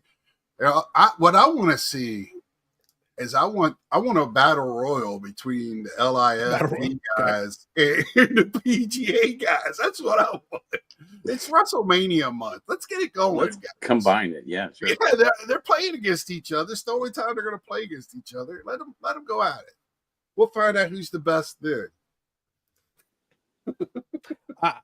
I think it would be it'd be hilarious watching the attempt because I enjoy watching the PGA players try to be, self-righteous. And they're like, oh, they're just doing it for the money. It's like your money also went up because of that. Yeah. The other guys are like, it's like, it's like on the one hand, we're helping the Saudi sports wash. On the other hand, $150 million. Thank you. I mean, so don't Scott, we all work for the money? I mean, so Scott, I would like to join us all on Hobby. I'd like you all to come back on Hobby Talk Live, number 235, the longest running episodic, whatever this is, sponsored by Live Golf. Yeah. You got a big enough check? We're in. That's it. Right. Let's do it. I will wear a nightgown, whatever the hell they want me to wear. Whoa. Well, whatever. Yeah, Eric is like, I would have done that for free, but oh my God. Damn. I mean, The camera goes off, the nightie goes on. Jeez. I'm just saying. I mean, I just, yeah, if I won the lottery tomorrow, no, I just want to keep working. That's okay. I'll just stay there. You keep it. That's dumb. I'll take the lottery. Yeah, I'll take the lottery. Sure. I just enjoyed, like, for some of the players that signed up to it, like some of the payouts, some of those Charlie, guys got. Charlie looks good. Huh? Tiger's boy. Yeah, well, listen, he's got a good teacher. Daly's kid is the real deal too. Really? Yeah. They're about the same. Tiger's boy's a little older, but they're going to be about the same age coming up. Daly used to whack that ball, man. He still does. Oh, probably. Yeah. Yeah, off the tee, he can. Daly's problem always was kind of a short game because they would go off the rails. Yeah. But off the tee, he was pretty consistently good, even when he was struggling. He would triple and quadruple putt and like hit wedge shots out in the middle of nowhere. Yeah, well, if he went off the fairway, he was done. He didn't have any short game. But he'd make the green on like some par fours, and you sit there and go, "Wow," and then he 2-putt, and it's like, shit. Yeah, and that's where the thing is. Like the top guys, they make their money on being able to get on the green consistently and stay in the fairway consistently. Now, Tiger was one who liked to. That's where they started Tiger-proofing courses. That he was exceptionally good getting out of trouble. Because he actually had the skill set to be like, all right, I hit it in the rough, whatever. Here you go. I'm going to get out of it. Yeah. Yeah. But because he understood that because he knew he could get out of trouble. Yes. He would just swing away. So he didn't care. He would be like, I'm going to hit it very far away. That's how he hurt his back too. So it is. And like hips and that swing was violent. That swing was in his heyday. That swing was violent. Like you get hurt just watching him do that swing. Yeah. I'm pretty sure that's where he got hurt. Was not a natural body motion. But you don't think it was one of the 2 car crashes? No, his he was destroying No, that's ligaments before that. before. It's probably Yeah, the that He was- hookers, but I'm just saying. Or, No, or here's the the thing. steroids, or the steroids in the human growth hormone. Probably. That I rabbit guarantee- shit that, body. and the hookers. Eric, you could test him and prevent him taking anything at all. He would still have torn up his leg, his back, his shoulders, everything. With that And also swing, he because isn't of swinging that, hard. You're going to damage everything. It's violent. Because of him, It's not he an changed efficient swing. the It's game. violent. It is. Yeah. all of those Yeah. players now are like they're real athletes. I would never say that of a golfer before Tiger Woods. I mean, No. they're not built like Mickelson and all those guys, like dad bods walking out there. They're all like zero body fat. What was the guy's? I can't. It's remember all his training name. now. You know, Remember the everything's golfer- training. So yeah. Remember the golfer from the '80s, maybe into the '90s. His nickname was the Walrus. Yeah, Coo, that's coo, coo, what's coo. his name? Yeah, I think could his see name him. ended with an I want to S. say Waldorf or something. Like I No. know who you're talking about. No, it's the walrus was oh He had- my god. What's his name? Yeah, I think his name started with an S. His last name, I thought. Craig Stadler. It's Craig Yep. Stadler. Yeah. There you go. That's him, yeah. Yeah, He was the great, Walrus. man. Because I was That guy I was a finishing Norman top Norman tier every fan time. during that time period. Now Yeah. I like Mickelson too, but I used to like the shark. thank you, Mike. Who's the shark? Greg Norman. Australia. Carlos, you better check out Steve's Instagram. I have that Um, card. Out of 10. I have that card. Oh, well, then there you go. That's not an upgrade considering whatever the patch is or anything. A stick. Patches. We I don't don't- need no stinking patches, man. I don't think it's a stick piece. That one's a stick piece. Yeah. A stick I don't piece. know if that's an upgrade or not for you. That looks like a Anyways, patch. I'd have to take a look. I'm not sure. take a look at Steve's Instagram. That I always flipping laugh Steve? because I always laugh. Mickelson still got a little bit of a gut, Carlisle. That's why I like him. he's in a lot better shape. He had to. But look, here's the thing. I used to like if I had what's funny is I actually really like golf. I enjoyed watching it, especially when I do Tiger too. was good. I enjoyed rooting against him and everything, but I enjoyed a lot of the players during that time though. I like Mickelson, I like Vijay Singh, I like a lot of the guys that were there, Jim Furyk. I enjoyed David Toms. Like there were a bunch of really, really good players that played during that era. And a couple of them would get a major here and a major there, but Tiger was so scary good. If Tiger had not been there, a bunch of those guys would have way more majors because they Right. were all really good. The Ernie Els and Retief Goosen and all these guys, they were good. They were all really good. But that tells you how ridiculous Tiger was in his prime when he was in his best, that he could hold off all these Well, I guys think who that's on their own, like these guys can beat just about everybody else. Right. They're that good. Well, I think Yeah. that's this group that's now they're all really good and they're spreading the wealth around a little bit now. Yeah. That's, Yeah, there's no one dominant player. right. You don't have that one superstar, and I don't know if that's good for the game or bad for it right now. But that's the thing they got now. They're Well, all that happened in the 70s too, because golf was actually on TV quite a lot. George Knudsen, obviously Jack Nicholson. Jack Nicholson. There's so many names I can't even remember them. Johnny Miller. Venezuela. What? Johnny Miller? Nicholas. Jack Nicholson was an actor. Jack Nicholas. Yeah, thank you. Sorry, yeah, Thank the Golden Bear. Anyways, Yes. yeah. So all those guys were, there was these top tier guys. Tom Kite. There was a lot of different guys that were right up there, and they were all kind of pole positioning. But Jack Nicholas would definitely dominate, and I think it's the same today. We have all those players who are in the top tier, and they just keep them on. But they're changing, changing things around. Back then, you had to hit the sweet spot. Now, today, the sweet spot is so big. It's like Yeah. baseball bats, right? Well, you You hit the Big Bertha, and it's like, whatever. those guys, they have their truck. The companies of every golf club manufacturer and ball manufacturer has a truck at the site, at least one, Oh yeah, to fix or get anything that they need at the time of the event. yeah. It's Back and call. crazy now. Yeah. Yeah. Clothes, anything. You name So- it. Yeah. So the You have a wrinkle in technology, your shirt. Let's get you a new shirt. Yeah. the technology on a lot of those clubs became really Yes. good. Huge. It was ridiculous.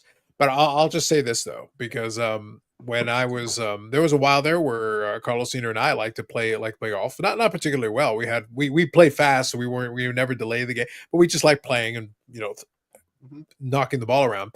But the reality was that there's certain elements of the game, though, that the technology helps, yes, but just for fun, because my dad would go to garage sales, he'd found a bunch of those persimmon woods. And when my swing was sound, like, trust me, I could hit the ball, I could hit the screws out of a persimmon wood. It didn't make a difference. Like if you're off a drive, you're putting the ball on a tee. The ball is stationary. If the swing is sound, you can kill the ball with a persimmon wood. Now you take a piece of technology that is even better set up to help the swing speed. Now you're adding swing speed to it, and you still hit it with a sound swing. Well, guess what? That's where you get the extra distance. But one thing that a lot of people would always forget about, because they look at the clubs, the balls, with the way the spin would come off the balls, the ball. I played with a really good driver, because I have a TaylorMade. I had a TaylorMade driver for the longest time, and I would hit the ball pretty hard. And then I got a ping driver, and it was a very nice one. I still have it. It's part of my golf set. I haven't played it in years, though. But the ping driver that I had, I absolutely could kill it off the tee. But when I switched the ball, I added an extra 15 yards. Really? Same swing, same club. Balls. I didn't change the shaft. I didn't change the grip. I changed the ball. As soon as I changed the ball and hit the exact same club, I would hit it 15 yards further. And once I got comfortable towards the tail end of when I was playing, I could hit it 320, 330 pretty comfortably off the tee. Yeah, the same thing with me. You know, I actually I spent the money on a good Tommy Armour, and man, if you hit that thing right, but the sweet spot, you really had to hit the sweet spot. And then they came out with the Big Bertha and all that other stuff, and I went, holy shit, the sweet spot's so big on those. You know, you could just whip it. You know, 300 yards was nothing for me, because I was good with hockey and stuff like that, so my swing was sort of natural in a sense. And I was just cranking it. My putting was sucking ass, but I mean, otherwise I was, getting pretty close to the tee. But the Tommy Armour was great, and then we went to Ping, and then we went to, all the McGregors and Spaldings and all that other shit fell behind. Like I remember, if you go to garage sale, how many Spaldings you see in this fucking thin little bag? Like it's like they're everywhere, right? And so it's come a long way, and now we're right at that point, like top tier shit, man. The game should get better, but I think we're at that critical mass stage where you can only hit, so many albatrosses in your life, right? So, well the thing is that, go ahead, it don't matter how far you hit it now. It doesn't matter. It's all about where they put it, and that's the part of the game. It's the feel and touch now. It's just not how far you can hit it, and that's where the difference is lying with these guys now. And the design of the course is actually important too, right? What's that? The design of the course is really important as well. Oh yeah, of course, yeah. So they designed it around these players. Like honestly, they're starting to put before it was just designed and stuff where you got hit draws and big difference. I think though what was funny is kind of the reason. So Carlo here was talking about this. I was power hitting baseball, could never drive a ball over 300 yards. Not an easy sport to learn, which I agree. It's not an easy sport to learn. But one important thing, when you're talking about hitting distance off the tee, what's funny is I found it easier to hit the ball further when I scaled back how hard I was swinging. What I actually did, what actually helped me more was when I got better at stretching my shoulder so that I could actually get the club back a little bit further, and that allowed more distance. So I would actually get the club back just a little further, and then as I move forward, it would actually accelerate all the way through into the club. The more you relax, the better your drive will be. Yeah. So actually stretching made it easier for me to get more club head speed, and that's what gave me the distance. Yeah. And I would just make my stance a little bit wider. And the thing is, I was hitting the ball flush. I'm hitting the ball flush. I'm not swinging all out. I actually have more in the tank if I really wanted to put my foot down on the accelerator. So when I'm hitting at 320, I'm hitting at 320, swinging easy, swinging smooth. And I'm still and I'm making solid contact, and the ball is going where I want it to go, and it's staying on the fairway. If I wanted to hit it 340, 350, I could put the foot down on the accelerator, but I would lose the smoothness, and I would probably lose the control. And because I'm hitting it on the fairway 320, 320 on the fairway is better than 340 in the rough. Yeah, I 275 was probably me at my best, but like Carlo said, I could hit a baseball country mile. It's just a different game. That's why I love golf, because golf was the hardest sport I've ever played. Well, you're playing against yourself, right? Yeah, it's not a sport, and it's hard. And I gave up golf But bike 50 riding years is? ago. Golf's not. Eric likes hockey. That's not a sport. He doesn't know about sports. Don't worry about it. Golf is a game. It's not a sport. Baseball is also not a sport. It's also a game. Yeah. I agree with both Hobby Champs comments here. I can see what actually got us both the reflection of the glasses. It's mayonnaise porn. True. Now he's on the Reggie Lemon subreddit. Truth. Okay. No more Mayo talk. Let's leave it off. It's gotten old. I'm just getting hungry. So I'm getting sick to my stomach. This is the key thing, is that where you hit that ball was key. And then if you could keep it in the fairway, you're already there. You're in position A. So you're now set up. But the short game is where a lot of people would fall apart. Yep. You have to. If you give me a choice, of course I like having a solid tee shot. But if you give me a choice, if I can get out of danger and the short game is solid, you can salvage a round and make it solid. You can make a good round out of it. But if you can't putt for crap, you can't chip for crap, and you can't hit those intermediate. If you can't hit inside of 100 yards and get it on the green and get it in the hole reasonably, you're going to have a terrible score anyway. Doesn't matter what else you're doing. When you're playing with your friends and going out and having a good time, you're putting just to have fun. You're not putting seriously. You're chipping kind of seriously, and you're driving very seriously. And that's where it all comes down to. And I found that the putting game was the toughest part, because you're trying to get it in on one putt, to try to get that albatross or, one under or whatever, you're trying to do that. And, that takes that, it gives a little stress to you. So, but when you're driving, it's like, that was the fun part, how far you got down the course, right? So, and I gave that up like 15 years ago. I haven't played golf in that long. Yeah, but I played for about 20 years. So me too. It was fun. It was just going out with the guys and having some fun. Good drives, good putts, good, just a bunch of guys having some fun. We didn't care. We were always competing with ourselves. We weren't competing with each other. So, which was even better. And then I just kind of gave up. I lost my shot, and I just went, that's it. I'm tired of paying to put myself through agony. So I said, stop. That would do it, yeah. Well, I like the challenge of it. It just wasn't the same after Carlos It's a Senior, personal challenge, right? It is. Then when you get frustrated with yourself, you just sit there and go, why did I 4-putt? I don't know. Oh, I used to. So Scott, why did I 1-putt on the last one and 4-putt on the last? It didn't make sense. It was golf. It was golf where I eventually learned patience. I was able to temper the Latin temper. It was actually golf that helped me with that, because because when I hit a bad shot, there would be infinite rage, lots of infinite rage, and I was a club thrower. I could helicopter. Listen, there were times where I would hit a drive where it would be bad, and the club would go way further than the ball. Like, I could get that thing helicopter, it could go. I got get mad. I got distance. Yeah. Now, then what I did eventually I ended up buying more expensive clubs, and then when that happened, I was like, put it down, expensive club, put it down, put that shit down. And that's how you learn self-control, Scott. And that just calms it down. Putters, yeah. Like I can't.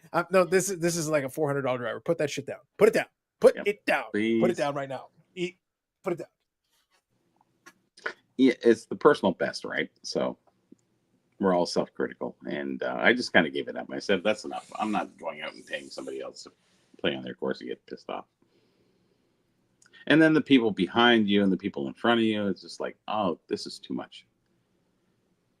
Yeah. And also, it's not a short game. It takes a while to play it, so it eats up a lot of time.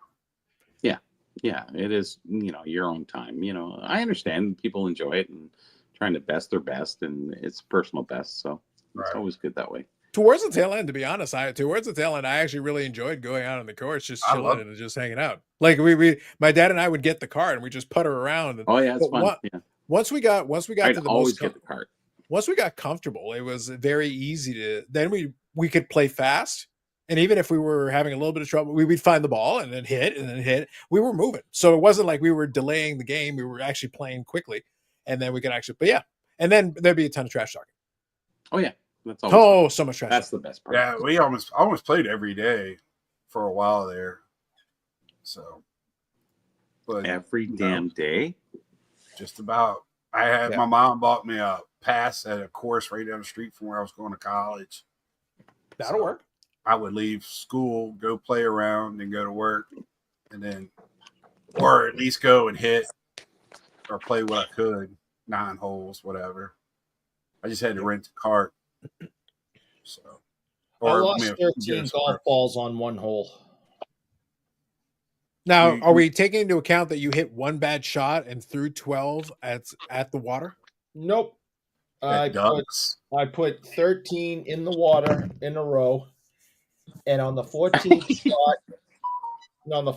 shot, I put it within a foot of the hole and tapped it in for 2. It's not how that works.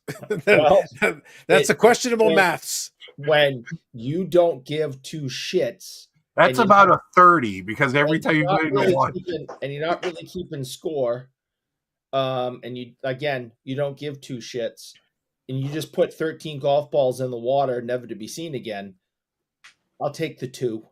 All I'm saying is that Eric is proving once again that he shouldn't be talking too much about the whole steroids and the cheating, since he is a PhD in cheating. He's a cheater McCheaterson.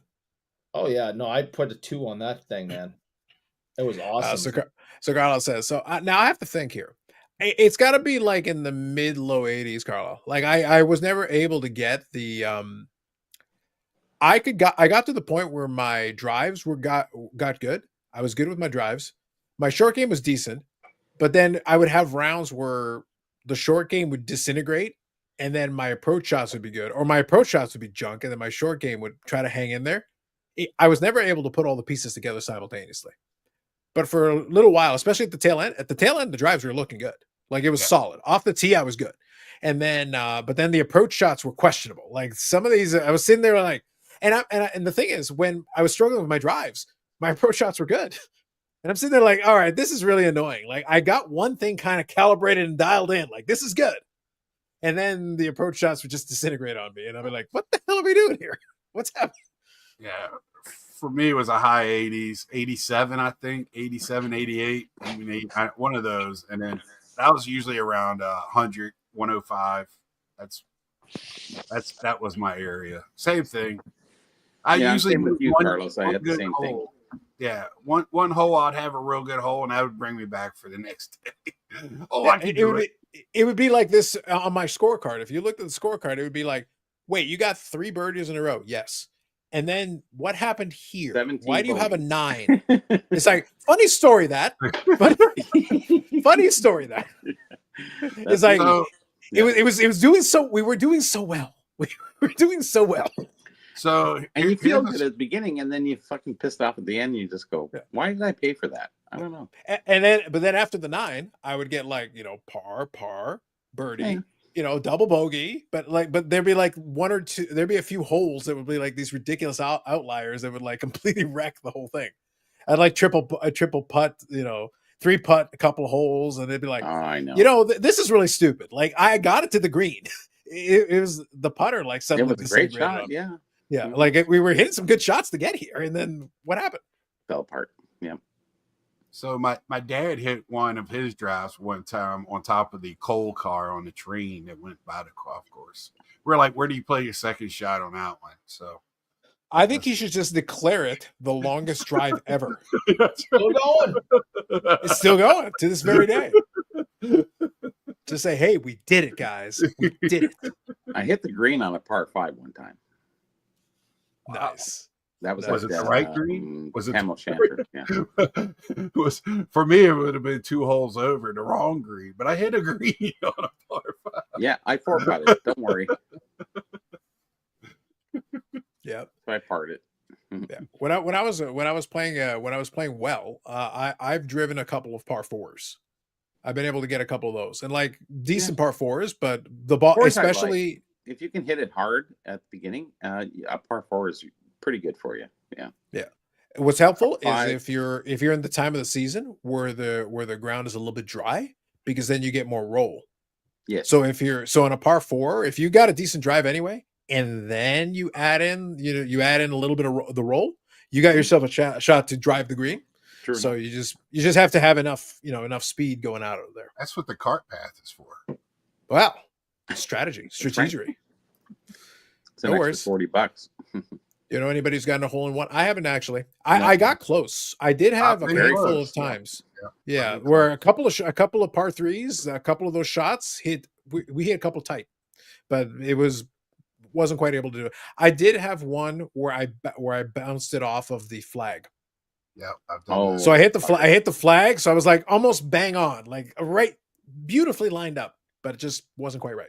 I've had some long pitches that I put in. I've had several holes in one. Oh, come on. They were at the mini golf course. But, Okay. But Not I bad. have had several. I believe that he cheated on those as well. Going on. I I had a trust bus him. full of prisoners during a golf tournament. They were not happy. Alas. Yes. Hit a lot of bunkers. Hmm. Dun-dun-dun. Yep. Well, we've hit every area of the sports field, food field. I think we really have. We covered a great deal amount of barbecue. We covered a lot of that. Oh, barbecue. This was some very strong. Scott, I gotta be honest. I'm gonna say it. I'm gonna declare it right now. This was the strongest Strongsville week coverage that we have True. ever seen in this hobby on this platform. Yes. Bar none. Even the people that were there were not able to match this No. level of coverage. I hope they get every. I want to see. I want to hear if it was all.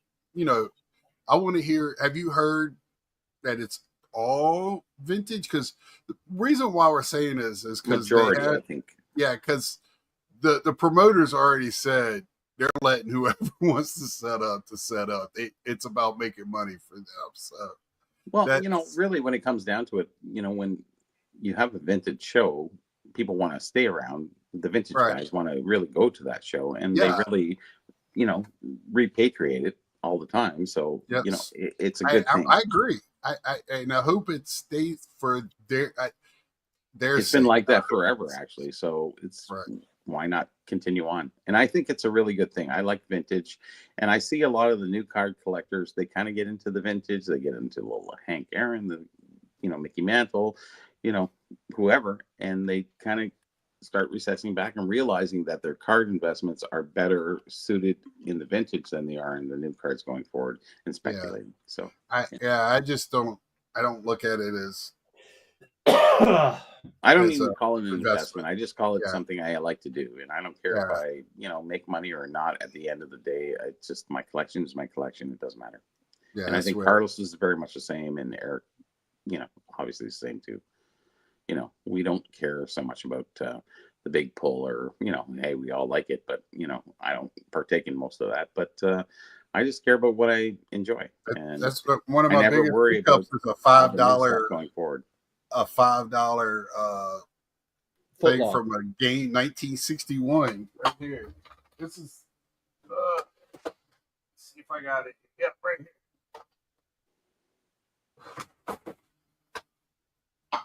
1961 Richmond Virginians official scorebook. $5 paid for it. One of the things I really enjoy. And that connects me and my dad. My dad used to go to the Richmond, Virginia games growing up. He always talks about them. Saw that at a show. I was like, well, this was meant for me. So $5. So, that's cheap. Yeah, I showed him. We went over to players, and he was telling me all about some of the players and stuff and stories. So great connection. Yeah. Well, that's a connection that we have in the hobby, right? And you need that, actually. I think it really, that engages you more into your collection than it does somebody who's just trying to flip and go forward, and we need more of that going forward. Mm-hmm. Indeed. Yes, Mike, I think this is what we've gotten out of this. Fortunately, Eric's veto voting power is only in his imagination. Much like a true democracy, Eric doesn't get a vote. He has a say, but not a vote. He can say things, like he says words. Yeah. Well, I saw Brad won't hear, so I thought I'd take up a little bit of that slack. Listen, Eric's BFF for life, Brad Harlan. Honestly, a man that he worships like a god. Oh, good Lord. Like a god. I'm gonna throw up. Well, that's what I said when my wife met me. She said I was like a Greek god because she's Greek. I'm not. And now she says I look like a goddamn Greek. So I don't know what's going on with that. But anyways, just saying. Can I go to sleep Indeed. now? Yes, I'm going to sleep too. I gotta get up and work a very long day tomorrow. I gotta get up and do nothing. So Work is debatable. I gotta go eat a snack. So anyway, I'm gonna read the last couple comments yes, and then we'll call snack it time. Yes. So Bob Jackson says, I heard Vito is bougie for Mayo. True. Eric is veto Really? power in that case. True. Good thing Eric isn't in charge. Facts. Yeah. Facts. So we thank you all for participating in this wonderful, longest running episodic, whatever it is. We don't know what it is, but we'll figure it out someday. The important thing is that Eric has no power. He is an anchor. He is la anchor. And you can send him to Sanderson to Or on Instagram. You can send him all pictures of mayo jars, mayonnaise factories, simply free running mayonnaise. Eric loves it. It fills his heart with gladness, takes away all his sadness, and it eases his troubles. That's what it does. You send me How many songs is pictures that? of mayonnaise. That's one song. That's all one song. Block. Indeed. And Thank you thanks to to the Burrell Scott for taking the time out of Strongsville and visiting. Oh, yes. Yeah. Scott was literally sitting there with a watch list full of all the Strongsville videos, one after another. And he not only is watching them, he is watching them at 1/4 speed to absorb them all into Right. his soul. Right. But yes. My plan is to go next year. This year I went to a Philly show. I plan on going to that one instead next year. So. Gotcha. There you go. And the Philly Thank you, show Scott. was good. And when are you coming to Toronto, Scott? I want to, but As soon as they remove the ankle bracelet. yeah, I'm good. I just need to make the plans and just do it. Yeah, November is great. That's when I want to come, is November. Yeah, it's the best time. Yeah, hockey season. Screw you, Bob. Thank you, Bob Jackson. We'll Appreciate take you out for a steak. There you go. Appreciate it, Carlo. Good stuff. So anyway, thank you, Scott, for joining us. You can check him out on Big Scott 35 channel. I'll put a link to your channel there, Scott. Last week, you had a scintillating conversation where a very wise man in the hobby explained how the 52 mantle became what it was. Yes, it was. That was a good show. I got to speak for myself. I've been having good Sundays. That was a shamelessly self-promote. This is the time. Yeah, I've been having some good Sunday chats. What was that one called? Why the 52 mantle? Okay, that was it. And I'll check that one out. Kind of self-explanatory. Just wanted to know why that is chosen as the card of cards. I think it's across all cards. That card is the card of cards. And, sure enough. Yeah. It was a very interesting conversation. We had Dr. Carlos and the chat, and never got a clear. I mean, Carlos gave all the reasons, very good reasons, and it is what it is. It's just confusing to me because it's not a rookie. It doesn't fit anything of any rules of any of the hobby. And it actually fits into the baby boomers who carry the hobby forward for so many years. And that's a very good point. But yeah, when I talked to my dad and that, which I have his collection, they didn't give a shit about the 52 mantle. No, but I think when you went, Maris and Mantle, I think it was a big time. That was really something in. He wanted Duke Snyder. And Duke Snyder, another great. Yeah, and he was, Willie May. I mean, other guys. He hated it. So, but I mean, he liked watching him play, so that's what it's about. And all that was, I understand why, but it made for a good show. Sure, I'll check that out. Yeah, and you can find out how I was able to finally calm down the Cap Anson lobby. Because honestly, Ed's shameless pumping of Cap Anson, his worship of the man is excessive. Horrible. It's just too much. I can't stand it. Listen, Cap Anson was not a swell fella. We can't be promoting this man this way. And Ed has been ridiculous with it. Like, enough already. Good player, though. No, he was a good player in his day. Yes. Oh. So anyway, that's it. So Amanda? Yes, everyone was very nice, Eric. No. Yes. We could not have possibly been nicer. No. Thank you for asking. It was one of the most brutal nights I've had to sit through. Well, Eric, give me one example of any meanness that was drawn towards you. I Please. almost won. Sorry, I Okay. couldn't hear you. Go on. You're saying? Nope, couldn't hear it. Anyway, unfortunately, his audio cut out. Couldn't catch that. So, regardless, sounds like Scott. We were nothing but angels. Yes. We were far too nice to Eric. Honestly, next time we'll have to be meaner. But on that bombshell, we thank you for joining us on this episode. Next episode 235. That will be the pre-Spring Expo episode. Yes. We will discuss matters pertaining to pre-Expo, and then Mhm. that week, the Monday podcast will actually be live. Ah, We're doing it live. I like that. And there may be a second live stream that week, scheduled TBD. We'll figure it out. We'll go from there. Is it going to be gonna Friday or no? It depends. I got to see.